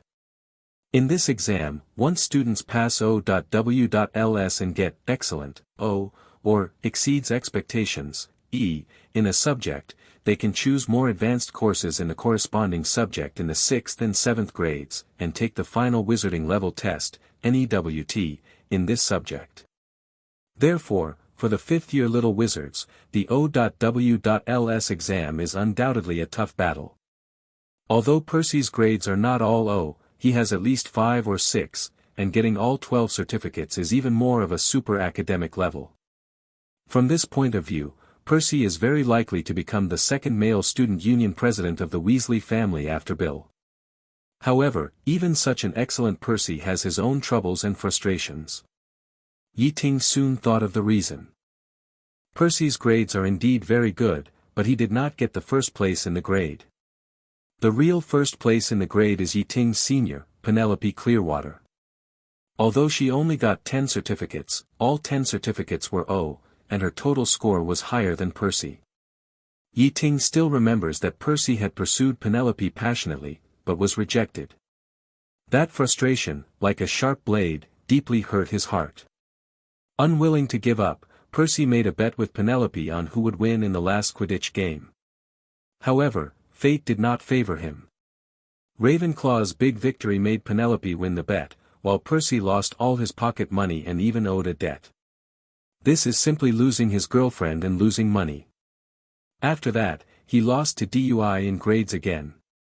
No wonder Percy is so unhappy. Not long after, Mr. Weasley dragged his tired body back home. Everyone rushed to the dining room to enjoy dinner. Mr. Weasley slumped heavily on the chair in the kitchen, took off his glasses, closed his eyes, and even exhausted the strength to blink. His green robe was covered with dust from the journey, telling of his travels. "Do you have to work overtime tonight?" Mrs. Weasley said with concern, holding the hot dishes in her hands. "Working overtime, I guess I can't sleep all night again," he muttered, his voice full of fatigue, reaching out to touch the virtual. "I guess I have to raid the 9 families tonight. I've been keeping an eye on that old guy Mundungus Fletcher for a long time." He took a big sip of tea and then took a long breath. "There's no need to work so hard, Dad," George said worriedly. "Ginny's textbooks and various daily necessities, we'll take care of them all, you don't have to worry about them." "Yes, you don't need to be responsible for our supplies next semester." Fred also nodded in agreement. Ron, who was sitting next to him, chewed a chicken leg unhappily. He was indignant in his heart. Why did they take care of Ginny's affairs, but his younger brother was forgotten in the corner? "Oh, you two are really sweet little cotton-padded jackets." Mrs. Weasley gently touched the twins' hair, her eyes full of pampering. "But, is your hair too long? I'll cut it for you tonight." The twins shook their heads hurriedly, as if they were afraid of losing their flowing curly hair. "Ye Ting, if you have time later, please help me look after my car. I heard that you have a deep attainment in alchemy, and Dumbledore praised you highly." Mr. Weasley took advantage of Mrs. Weasley's busy cooking soup and lowered his voice to plead with Ye Ting. "However, the stealth function of this car has been a little difficult to use recently, but I can't find out what the problem is." "Car? I think I heard the word car. Arthur, dear, what are you planning now?" Mrs. Weasley's eyes flashed with anger, and she strode into the dining room. "What do you want to do now?" "Oh, Molly, you misunderstood. I don't want to take it out for a drive, I just want to take it apart and study the structure inside. It's just a personal hobby. Can't you let me keep this little fun?" Mr. Weasley waved his hand and explained innocently. But Ye Ting could hear his obsession with cars. Mrs. Weasley glared at him. After dinner, under the close surveillance of Mrs. Weasley, Mr. Weasley left in a hurry again, without time to study his car.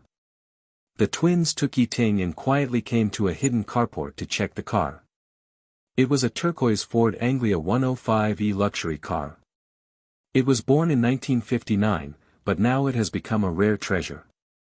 I really don't know which garbage dump Mr. Weasley picked it up from. And the whole car has been completely modified. Moreover, this car has been completely transformed by magic. It looks like an ordinary car on the outside, but the interior is amazingly spacious. My mother thought it was a Muggle craftsmanship, and she didn't know that my father cast a traceless extension spell," Fred said proudly. "But I still think this car is a bit petty, isn't it?" Ron finally found a chance to interrupt and commented seriously. "I heard that a really good car is about space. The smaller the space, the less valuable it is," he said seriously, as if he was a senior car critic. Wuling Hongguang was so angry when he heard this. To be honest, although this old Ford car can still be started, the engine is as old as an antique and it will not run far before it has to stop. Even the odometer seems to have reached the end of its life and is lazy and unwilling to move. If I have to describe it, it is a high-end tractor with a beautiful coat. It is a car that is welcomed by gas stations. It is a car that scares used car dealers. What if this guy can fly in the air?" Fred asked with concern.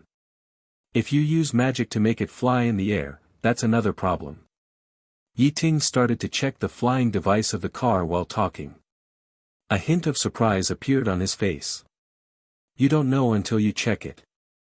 Once you check it, you will be shocked." Ye Ting never expected that Mr. Weasley, who seemed to be just an ordinary employee of the Ministry of Magic, actually had a good research on Quidditch brooms. Back then, Ye Ting had modified a flying broom himself and had a deep understanding of the structure of those magical brooms.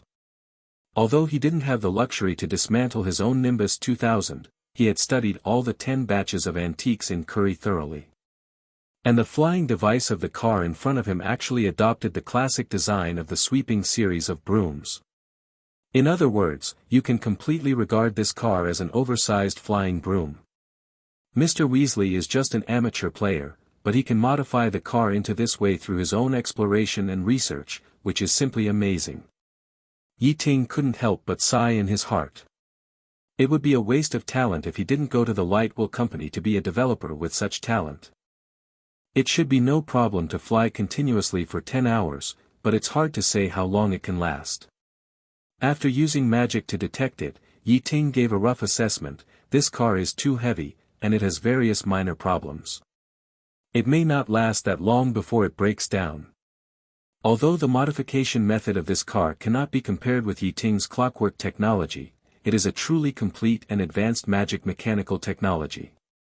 But as an amateur, Mr. Weasley was able to modify the car into this by patching together, which is quite good. As an alchemist, Ye Ting recognized Mr. Weasley's achievements. 10 hours, that's enough. Ron's eyes flashed with excitement, and he couldn't wait to ask, what about the cloaking device? Can it be used? Ye Ting gently pressed the small button next to the instrument panel. The car disappeared in an instant, but it reappeared like a light bulb with poor contact. This is just a simple casting of the disillusionment charm, and the magic may not be very stable yet. Ye Ting explained regretfully. Compared with Mr. Weasley's superb skills on the flying broom, this cloaking device is obviously a bit rough. Of course, it may also be that Mr. Weasley did not intend to let this car shuttle through the crowd from the beginning. Can it be fixed? George asked the key question incisively. Of course, I will install a clockwork mechanical core for you, and the magic runes must also be modified. Although it is a bit troublesome, the stability will be greatly improved and it will not be easily visible. Ye Ting arranged confidently. Great! Ron clapped his hands excitedly. Wait, what are you going to do? Ye Ting stared at Ron and asked. They kept asking questions, obviously wanting to drive the car away. Speaking of this, Ron frowned and explained, since the summer vacation, Harry has disappeared. He hasn't replied for almost a month. I specially invited him to our house. I really don't know if something went wrong. Hey, Hermione, how about you? Did you receive Harry's reply? Hermione, who was chatting with Susan and Ginny in the back row, shook her head and looked confused. This summer vacation, I spent most of my time at home in Ye Ting's house. I didn't write to Harry at all, let alone receive any letters. Ron heard this, and a trace of envy flashed in his eyes. George scratched his head, looking puzzled. Could it be that someone is secretly doing something, stealing Harry's letters, and trying to cut off his contact with the outside world? Ron's eyes flashed with determination. Then we can't just sit there and do nothing, we have to go and pick Harry up. How about tonight? My dad is working overtime tonight, we can take this opportunity to secretly use this car to move. The twins looked at each other and nodded in agreement. It was indeed about picking up Harry. Ye Ting muttered to himself, it was indeed about picking up Harry. Hermione firmly objected, no, you are too risky, you will definitely be discovered. Ron waved his hand nonchalantly, we have been planning for a long time, Hermione, don't stop us. Hermione turned to look at Ye Ting, squinting and asked, Ye Ting, you won't go with them, will you? Ye Ting shook his head, helpless, I'm not that crazy, there are only you and Susan at home, how can I be at ease? Besides, staying up late at night to pick someone up by car, it's boring to think about it. He had discovered during the inspection just now that Mr. Weasley did not consider the comfort of driving when modifying this car. You know, for vehicles, this is a very important issue, even flying brooms have to install an invisible seat. Of course, he is not a professional after all, it is normal that he did not consider so much. But this directly leads to the fact that this kind of broken car will definitely be uncomfortable to sit in. It can be said that taking this kind of broken car to pick up Harry is like sitting in a hard seat overnight to go to a strange city. In my previous life, I bought a no-seat ticket when I took the high-speed train. In this case, I could only find a crowded corner and sit on the suitcase. That feeling was simply ecstatic. Suffering this kind of hardship for Harry? His relationship with Harry is not that good yet.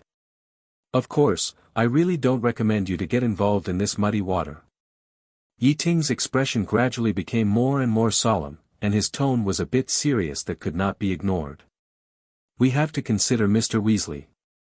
He is the director of the Department of Prohibition of Abuse of Muggle Supplies. If you are discovered, it will implicate him. Some people will say that he privately modified Muggle things and indulged his son to use them indiscriminately.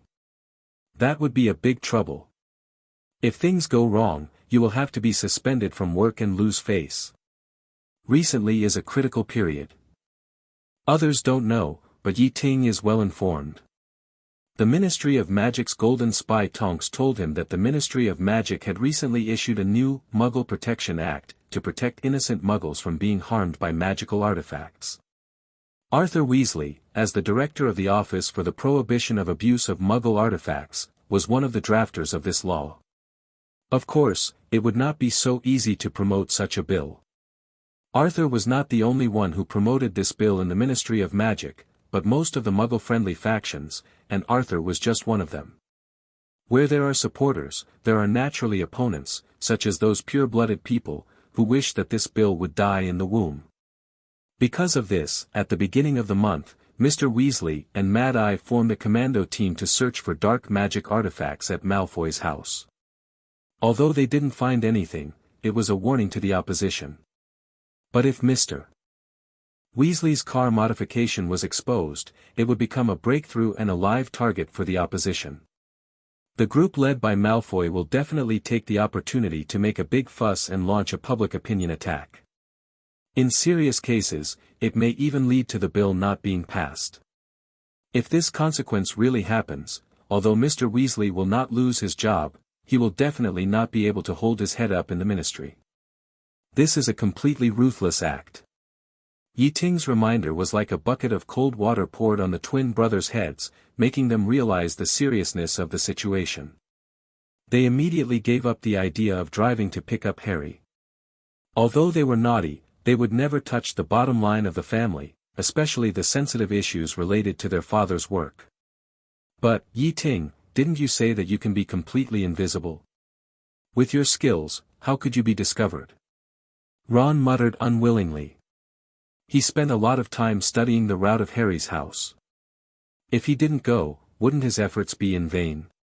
Ye Ting looked at this iron-headed kid, shook his head helplessly, and continued to persuade, Ron, Harry's house is not on the other side of the White Stoat Mountain, but in the Muggle settlement area. You go to find him in the middle of the night. What if you alarm the Muggles? What will happen? Ron fell silent after hearing this, and began to weigh the pros and cons. Ye Ting, can you use apparition to go there? George suddenly interrupted. Since driving is not possible, the easiest way is to apparate. Ye Ting covered his face and said helplessly, I said, that is not apparate. Seeing that the other party did not believe it, Ye Ting did not explain, forget it, I'll just say it directly. It's difficult. Because I have never been to Harry's house and did not leave coordinates at his house. Even if Ye Ting teleports, he has to leave a teleportation anchor point. He sighed and continued, even if I go to the vicinity of Harry's house, I can't pick him up. If I want to pick him up, I have to use magic, right? But there are adult wizards around here. Can I cast spells casually? If I use magic at Harry's house, the Ministry of Magic will definitely think that he is using it, and then Lingy will receive a warning letter from the Ministry of Magic. Ye Ting also has traces, but the Ministry of Magic cannot check who is using magic, and in the community where Harry lives, he is the only underage wizard. There is no doubt that the Ministry of Magic will point the finger of suspicion at Harry. Of course, even if Ye Ting does not go, Harry will be tricked by Dobby once. What should we do? Fred looked puzzled. He couldn't just watch Harry get into trouble, could he? It's very simple. Ye Ting smiled and said easily, wait for Mr. Weasley to finish overtime these 2 days and let him go. Harry's matter is not urgent to solve in 1 or 2 days. When several people heard it, they all felt that Ye Ting's idea was quite reliable. If it was Mr. Weasley, he could go openly. However, the twins still felt a little regretful that they could not take a ride in the invisible car as they wished. Harry's matter was temporarily settled. Ye Ting improved the car's stealth device, and several people flew around in the unmanned mountains to test the improved performance. The result was surprising. The car's stealth effect was perfect and would never be discovered by Muggles. Overall, except for being a little uncomfortable, this is indeed a good car, which made Ye Ting want to get one for himself. After flying, Ye Ting took Susan and Hermione back home. Before going to bed, Ye Ting sat leisurely in the yard to enjoy the cool, while Susan and Hermione lay on the cool bamboo bench next to Ye Ting, looking at the sunset in the sky and enjoying this quiet moment. At this time, a beautiful owl flew over, and Ye Ting brought a letter. Ye Ting opened the envelope and quickly browsed the contents of the letter. Whose letter is it? Susan turned sideways, gently supporting her head with her right hand, and it was unclear whether she was reading the letter or looking at the person. Lockhart, Gilderoy Lockhart. Ye Ting said with a playful tone, he invited me to attend his new book launch in Diagon Alley. Oh, is that the wizard who will be the defense against the dark arts professor next semester? Susan raised her eyebrows, quite interested in this news. Yes, it's him. Ye Ting confirmed, and then lay down leisurely on the bench. 3 benches were placed side by side, as if swaying gently in the same rhythm. The new dark arts professor. I wonder if this year's one will be more reliable. Hermione's face was full of melancholy. The shadow left by Professor Quirrell made her almost despair of this course. If it weren't for Ye Ting's extracurricular tutoring, she might really learn nothing from this course last semester. It should be reliable. He is the winner of the Order of Merlin, Class 3. Susan's tone was a little excited. It is in recognition of his heroic behavior in the face of dark creatures, and he introduced many methods to resist dark creatures in his autobiography. The Order of Merlin, Class 3, is it very powerful? Hermione hummed and asked softly. Well, it should be okay, right?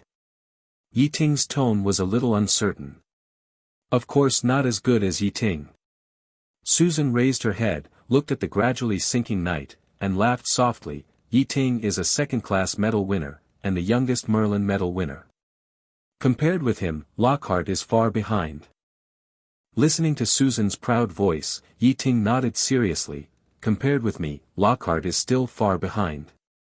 With the living second-class Merlin winner Ye Ting by his side, the 2 girls' admiration for Lockhart naturally seemed ordinary, and did not make it like chasing stars. Ye Ting was too lazy to expose Lockhart's lies. He knew that the truth would come out one day, and then the 2 girls would naturally see Lockhart's true face. 2 days later, Mr. Weasley finally rescued Harry from the suffocating environment. However, the process was not easy, and his negotiations with Harry's Uncle Dursley were not very friendly. According to Harry's Uncle Dursley, Harry was simply his calamity, ruining an important business for him. That was the drilling project he had been talking about for a long time, and it was the key to whether he could get a promotion and salary increase, become the general manager, become the CEO, marry, to the peak of his life. But Harry, this kid, dared to drop the pudding cake that he had made for an afternoon from the ceiling, splashing all over the Masons. That's not all, he got an owl to disrupt the party. You know, Mrs. Mason is very fond of birds. As a result, the Masons regarded this as a prank by the Dursleys, thinking that they were not sincere in signing the order, and left angrily. The order was naturally cancelled. However, in Mr. Weasley's eyes, it was a different picture. As an old pure-blood family, Susan's family has house elves themselves, and they know the habits of elves. Hearing this, Yi Jian's thoughts drifted to the slightly awkward first meeting with Ollivander. Mr. Ollivander was sitting leisurely beside a chair sipping tea. Fred and George exchanged a meaningful look. Indeed, Dobby's behavior is completely contrary to the nature of elves. They usually guard their masters silently like shadows and execute their master's orders, instead of disobeying orders and revealing information to Harry. There must be something hidden behind this. He decided that he should share any news with everyone in the future. Lockhart had obviously reached a strategic partnership with Hogwarts, and there were 7 of his books in the letter. If the Dursleys were wizards, with his attitude, he would probably give Harry an Avada Kedavra. Well, Fred weighed his words, let's put it this way. The magic of house elves is indeed powerful, but without the permission of their masters, they cannot use magic, and they will not easily reveal their master's secrets. I guess Dobby may be manipulated by someone to prevent you from returning to Hogwarts. Someone wants to play a trick on you and deliberately made up those lies. George's eyes flashed with a sharp light. Have you ever had any grudges with anyone at school? Yes. Harry and Ron blurted out almost at the same time. Draco Malfoy. Harry spit out the name coldly. He has a grudge against me. Ye Ting raised his eyes slightly and took a sip of tea. Malfoy would probably be heartbroken to hear Harry say this. Ye Ting really felt that Malfoy's long-term harassment of Harry was not out of pure hatred, but out of unrequited love. In fact, if you want to uncover Dobby's true identity, the method is very simple. Ye Ting raised the corner of his mouth slightly and said mysteriously. What method? Several people looked at Ye Ting.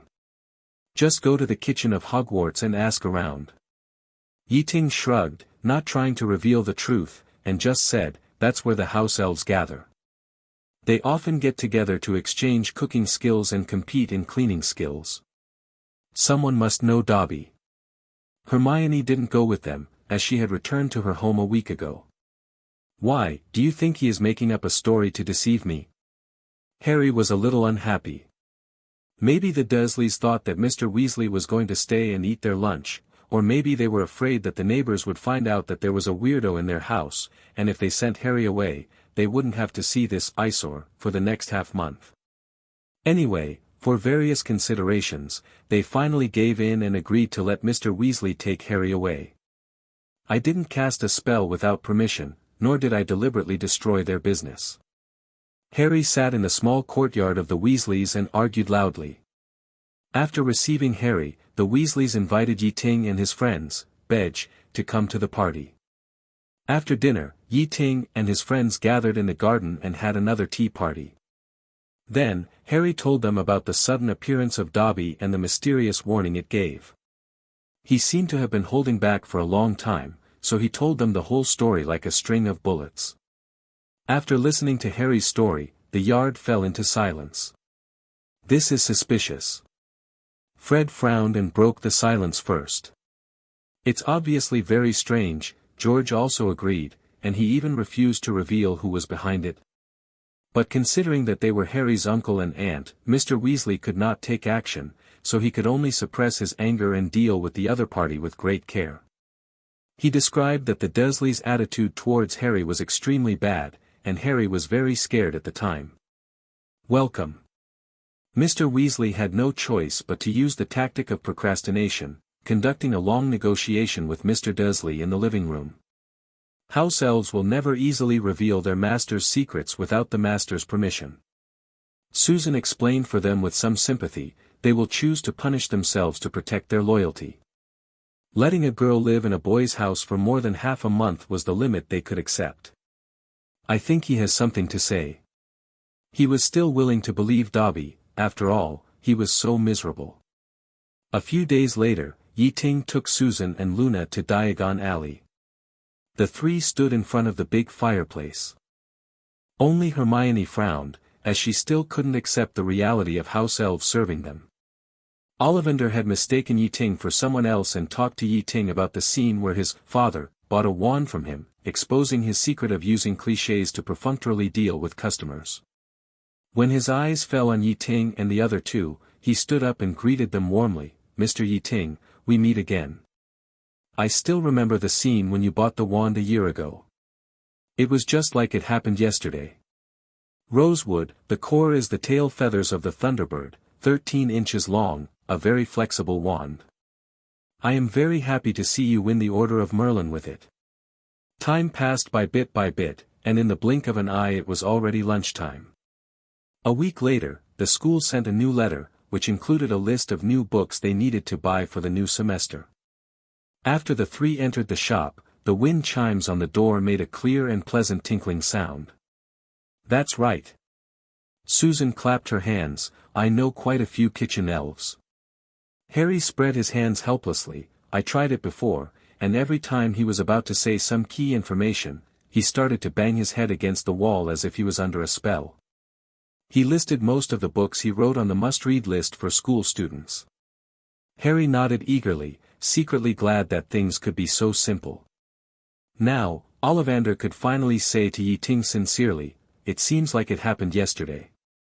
As for Luna, her father, Mr. Xenophilius, had other tasks today, so he asked Ye Ting to take care of his daughter. However, the Dursleys were like a weight on their backs, and they would not give in no matter what. Susan's fingers picked up a handful of green powder from the porcelain pot, walked to the stove, sprinkled the powder into the blazing flames, and then stepped into the flames, shouting, Diagon Alley. In the blink of an eye, her figure disappeared in the flames. Luna was next, and finally Ye Ting. In the blink of an eye, the three of them were in front of the stone fireplace of a wizard's shop in Diagon Alley. Diagon Alley was full of people, and the bustling crowd surged forward like a tide.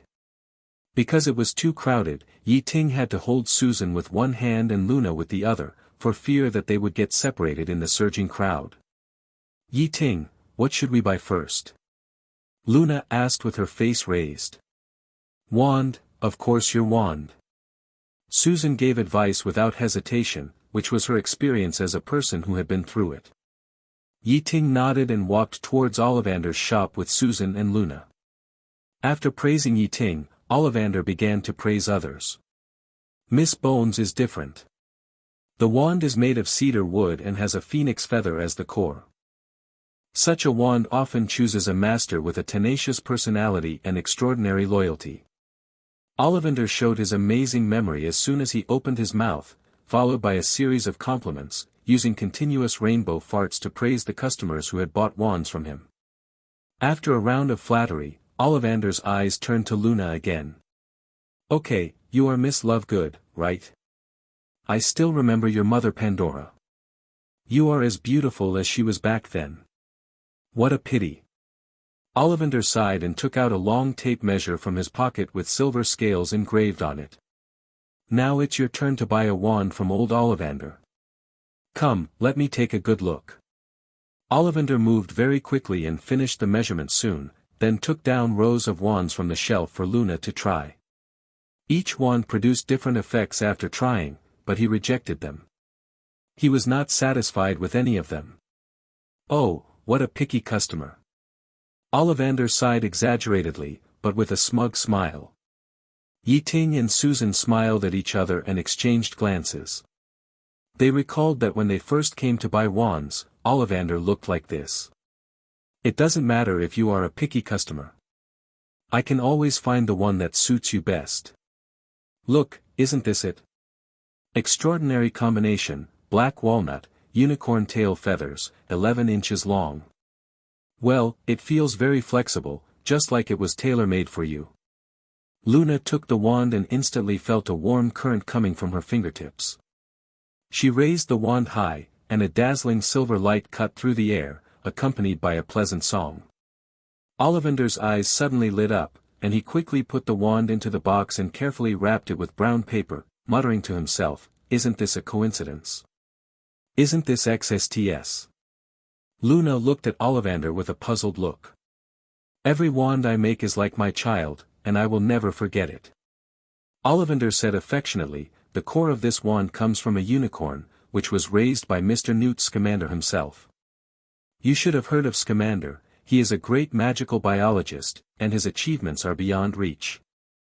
Child, I believe you will be so outstanding in the future and achieve an extraordinary career.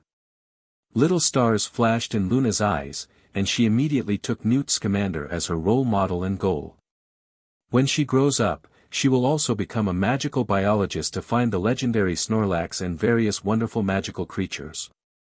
Ye Ting didn't think too much, but carefully observed Ollivander's sales skills. He had to admit that Ollivander was indeed a hidden sales master.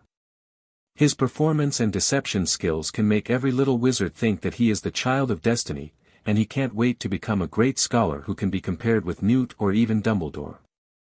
No wonder Ollivander's wand is the best-selling in Europe.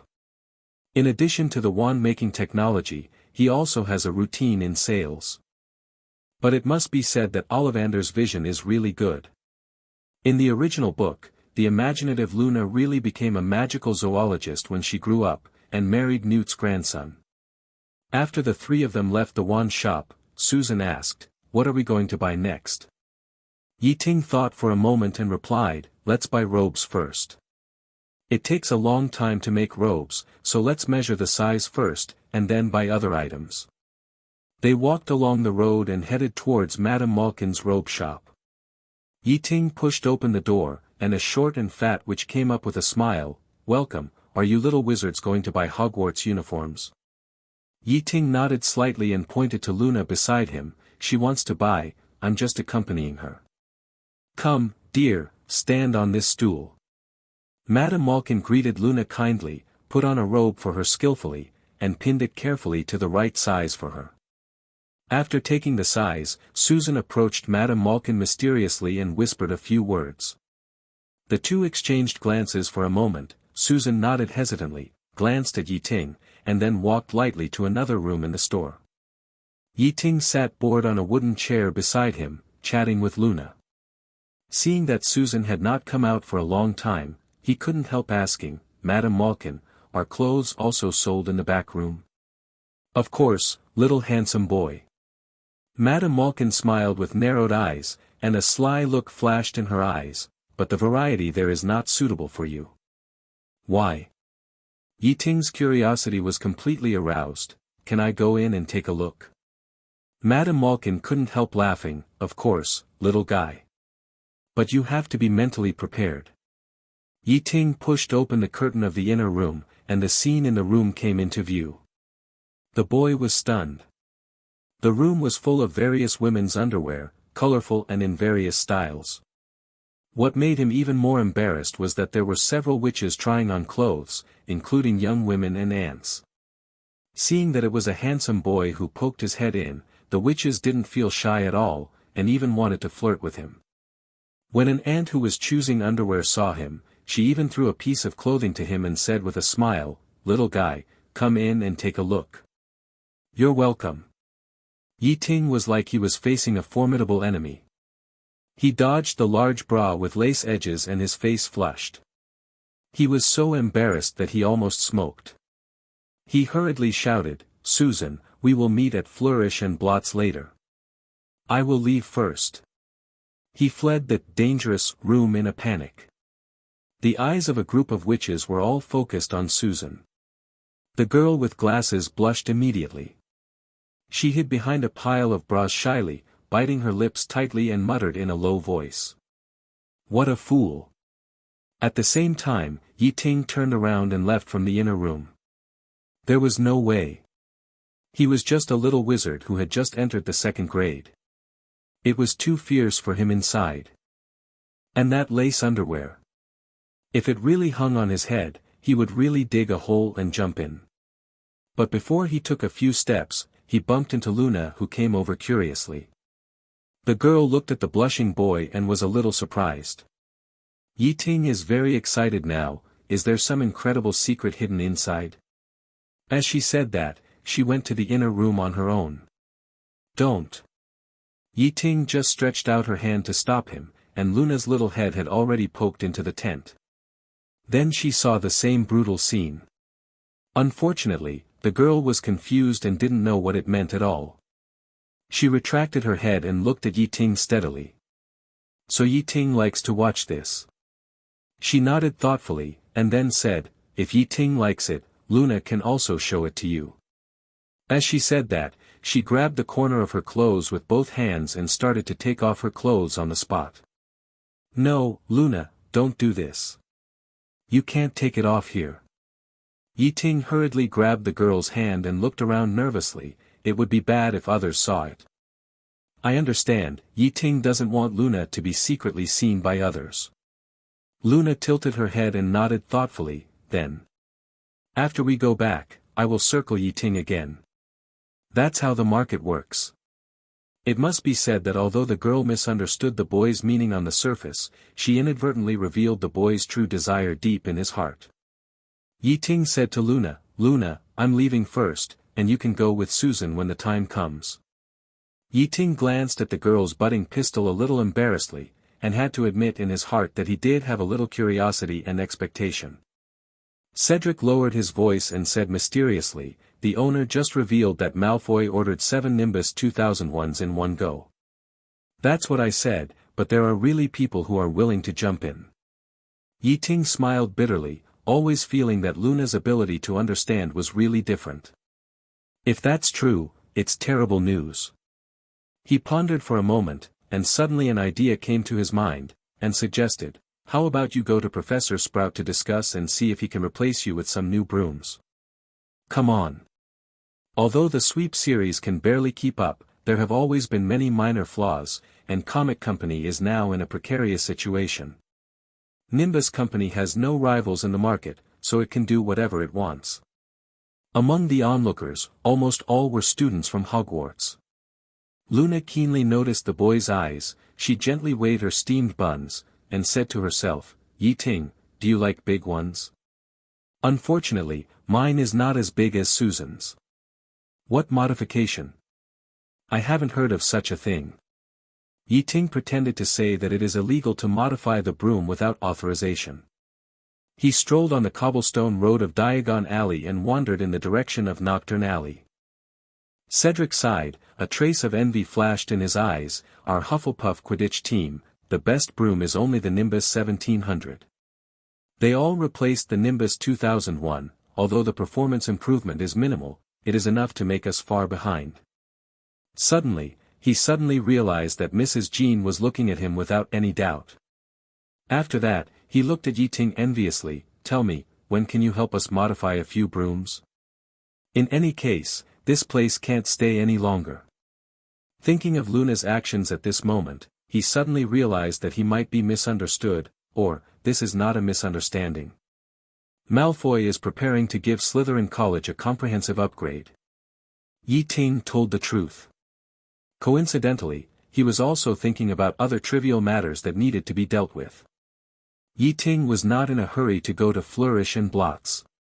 He knew very well that when a girl was immersed in the fun of choosing clothes, buying or not might be secondary, and more importantly, she enjoyed the fun of trying on clothes.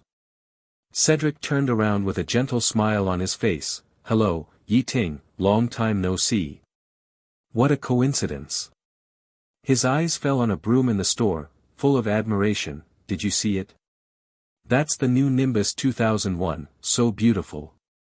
0, Nimbus 2001. Compared with Nimbus 2000, what's the difference? Ye Ting asked. Cedric said, the length of the broom has increased, and the material has been upgraded from ash to mahogany. By the way, Nimbus also provides a color change service for Nimbus 2001. As long as you pay more, you can choose the color of the broom as you like. What about performance? This is the key. Ye Ting shook his head. He was more concerned about the actual performance of the broom. The starting speed is 5% higher than that of Nimbus 2000, and the maximum speed has soared by 5%. However, the price is not cheap, and the price is 1/5 more expensive than that of Nimbus 2000. Cedric knows them all. Ye Ting's eyes shuttled through the crowd and soon locked on a familiar figure. Even the Nimbus Company has started to play the game of squeezing toothpaste again. Ye Ting shook his head helplessly, the performance has almost stagnated, but the price has soared all the way. This generation of Nimbus 2001 is simply an IQ detector. Ye Ting concluded, whoever buys it will be the biggest sucker among the suckers. He opened his mouth, wanting to explain clearly, but in the end he still couldn't say the words, you misunderstood, I just don't want you to be exposed, and I don't want to see you privately. Hey, Cedric, you are here to join in the fun too. Ye Ting smiled and patted the wizard's shoulder. Cedric rejected the suggestion outright. As soon as Professor Sprout received donations from famous alumni, she used all of them to buy precious herb seeds. Asking her to spend money on brooms? I dare not even think about it. The picture shows Susan Ney seeking flowers. Cedric shrugged, his face full of helplessness. Ye Ting heard this and shook his head, saying casually, "That's not the case. Big has its advantages, small has its advantages." After saying this, he fled from the store of Majinwiren almost like flying. When passing by a Quidditch boutique store, he found a circle of wizards in front of the store. Driven by curiosity, he also squeezed into the crowd. The two chatted for a few words and then left. Ye Ting took a step and walked straight towards Nocturne Alley. Don't get me wrong, he was not going to return to his loyal Nocturne Alley as a dark wizard. This time, he walked in openly and honestly. The treasure he ordered from Borgin and Burke's has arrived. Borgin and Burke specializes in collecting and selling those strange and unique magical items. Some rare things that can't even be seen in Diagon Alley can only be ordered here. Ye Ting walked to the counter familiarly, only to see a man bending over, frantically combing his greasy long hair that hung on his face with his fingers, as if trying to arrange them neatly. "Oh, Mr. Ye Ting, we meet again." Mr. Borgin's voice is as greasy as his hair, almost attractive to the beauty. In this regard, even Professor Snape has to admit defeat. "Have you found the safety bell I ordered?" Ye Ting asked straight to the point. "Of course I have." Old Borgin showed a proud smile. "I have searched many places, and finally found such a treasure in the Skull Tomb. But it is very expensive." As he said, he showed a row of yellow teeth. The Skull Tomb is a famous ossuary in Paris, France, located in the Place d'Enfroche in the 14th arrondissement of Paris. It was originally an underground limestone quarry, and was later transformed into an underground tomb. It was used to solve the problem of insufficient cemeteries from 1786. It was used as a cemetery until 1814. It has now been opened as a museum with 6 million human corpses. However, the public can only visit a small part of the tombs. In fact, since human corpses are good materials for black magic, this huge underground cemetery attracted a large number of black wizards soon after it was established. Therefore, this place has become a place where black wizards have been entrenched since a long time ago. The French Ministry of Magic also tried to clean up the place, but because it was so large and complicated, and located underground in Paris, it was impossible to clean up the place without causing a big commotion, so it was eventually abandoned. This is the largest no-man's land in the French wizarding world. Borgin's fat fingers fumbled under the counter for a while, and then an 8-bell copper-gilt ebony clock suddenly appeared on the counter. The dial of the clock was engraved with patterns such as Home, the Ministry of Magic, and the Vault, but unfortunately, its hands had lost their ability to operate and became a decoration. "I spent a lot of money to get this clock, a full 2,000 galleons." Borgin boasted, his face full of pride. Ye Ting just smiled lightly, and was not moved by Borgin's words. He calmly took the clock and carefully examined every detail. "Mr. Borgin, you seem a little dishonest."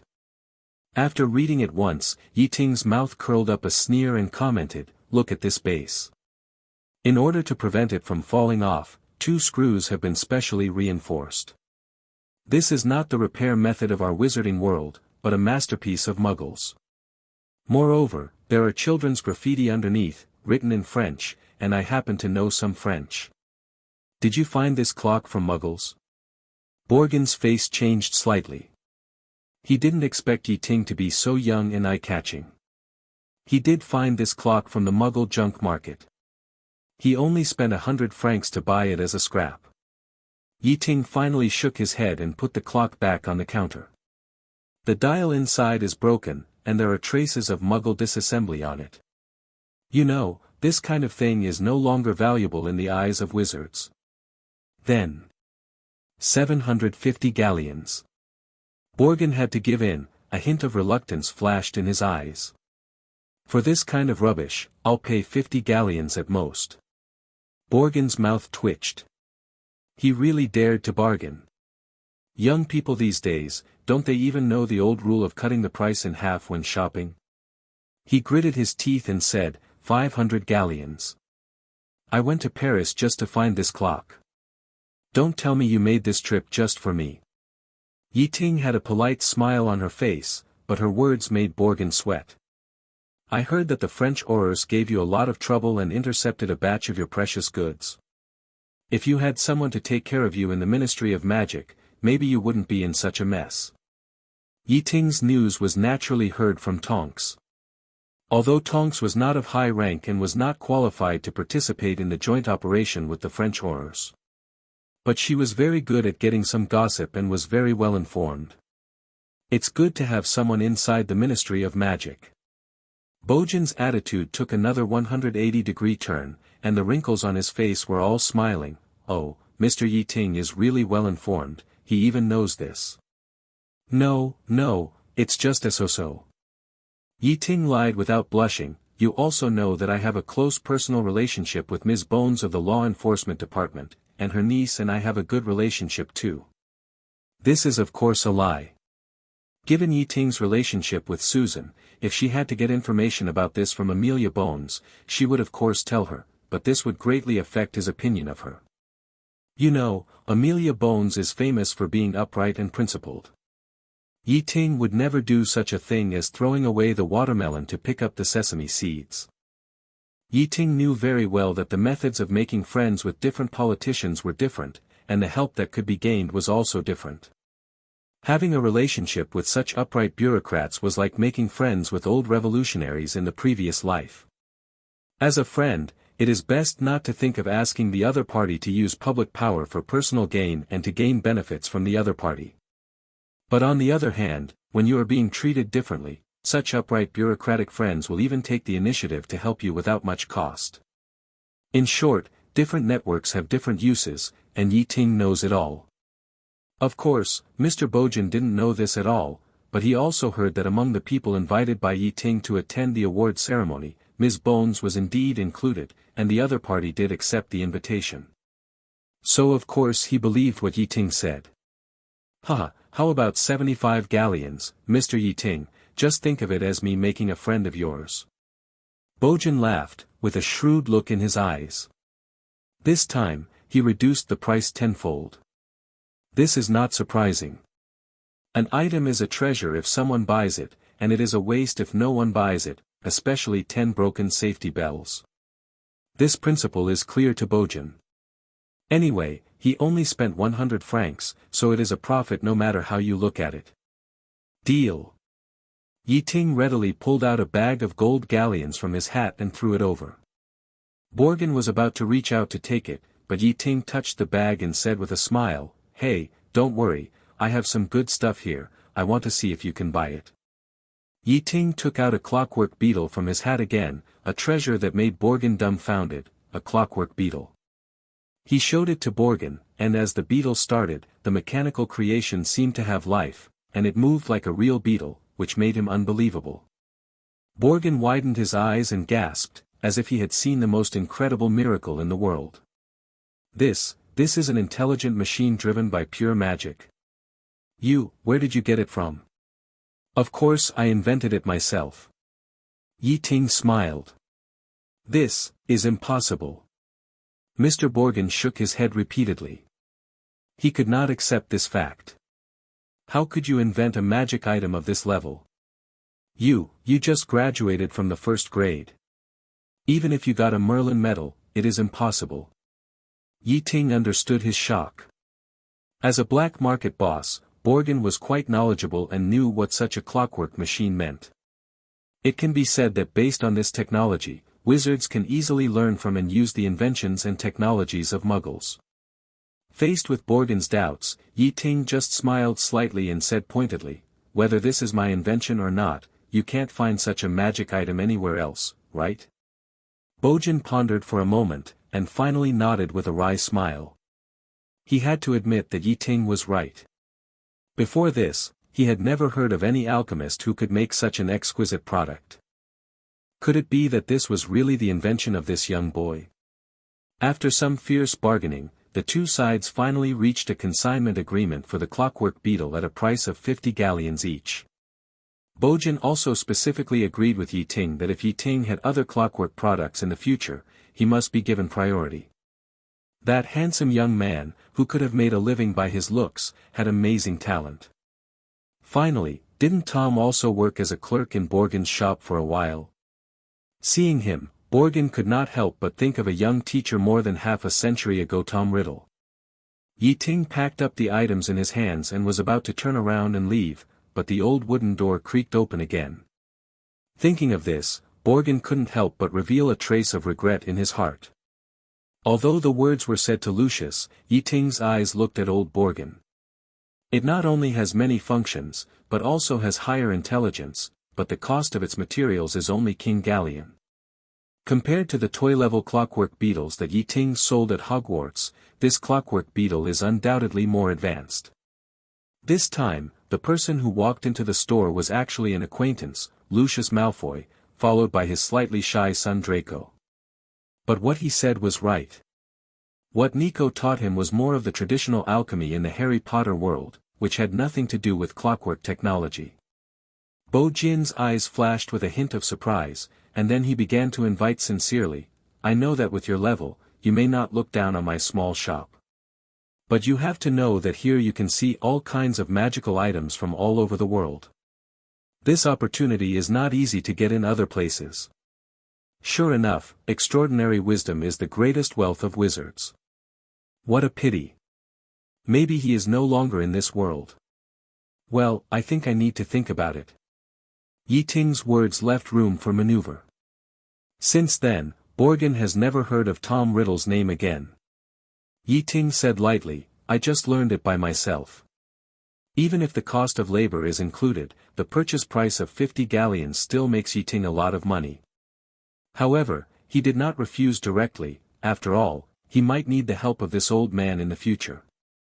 Borgen bowed slightly and responded tactfully, Mr. Ye Ting is right, he is my most distinguished customer. Speaking of which, Mr. Malfoy, what brings you here today? Lucius just snorted and walked straight to the counter with Draco. Ye Ting did not give up the intention of leaving, but strolled leisurely in the store, as if he was interested in every product here. Lucius glanced at Ye Ting unhappily, but Ye Ting seemed to be completely unaware and continued to admire the products with a thick face. With his father present, Draco did not dare to step forward to greet Ye Ting, and could only lower his head and stand like a minion. At the same time, Ye Ting's sight was attracted by a dry arm model. He stopped and carefully studied the sign on it. Borgen secretly complained in his heart, but he could do nothing. Ye Ting was not only his big customer, but also a supplier he had just negotiated with. He really didn't want to lose the qualification to order clockwork products because of offending Ye Ting. Can there be more than Nicholas Flamel's manner? Feeling the other party's domineering attitude, Ye Ting also narrowed his eyes. Why, has Borgen's store become the private territory of the Malfoy family? Not only did he have excellent academic performance, he was also a class leader and student union president in school, and he also won the school's Special Contribution Award. Mr. Ye Ting, are you interested in coming to our shop for an internship after graduation? Unfortunately, the other party resigned later. But it was obvious that with Ye Ting present, Malfoy would not be able to take out the things he wanted to sell. Hearing him say this, Ye Ting couldn't help but sneer in his heart. Of course I'm buying things. Borgen did not seem too disappointed, he looked at Ye Ting with appreciation. Seeing Ye Ting here, Lucius was obviously stunned for a moment, frowned slightly, and almost doubted whether he had walked into the wrong place. Borgen used the reason of gaining knowledge to seduce the boy at that time. Magical items? He became more curious about the young man and asked tentatively, Mr. Ye Ting, you have such a high level of alchemy. Which master did you learn from? He didn't want to reveal too much about Nico, so as not to cause unnecessary trouble. After finalizing the deal, Bojin's attitude became more enthusiastic. Why are you here? He asked coldly. In this way, the store fell into a delicate stalemate. About 3 minutes later, Borgin found an excuse and led Lucius and Draco to the back room. Until the door closed, Ye Ting whispered, "Come out, Harry, don't hide there anymore." In the black market, there is an unwritten rule: when trading with others, third parties are not allowed to watch. After all, many transactions are shameful, and being known by outsiders may be fatal. Ye Ting had no interest in the things Malfoy was going to sell. The purpose of the other party's trip was just to sell some dark magic items that were not allowed to be seen in the light in private. Obviously, Mr. Weasley's sudden search before made him feel a lot of pressure. If Ye Ting hadn't discovered Harry's hiding place, Ye Ting would have left long ago and would never stay here for a while. Sure enough, before he finished speaking, a large dark cabinet quietly opened, and Harry came out of it with a dusty face. Ye Ting raised his eyebrows slightly, shook his head and sighed, "Harry, you are really brave." "What's wrong?" Harry patted the cold dust on his body, looking innocent. "I don't even dare to touch the things in Borgin's shop, but you just go into a cabinet when you see one." Ye Ting sighed secretly, wondering whether Harry was really bold or just looking for death. Sometimes, being too bold is really just a fine line away from looking for death. "Is this cabinet dangerous?" Harry looked puzzled. The black cabinet looked ordinary. "I don't know about this cabinet, but I bought a faulty vanishing cabinet here. There was a damaged circulation space inside. If ordinary people fell into it, they would never get out again." Ye Ting explained. If he hadn't bought the cabinet at that time, Harry might have hidden in the dangerous vanishing cabinet. And hiding in a malfunctioning vanishing cabinet at random is undoubtedly a crazy adventure.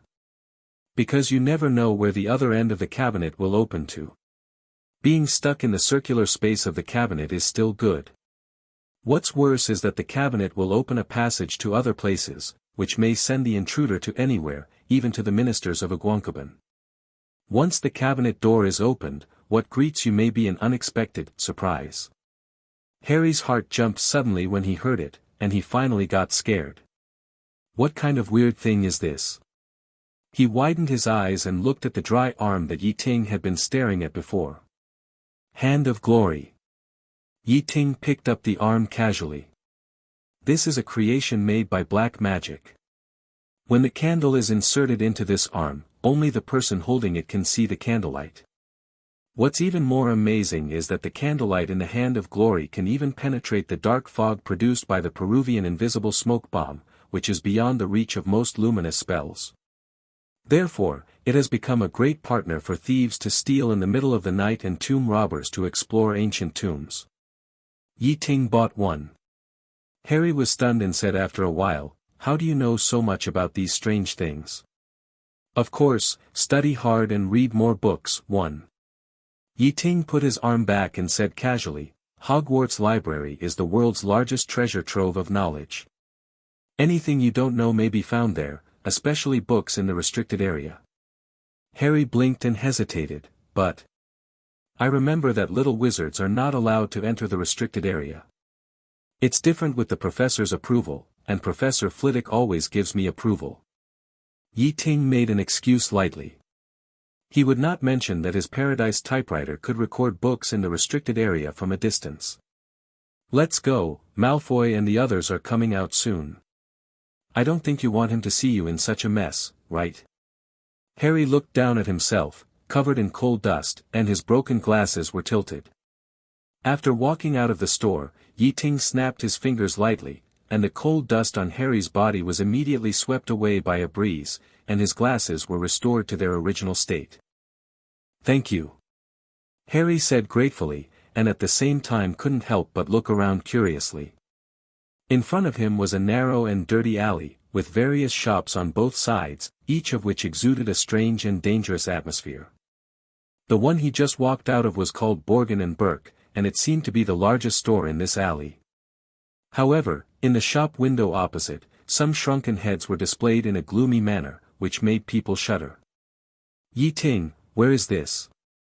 Harry couldn't help asking.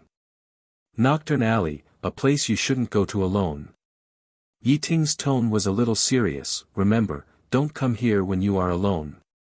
Ye Ting was not worried about Harry's safety, but was afraid that he would get into trouble and involve other people if he was too reckless.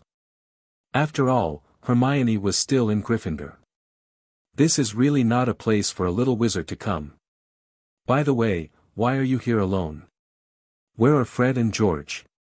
Ye Ting asked while walking. It would be too embarrassing for the two of them to walk in this dark alley without saying anything. I don't know, maybe I mispronounced the location when I used the Flo powder. Harry explained awkwardly. He originally came to Diagon Alley with the Weasley family.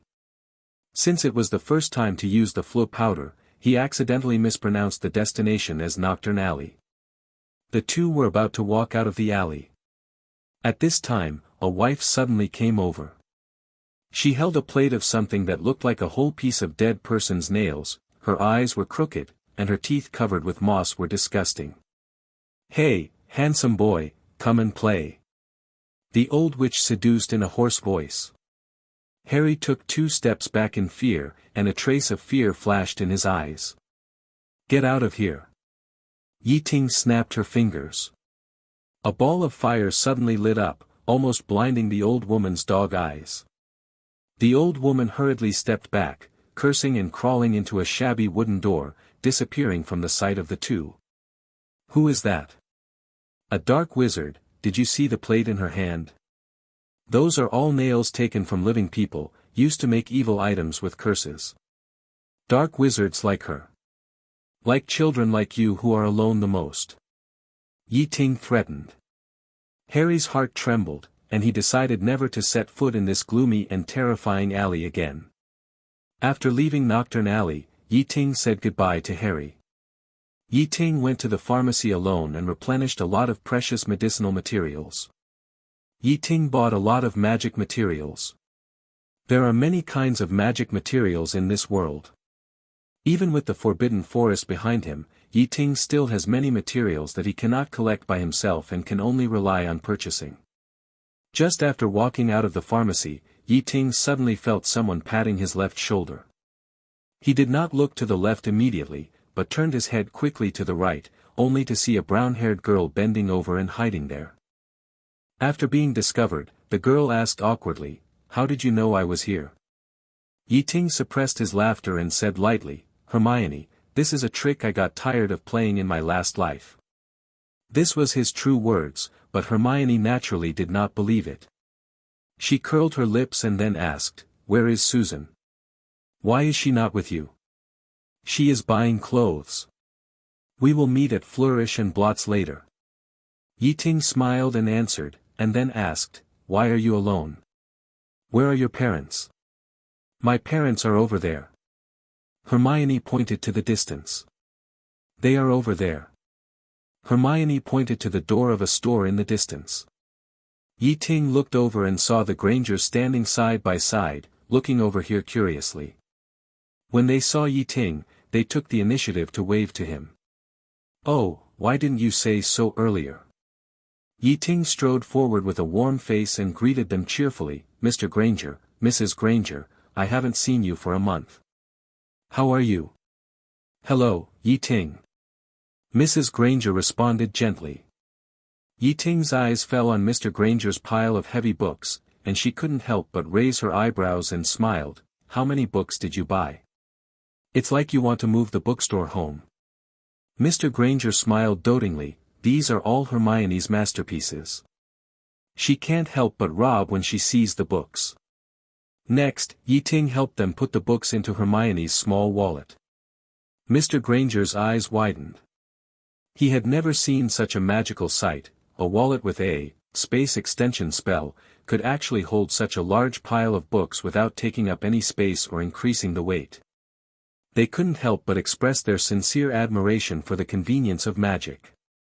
Gryffindor sword, Ravenclaw diadem, Slytherin ring, Hufflepuff gold cup.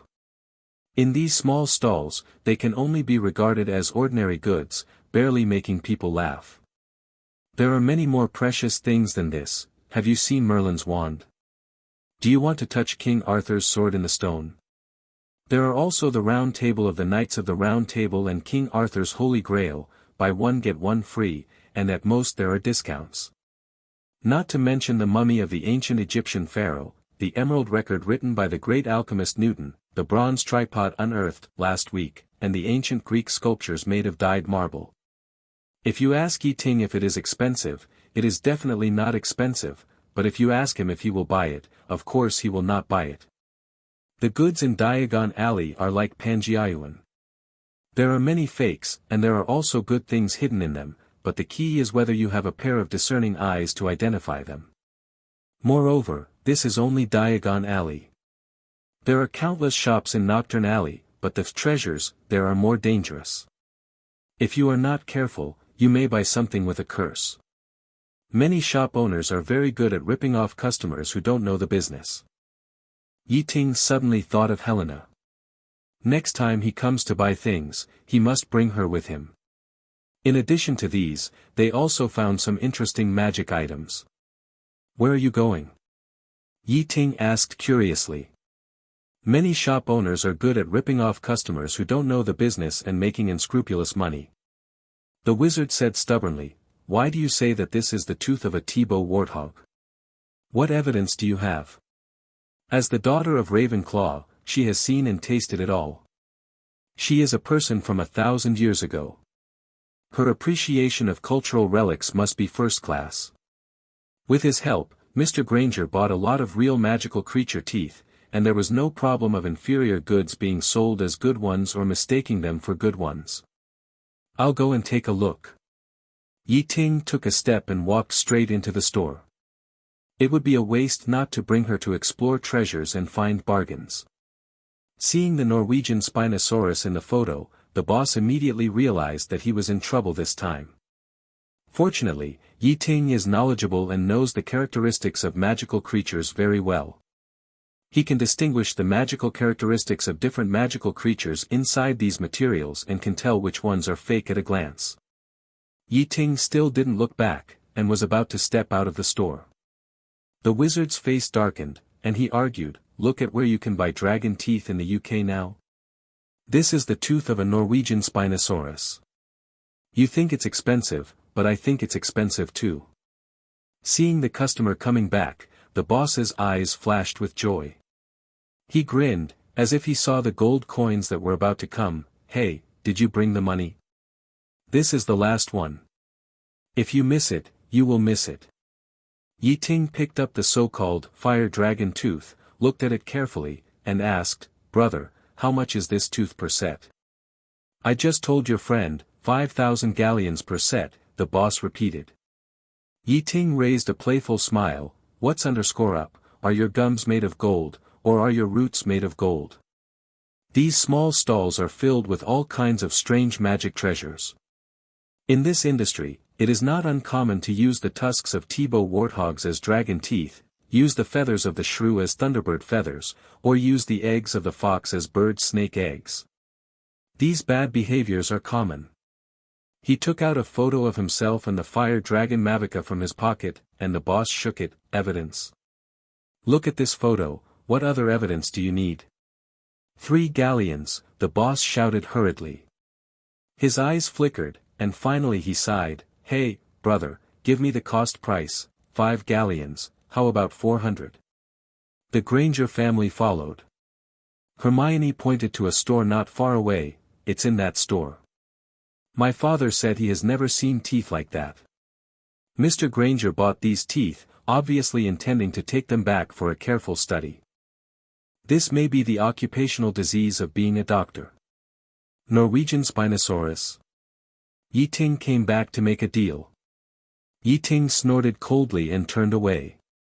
Ye Ting chuckled, "This is just a trap. 50 galleons." Ye Ting couldn't help but be amazed when he heard it. What kind of magical creature's teeth are so expensive? Hermione and Mr. Granger were stunned and admired Ye Ting's bargaining skills. Ye Ting curled his lips in disdain, his eyes full of sarcasm. "You are really good at fooling people with the teeth of a T-bow warthog. At most 2 galleons, will you sell it?" 2 galleons. The boss' voice was a little anxious. "It can't be any lower, this is my bottom line." Hermione sighed softly and explained, my father just became interested in a set of teeth of a magical creature and wanted to buy it back to study. But the price of the teeth is really not cheap, it costs 50 galleons.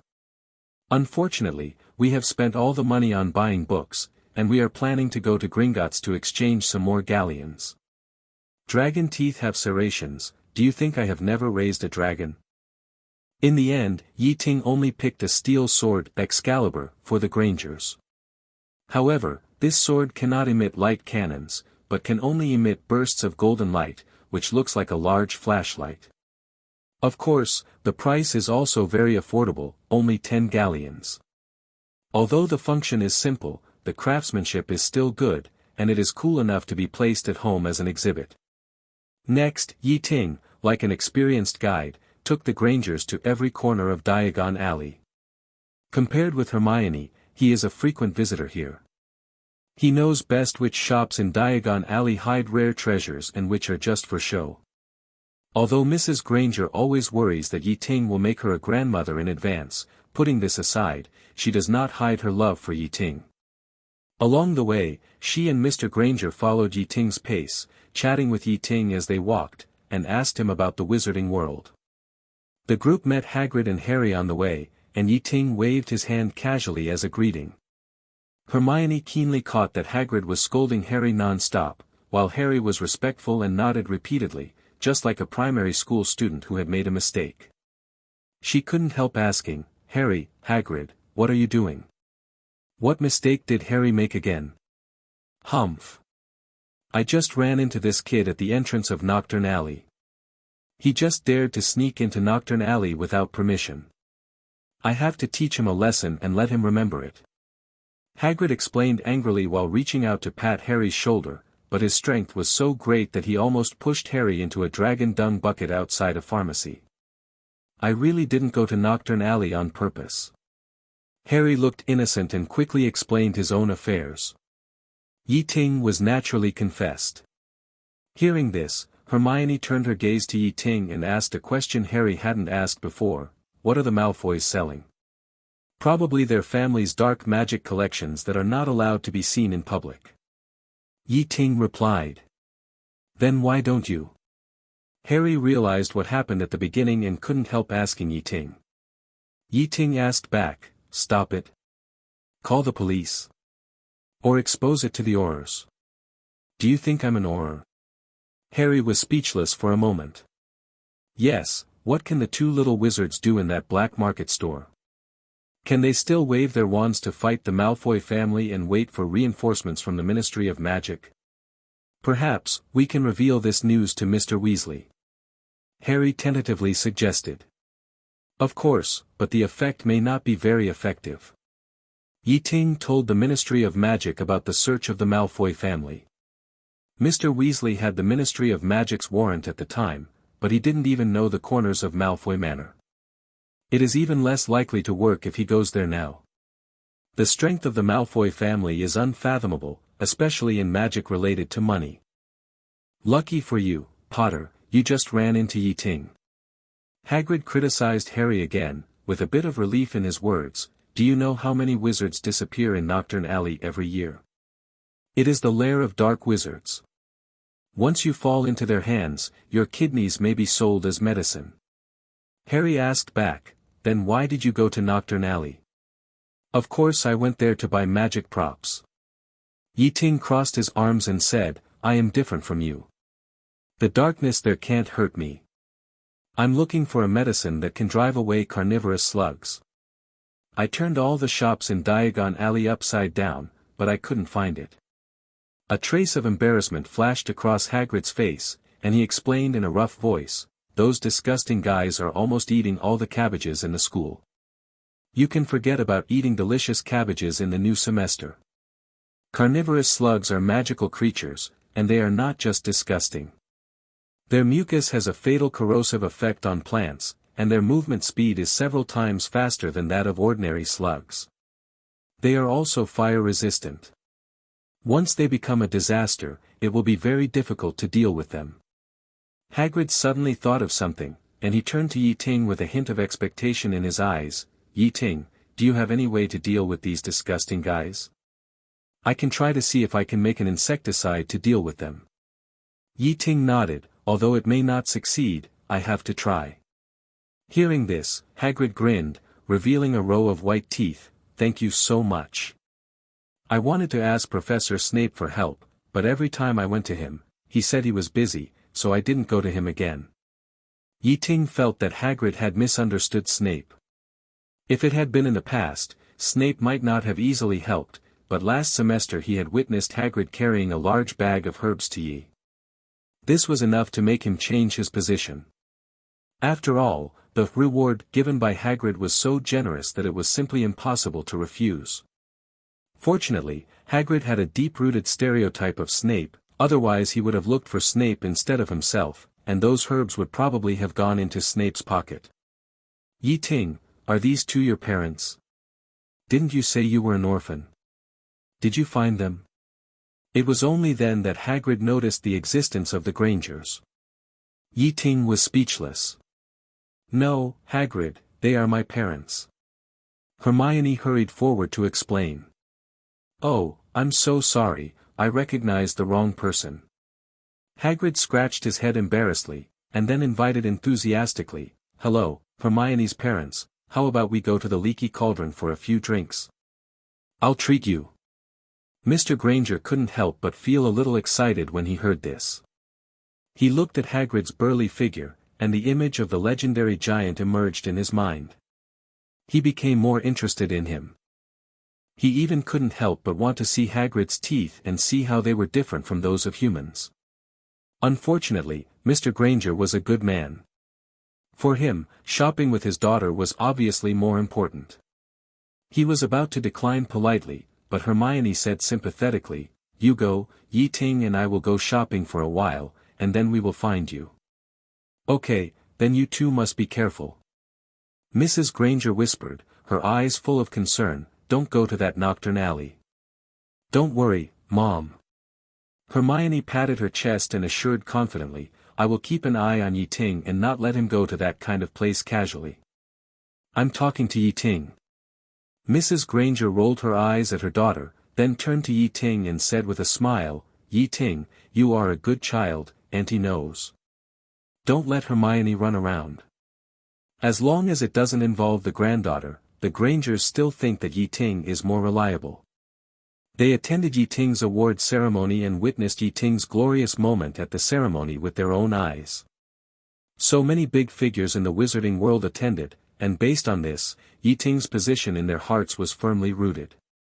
It was also from that time that the Grangers began to realize that the gap between Ye Ting and Hermione was not the 2 points on the test paper that could make up for it. Even if Ye Ting had been to Nocturne Alley, he could protect himself. I understand, ma'am. Ye Ting grinned and acted like a good boy again.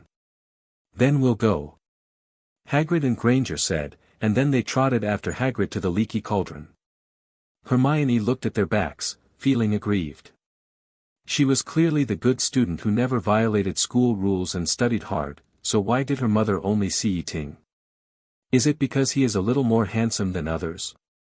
If he is expelled from Hogwarts one day, you will know how bad he is. Thinking of this, Hermione felt unbalanced, and she glared at Ye Ting, as if she wanted to burn him to ashes with her eyes. Hermione, don't glare at me like that, or I'll tell your mother about it. Ye Ting held back his smile and deliberately put on a stern face to scare her. You don't want your mother to know that you bullied me, do you?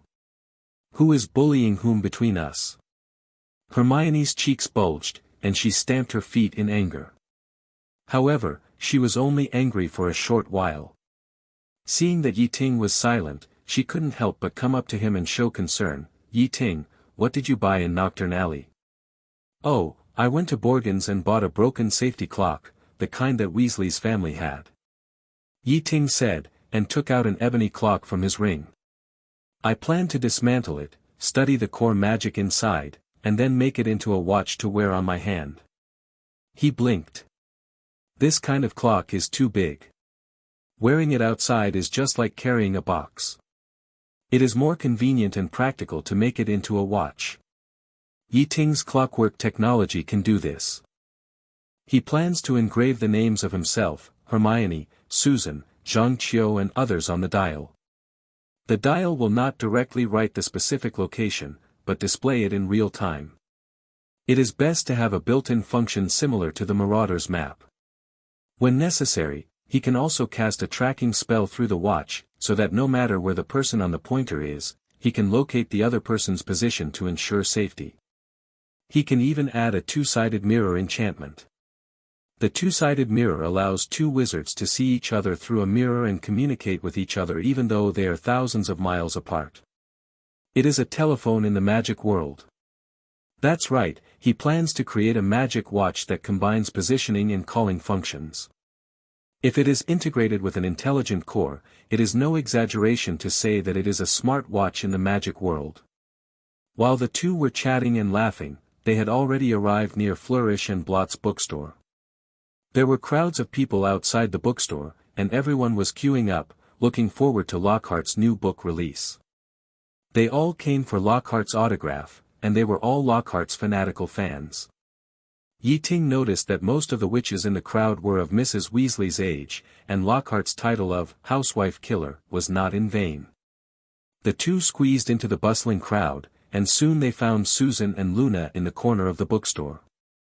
They were selecting new books for this semester. For example, Lockhart's complete works. There are a lot of people, right?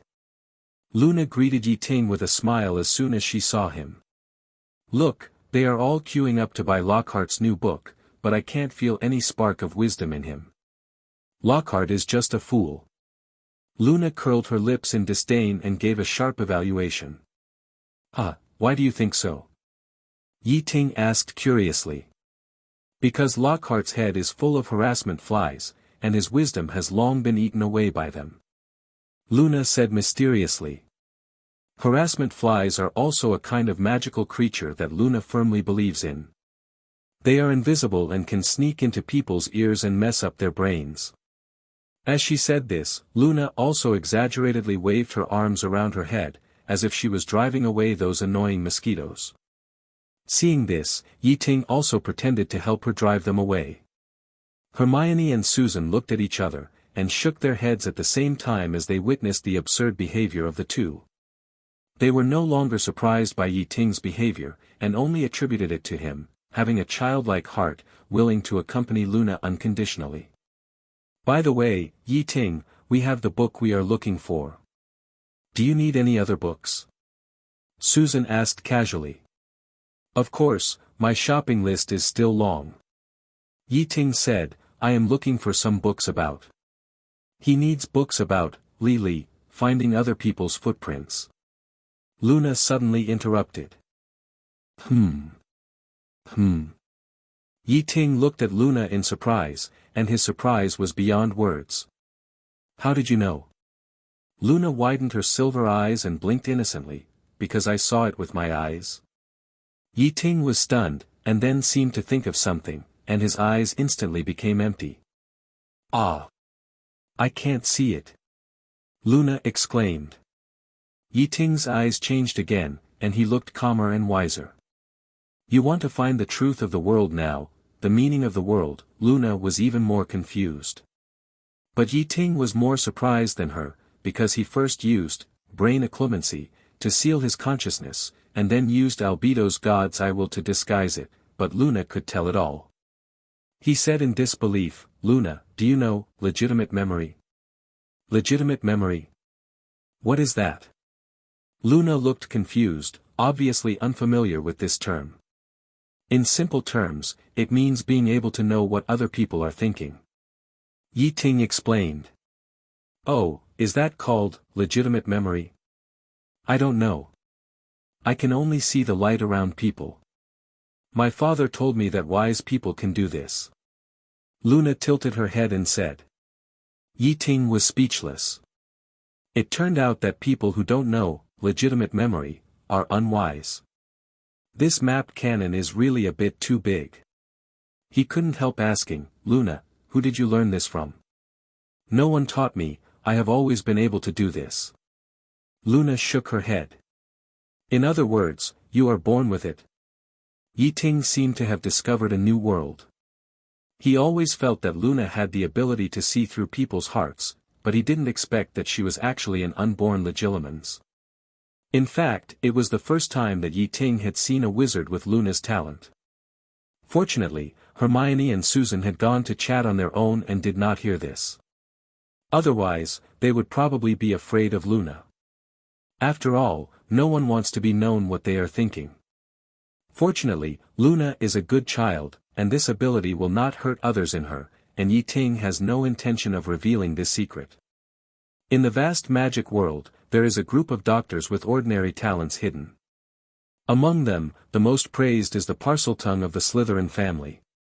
They seem to be born to make friends with snakes and can make hissing sounds to communicate with snakes. Although this strange ability can also be acquired through hard study, more often it exists in the blood of wizards and is passed down from generation to generation. In addition, the prophetic ability possessed by some wizards can also be inherited. For example, Hogwarts' divination professor Trelawney can peek into the future briefly. She doesn't need complicated divination rituals to see through the veins of fate. At that time, most of the divination rituals she taught were unreliable. Whenever she showed off those divination rituals, it meant that she was playing tricks. When she really started divination, she almost blurted out what she felt. Afterwards, she herself didn't remember what she predicted. And this ability was inherited from her great-great-grandfather, the real prophet Cassandra Trelawney. Therefore, the pureblood theory among wizards does have some theoretical basis. No wonder Slytherin is a die-hard fan of the pureblood theory. Unfortunately, most special abilities cannot be stably inherited through blood. The typical ability is metamorphmagus. They can change their appearance freely without learning human body transformation, which is convenient and fast. The legendary Merlin is a metamorphmagus, and Tonks, who Ye Ting is familiar with, also has this enviable ability. As for natural legilimency wizards, even in the original book, they have appeared. Newt Scamander's sister-in-law, Queenie Goldstein, has such a pair of eyes that can penetrate the fog of the mind and easily enter the sea of other people's thoughts. However, this ability is a double-edged sword for her. Reading the minds of people around her all the time has made her suffer too much unspeakable pain. 787 After all, the human heart is very complicated, hiding too many dark and secrets that are difficult to talk about. Sometimes, knowing too much becomes a burden. Luna is different from Queenie. She has a more flexible control of this power. In most cases, she can only see some vague emotional characteristics and colors. These rough emotional characteristics will be identified by her as harassing bulls and other magical animals that are invisible to others. Only when she is very curious and concentrates, will she fully open this ability. So, when do you usually feel curious? Ye Ting asked with interest. I'm curious now. Luna's voice was a little dazed. What did you see? Ye Ting couldn't help asking. I can see fragments of the picture. Susan was struggling with whether to choose fish and chips or breaded hot dogs for lunch, and she thought they could be eaten together. Hermione is struggling with the relationship between me and Ye Ting. She has a crush on Ye Ting and wants to ask you out for ice cream after shopping, but she's too shy to say it out loud. Enough. Stop it. Ye Ting quickly lowered her voice to stop him. Don't pry into other people's thoughts casually, it's very rude. Luna stared at Ye Ting. Are you sure? Gilderoy Lockhart just now, he planned to take advantage of you coming here. Luna's words suddenly stopped, leaving a suspense. Ye Ting waited for a long time, and said helplessly. Why do you only say half of the words? Ye Ting won't let me continue, saying that it's rude to pry into other people's thoughts. Luna whispered in Ye Ting's tone. Ye Ting was speechless. Forget it, in fact, without Luna saying more, he could guess Lockhart's little calculation. It's just to get attention. Luna shook her head, looking a little confused. I want to know what Ye Ting is thinking, but I still can't feel it. I used brain occlumency to seal myself off. Ye Ting explained this magic to Luna. Luna's intuition is so sharp that it's terrifying. Perhaps because she has seen too many other people's thoughts, sometimes she doesn't even need to rely on lemony to see through people's hearts. It can be said that Luna is an absolute, sighed, intuitive and emotional school, and is completely at the opposite end of the spectrum from the rational Hermione. If Luna were a muggle, she might become a psychology professor in the future. It's strange to say that this summer, she and Susan always quarreled when they were together, but once they were apart for a while, their relationship inexplicably became close. The friendship between girls is really unpredictable. Ye Ting shook her head, said goodbye to Luna and the others, turned around and walked deep into the bookstore to find the books she needed. As Luna said, his target this time was books about the tracking spell. Because the twins' plan to imitate the Marauder's map was completely ruined, they placed their hopes on Ye Ling again. As for Ye Ting, he had recently developed a strong interest in this kind of magic. His understanding of the tracking spell was only at the superficial stage, so he couldn't wait to study it in depth. Only after studying this well could he analyze the principle of the Marauder's map and transform it into a smart watch. As a senior member of Flourish and Blott's bookstore, Ye Ting is a VIP customer here. The books he has bought can be piled up into a small mountain.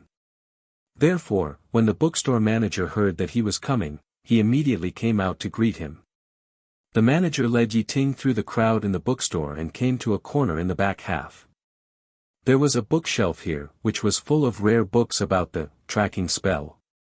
Ye Ting began to select books and then placed them on a slightly old table next to him. Tracing shadows, the tracking spell skills that Aurors must master, and wizards, traces and maps. Just as Ye Ting was immersed in this ocean of knowledge, an unexpected person appeared. At the corner, he saw Jean's father. Mr. Lovegood always liked to wear strange clothes. At this moment, he was wearing a black robe with the white words, "The Quibbler," printed on it. It seems that Luna's unique dressing style is indeed deeply influenced by her father. At this time, Xenophilius Lovegood was sullenly following a group of reporters, muttering from time to time, complaining that Lockhart's book signing event did not invite him, the famous editor-in-chief of the Quibbler. After a long time, he gave Luna to Ye Ting today in order to make time to interview Lockhart. Lovegood never misses any opportunity to make money. After all, the Quibbler is not a very popular magazine, and the performance is not very good. It is not an easy thing to support his daughter Luna with it. For a single father, money is never enough. At this moment, a burst of hurried footsteps broke the silence in the corner, and Lockhart suddenly came over. He was wearing a robe the same color as the forget-me-not flower, which matched his blue eyes. The pointed wizard hat, playfully tilted on his curly hair, added a bit of unruly style to him. "Ha, Ye Ting, we haven't seen each other for a long time."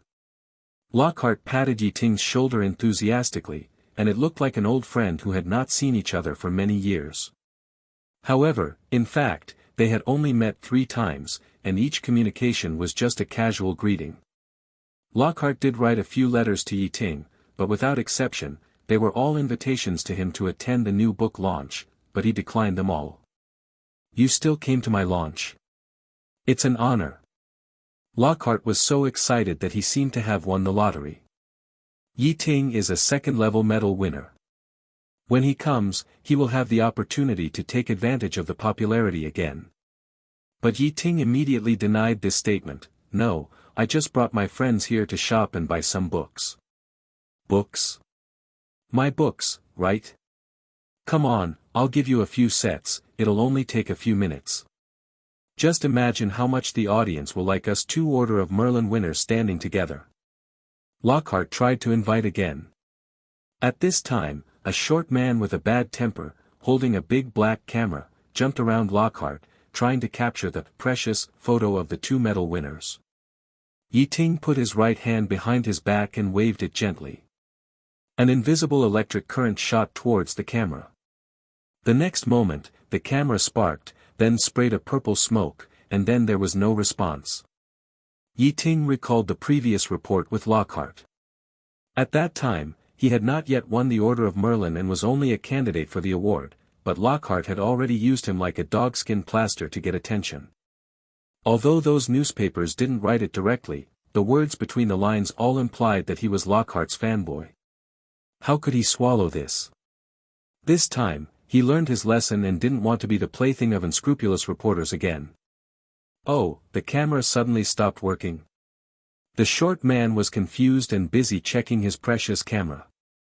What's the matter? The press conference is about to start, and the camera is broken at this time. Can you be reliable? Lockhart frowned, anxious like an ant on a hot pot. Suddenly, his eyes fell on Lovegood beside him. Lovegood also carried a camera and looked quite professional. Hey, Ye Ting, is this your friend? Is he also a reporter? Lockhart asked with a wink. I'm the editor-in-chief of the Quibbler. Xenophilius replied coldly, and the displeasure in his tone was obvious. He hated being underestimated, especially by someone like Lockhart. The Quibbler. Well, it's a very unique name, I haven't heard of it. Lockhart didn't care about Xenophilius's attitude at all, and said to himself, but, do you mind taking a few photos for me later? Maybe your newspaper will use my photo as the cover, and sales will increase. He thought Xenophilius was Ye Ting's friend, so he showed some goodwill, hoping to get closer to him. Ye Ting couldn't help laughing. He pretended to acquiesce to this, secretly looking forward to seeing the wonderful article about Lockhart in the Quibbler. The Lovegood family's attitude towards Lockhart, Ye Ting knew it clearly, and there would be no good words at that time. Lovegood snorted arrogantly, and then followed Lockhart with satisfaction. At this moment, there was a sudden commotion outside. It turned out that Malfoy and Mr. Weasley were fighting. The hatred between these two people has a long history. In the past, both of them were quite considerate of their faces and would not really fight. At most, they would be like two cats meeting, baring their teeth and wagging their tails. But this time, they really fought. Lucius Malfoy did not use a wand. He first threw a book casually, hit Arthur's head. Then, he rushed towards Arthur like a crazy beast, with his teeth and claws bared, and punched him fiercely. Arthur Weasley also did not use a wand. Compared with Malfoy's turtle fist, he was obviously more proficient in ground joint techniques. He first quickly choked Lucius and twisted him to the ground. Then, he started to punch on the ground, and every punch made Lucius scream. However, Lucius was not an ordinary person. He failed to hit him, so he turned around and tried to launch a surprise attack from behind Arthur in a riding posture, looking for the opponent's flaws. Arthur was like a cunning fox, occasionally using the insidious move of monkey stealing peaches. Each move was fatal and he always gained something. Lucius was not to be outdone. He grabbed Arthur's hair and tried to enlarge his Mediterranean baldness as a weapon to counterattack. The two were evenly matched and the fight was difficult to resolve. They are worthy of being lifelong enemies under Britain's excellent matching mechanism. While Arthur Weasley and Lucius Malfoy were fighting a real man 1v1. Not far away, there was another less impressive battle going on. Draco jumped up and his legs he kicked around quickly, and then hit Ron and the twins with a turtle punch. Although this set of moves was very gorgeous, it seemed to be weak. The young Draco was fighting 1 against 3, and although he tried his best, he was still at a disadvantage in the end. Fred took the opportunity to strangle his neck with his arms and controlled him firmly in his hands. After Draco was wrapped around the neck, he still raised his feet and kicked around quickly, like a trapped beast making the last struggle.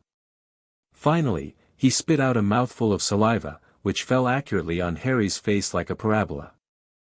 The fight only lasted 3 minutes because there were too many reporters, who kept taking pictures and flashing lights that were dazzling. Today was Lockhart's new book signing event. Lockhart didn't care about it, and even grabbed a few reporters and asked excitedly, "Can you write about the fight in the report? They all fought for my autograph. This was caused by my charm."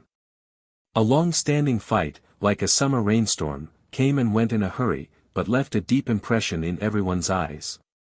This was not an ordinary street fight, but a contest between two middle-aged male tennis players who were very important in the British wizarding world. Afterwards, Lockhart even brazenly claimed that the fight was all because of him. The intricate hatred between the three men, the emotional entanglement between two generations.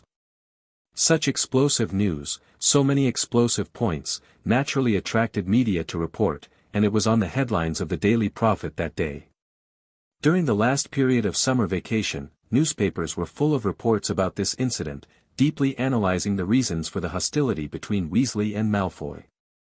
Some so-called wizard experts attributed this fight to the epitome of the Anglo-French feud. The Weasley family has flaming red hair and freckles all over their faces. They are typical Celts and native wizards of Britain.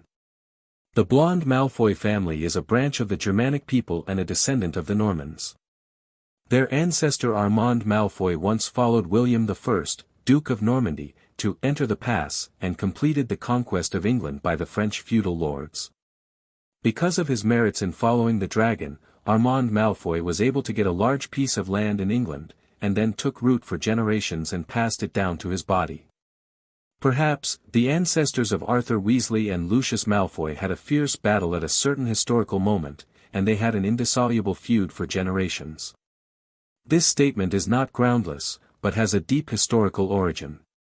However, the real trigger of this melee was that Arthur Weiss participated in the drafting of the Muggle Protection Act shortly before he came. This law is intended to protect innocent Muggles from accidental harm in the magical world. As the director of the Office of the Prohibition of Abuse of Muggle Objects, Arthur, holding this decree, has the right to conduct a thorough search of the Malfoys' manor. Lucius was forced to rush to Borgin and Berks and get rid of all the dark magic items in his home. The conflict erupted like a volcano. Lucius wrestled with Arthur in public. In addition to venting his anger, he also had a sinister plan. He wanted to take advantage of the chaos to give Tom Riddle's diary to Ginny, trying to use it to open the door of the Chamber of Secrets and destroy Arthur's career in one fell swoop. Once Arthur's child is found to be related to the persecution of Muggle-born students, Arthur himself will be severely criticized and questioned by the public opinion, and may even face the dilemma of suspension and investigation. Of course, Lucius may not know that the diary is a Horcrux, nor may he know the function of the diary. He only knows that it is the work of Voldemort when he was young, but that is enough. Lucius has a good plan, but what puzzles Ye Ting is that he took advantage of the chaos to look through Ginny's books, but failed to find the diary. This is very different from his memories in his previous life. Did Malfoy change his mind temporarily? Or did something else happen? In any case, Ye's influence on the so-called plot of this world has begun to show. This is also helpless. After all, he is a living person, and every subjective action of his may trigger an unpredictable butterfly effect. Since the diary has disappeared, Ye Ting is unwilling to dwell on this matter too much, and goes home after shopping. Before leaving, he took the initiative to invite Hermione to eat ice cream as Luna had said before. Hermione was really happy about this, and the girls sincerely felt that it would be better if Susan and Luna were not around. The day after returning from the trip to Diagon Alley, Susan and Ye Ting said goodbye and left the manor to return to their own home. It's not that she didn't want to continue living together with Ye Ting. The main reason was that the magic enhancement potion carefully prepared by the Bones family was finally brewed, and she had to return to the family to undergo the magic enhancement ceremony. Therefore, Ye Ting was the only one left in the Windy Manor. He didn't care about this. During the days of living with the girls, he ate, drank and played with the girls every day, wasting a lot of energy. Now, he can finally relax and study the knowledge related to the tracking spell. Although the tracking spell sounds simple, in fact, it contains a series of complicated spells, mysterious magic and obscure magic words, which are worth his in-depth exploration and careful study. So, Ye Ting planned to stay in the manor, not paying attention to the outside world, and focusing on research, tracking the curse. For this reason, he even rejected the invitations from the Weasleys and Harry to visit the burrow and play ball with them. That afternoon, in Ye Ting's room.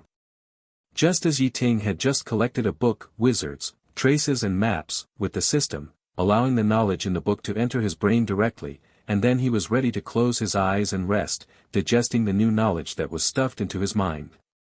At this moment, the door was suddenly pushed open, making a harsh sound. Ye Ting was startled by the sudden sound of the door opening. Susan and Hermione had left, who would come in at this time. Point. The voice was soft and plain, with a unique charm.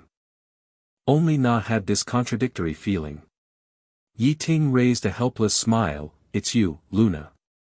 Remember to knock on the door next time, otherwise I would have thought there was a thief in the house." As he spoke, he turned the computer chair and twisted his body. If it was Luna, then all this would not be strange. In this manner, except Hermione and Susan, he only gave Lou the right to enter and exit at will. Except for her, no one could suddenly break in without him noticing. However, when Ye Ting turned around and saw Luna, his eyes almost popped out. The girl was wearing a white wet skirt, as if she had swum across the stream. Because of the water, the white skirt stuck tightly to her body and became translucent, like a thin veil, and even the inner clothes could be seen. But all this could not cover her graceful figure. Ye Ting's eyes involuntarily fell on Luna, and he saw her figure clearly. The girl's skin was not rough and hairy like that of ordinary white people, but very white and smooth, like the most delicate white marble, so white that it was even dazzling. Ye Ting grew up again after traveling through time, and under the protection of magic, his skin remained white, and it was not an exaggeration to say that he was a pretty boy. However, compared with Luna's jade-like skin, he suddenly felt that he could be an African. However, this is not the most important thing. Ye Ting's eyes flickered, and his eyes fell on Luna, who was wearing a white dress. The girl did not come empty-handed. She was holding a potted plant in each hand. The pot of the potted plant was not big, it was made of white porcelain like jade, and the shape was an oval shallow pot, very white and smooth. Through the wet translucent film covering the strawberries, he saw a newly grown strawberry on each of the two plants. Hey, where? How did you come in like this?" Ye Ting was helpless and surprised. If he did not know Luna's character, seeing this gardener's dress, he would even doubt that this girl came here to plant strawberries with him.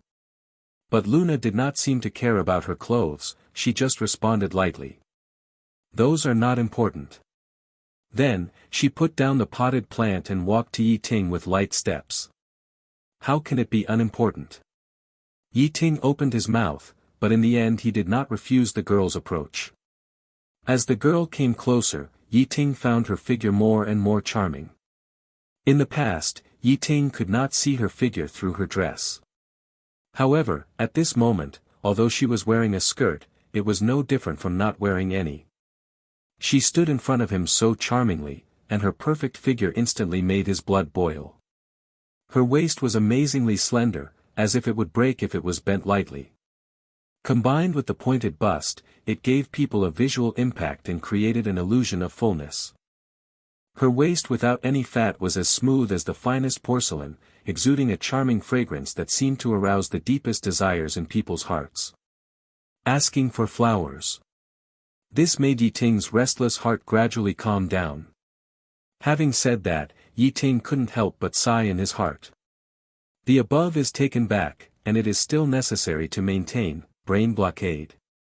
The girl is already 11 years old and her body has begun to develop. She has already shown her potential, but Xenophilius didn't even prepare adult women's underwear for her.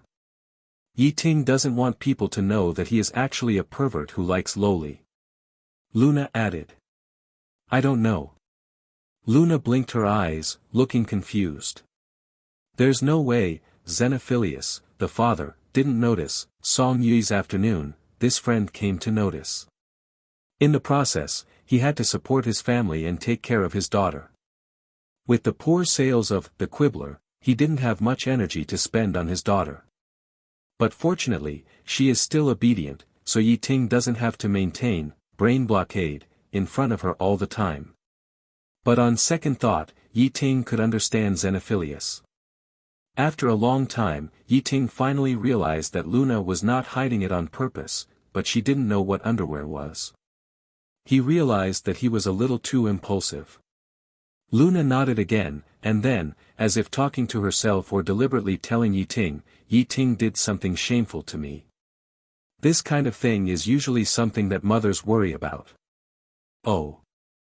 Sure enough, although this girl has a weird personality, she has a natural ability of legendary mind, and she always speaks to the point. How can Mr. Xenophilius be a father? It was a useless question. Ye Ting's hand is very warm. Luna raised her swan-like graceful neck and looked at Ye Ting. Her imaginative words, Yi Jian, made me feel very comfortable.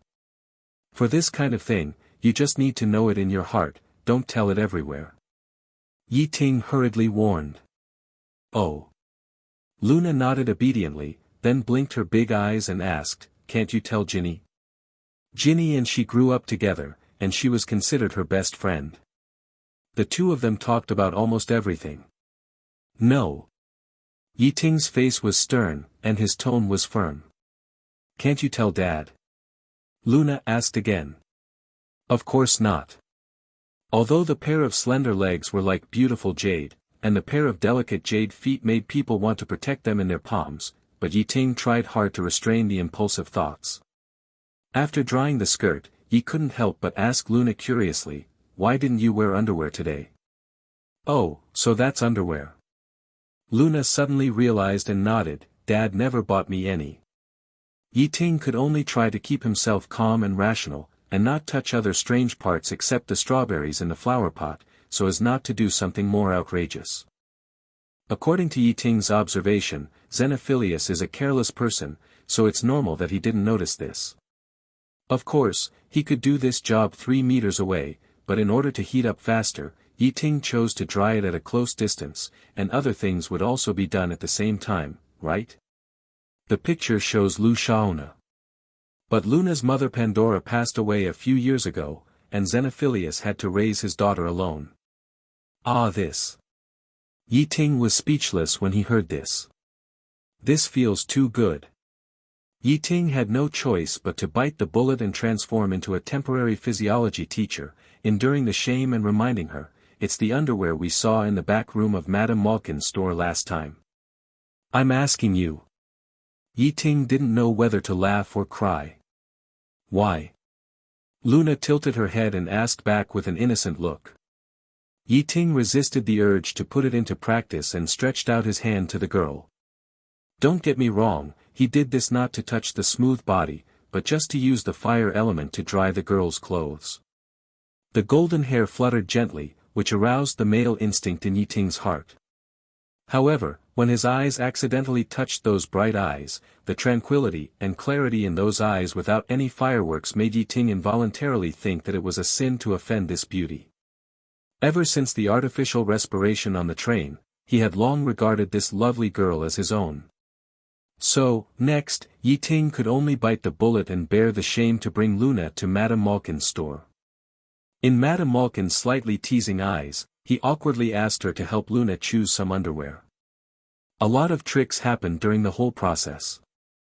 Every time Luna chose a set of underwear, she ran over barefoot and insisted on letting Ye Ting see it, causing chaos in the store. If Ye Ting was not handsome and young, he would almost be regarded as a pervert by Madame Malkin. After buying underwear with great difficulty, Ye Ting resisted the urge to use oblivion on everyone present and left with Luna in embarrassment. But after this underwear incident, Ye Ting and Luna became closer. In the following time, Ye Ting immersed himself in research in the room, and the only person who could see Ye Ting was Luna. It just so happened that Mr. Lovegood was busy riding on Gilderoy Lockhart's popularity these past 2 weeks, preparing to strike while the iron was hot and do an in-depth report on Lockhart, and had no time to care about Luna. So the girl ran to Ye Ting's manor to find him like a little tale every day. If Hermione and Susan knew that their new friend almost stole their home when they were away, they would definitely break up with Luna. Fortunately, Luna is a quiet girl who is always good at enjoying herself. Her arrival did not disturb Ye Ting's research, but added a bit of warmth to the study. In most cases, Luna would stay with Ye Ting obediently and sit in Ye Ting's study. Ye Ting was immersed in studying the 763 tracking spell. As for Luna, she was either immersed in her own world, reading The Quibbler or other books written by Ye Tinger. Or, she would prop up her chin with her hands, staring at Ye Ting with her bright eyes for more than half an hour, as if just looking at the boy was a great enjoyment for her. Sometimes, Ye Ting would suddenly hug this docile girl in his arms and hold her slender waist tightly. While enjoying the touch of the girl's smooth skin, he continued to flip through the book in his hand. But Luna didn't care about it at all, and instead enjoyed the closeness with Ye Wu more. In this way, Ye Ting spent the most peaceful half-month of this summer vacation with Luna's company. But he didn't care about the outside world, but it didn't mean that no one in the outside world cared about him. Daphne Greengrass, a Slytherin student in the same class as him, was one of them. Her mood was terrible throughout the summer vacation. She was born into an ancient and pure-blood family, the Greengrass family. The girl has always been very self-righteous, thinking that her level is far superior to that of non-pure-blood wizards of the same age. Even if there are competitors, they should be the best among other pure-blood families. However, reality gave her a loud slap in the face. The glory of the pure-blood family pales in comparison to Ye Ting, a lowly mudblood. What made her even more unacceptable was that she not only failed to defeat Ye Ting, but also lost to Hermione Granger, the female muggle who hung out with him every day. Daphne was filled with resentment and anger. She could not accept that she was defeated by a muggle-born wizard, and she could not accept that the other party was so brilliant and popular in the school. At the beginning of last semester, she tried to use Malfoy's power to teach him a lesson and told him not to be so arrogant. However, her plan was easily resolved by Ye Ting. He was even too lazy to retaliate against her, as if she was just an insignificant clown in his eyes. By the end of the semester, Daphne suffered a complete defeat in the competition with the damn Muggle wizard. Although this competition was completely her wishful fantasy, the other party probably didn't even know her existence, let alone care about her pure-blood competitor. After returning home, Daphne was like a deflated ball, pouring all her troubles to her father, Gahorie's Greengrass. Among many traditional pure-blood families, the Greengrass family is quite open-minded. Due to the inherited disease, Mr. Greengrass loved his daughters very much and they were almost good friends. Therefore, whenever Daphne encountered troubles, she was willing to talk to her father. After listening to her troubles, Mr. Greengrass just laughed, and then told Daphne earnestly, the real pure-blood nobles are not about how powerful the magic power is, but about knowing who to attack and who not to attack, how to make allies and avoid making enemies. Then, Gahelies curiously asked about the origin of the Muggle wizard. When he learned that the wizard was an orphan without a father or a mother, he frowned and then reminded the girl. Don't easily think that he must be born of a Muggle. Even if it is a pure-blood family, there may be bloodlines that are lost outside and become orphans. Daphne felt a little better with her father's words. It is better to lose to the bloodline lost outside of the pure-blood family than to lose to a Muggle wizard. At this time, Daphne thought of something and asked, Father, how is my sister's illness? Is there any new news over there? Speaking of this, the smile on Gaheris's face froze instantly, replaced by a deep worry. He said in a deep voice, the best healers of St. Mungo's are helpless. As for the blood curse on Astoria, they still haven't found a way to break it. But, Daphne, don't worry, our Greengrass family will never give up a family member easily.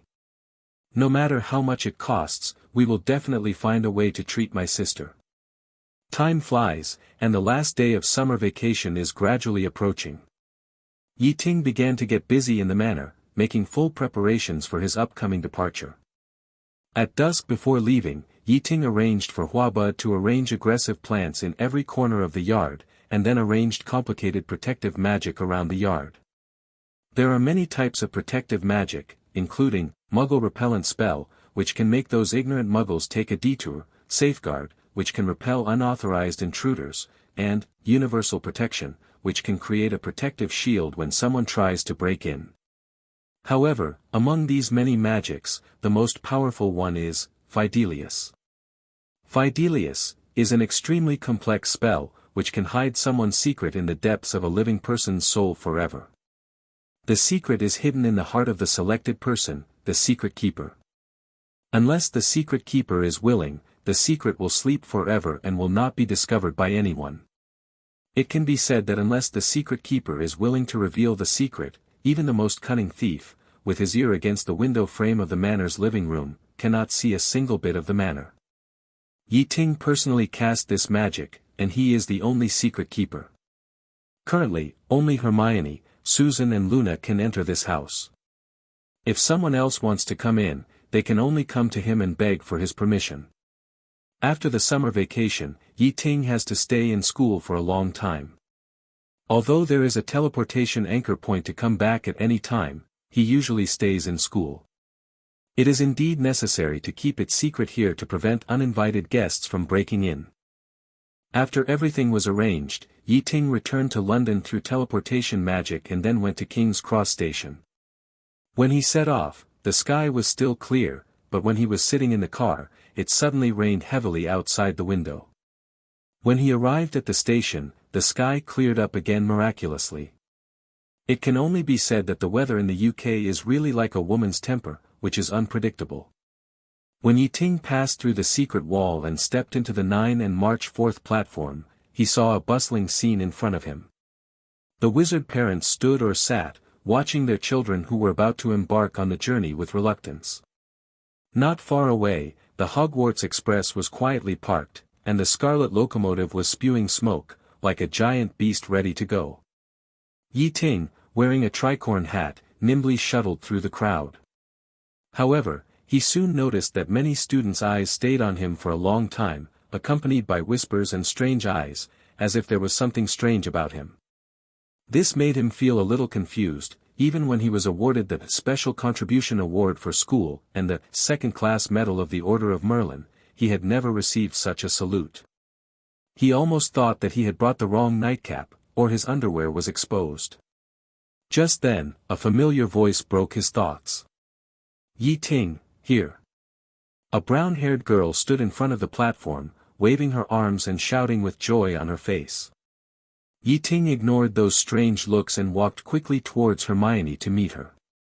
Long time no see, Ye Ting. Hermione's tone was full of joy, but the shyness of a young girl made her suppress the urge to hug Ye Ting, and instead hugged Lynette, who was lying on Ye Ting's shoulder. In this regard, Hermione was not as bold and casual as Luna. The two got on the train together and walked forward along the carriage, looking for an empty seat. Halfway, Ye Ting and Hermione accidentally met a pair of dazzling blonde sisters. To be honest, although the sisters look only 80% similar, they both have stunning beauty, perhaps thanks to their parents' excellent genes. They both have shining blonde hair, white skin, and delicate facial features like sculptures, but their temperaments are very different. The elder sister of the two has been pursing her lips and seems to always look at people with sidelong eyes, but with her chin slightly raised all the time and her chest raised, she exudes an overbearing atmosphere of a young lady. As for the younger sister, she is a little smaller than her elder sister. Ye Ting didn't care about her sister's arrogant attitude at all, just nodded to the sisters, and then passed by them with Hermione. I only know the elder sister, Ye Ting replied lightly. She is Daphne Greengrass from Slytherin, and the other one should be her younger sister. Soon, Hermione found a carriage with empty seats. Probably because she rarely goes out to see people, her skin is more pale than her elder sister's pink and white. What's more interesting is that she actually held the magazine upside down when reading The Quibbler. Luna nodded in a trance, and said a little confusedly, "It seems so." Many students just took a look and left. As she said, she opened the door, hugged Lynette and walked into the compartment, and Ye Ting followed closely. While the younger sister is more like a gentle jasmine, exuding a light and unique scent. Ye Ting looked at Luna and secretly rejoiced in his heart. After passing by, perhaps unable to suppress curiosity, or perhaps instinctively alert, Hermione quietly approached Ye Ting and whispered, "Hey, do you know the two girls just now?" The girl stuck her wand behind her left ear and wore a necklace made of butterbeer corks, which looked unique and a little weird. "Hello, Luna," Hermione said with a smile, "It seems that you are the only one here." And her sister seemed to recognize Ye Ting, and a hint of surprise flashed in her eyes. While passing by, Ye Ting's keen senses also caught the body fragrance emanating from them. Well, the two sisters not only have different temperaments, but also have completely different body fragrance styles. A trace of surprise flashed across Hermione's eyes. Someone from Slytherin. Pictured is Astoria Greengrass. Luna is a very cute girl, and Ye Ting knows this very well. People from Slytherin should not be too sensitive. She nodded and said nothing more. 0.4. The elder sister is like a wild rose with thorns, mixed with the freshness of citrus, with a hint of aggression. But at this time, Luna's dress is really weird. So, she snorted heavily and raised her chest higher to show her disdain. But because her sister was beside her, she didn't dare to say hello, so she could only hide behind her sister and quietly wave to Ye Ting, looking both cute and helpless. It's understandable that everyone didn't dare to come in when seeing such a weirdo.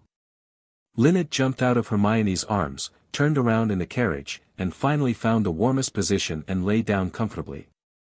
But soon, she realized her own gaffe. As a sister, she couldn't lose face in front of her sister. This episode was like a breeze, blowing gently and then disappearing without a trace. It seems that the words I reminded her during the holiday are still useful. What interesting sisters. At this time, she held her elder sister's hand tightly and followed behind timidly, with an innocent look in her eyes, like a little rabbit leaving the cave for the first time, full of curiosity and fear of the world. Well, good, Luna didn't suddenly sit in his arms. Luna raised her head from the upside-down magazine and looked at them with her ethereal eyes.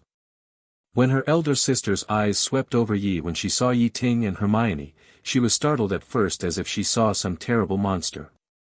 Her eyes lit up, she looked into the compartment, and then said, "There is still room here, only Luna is alone."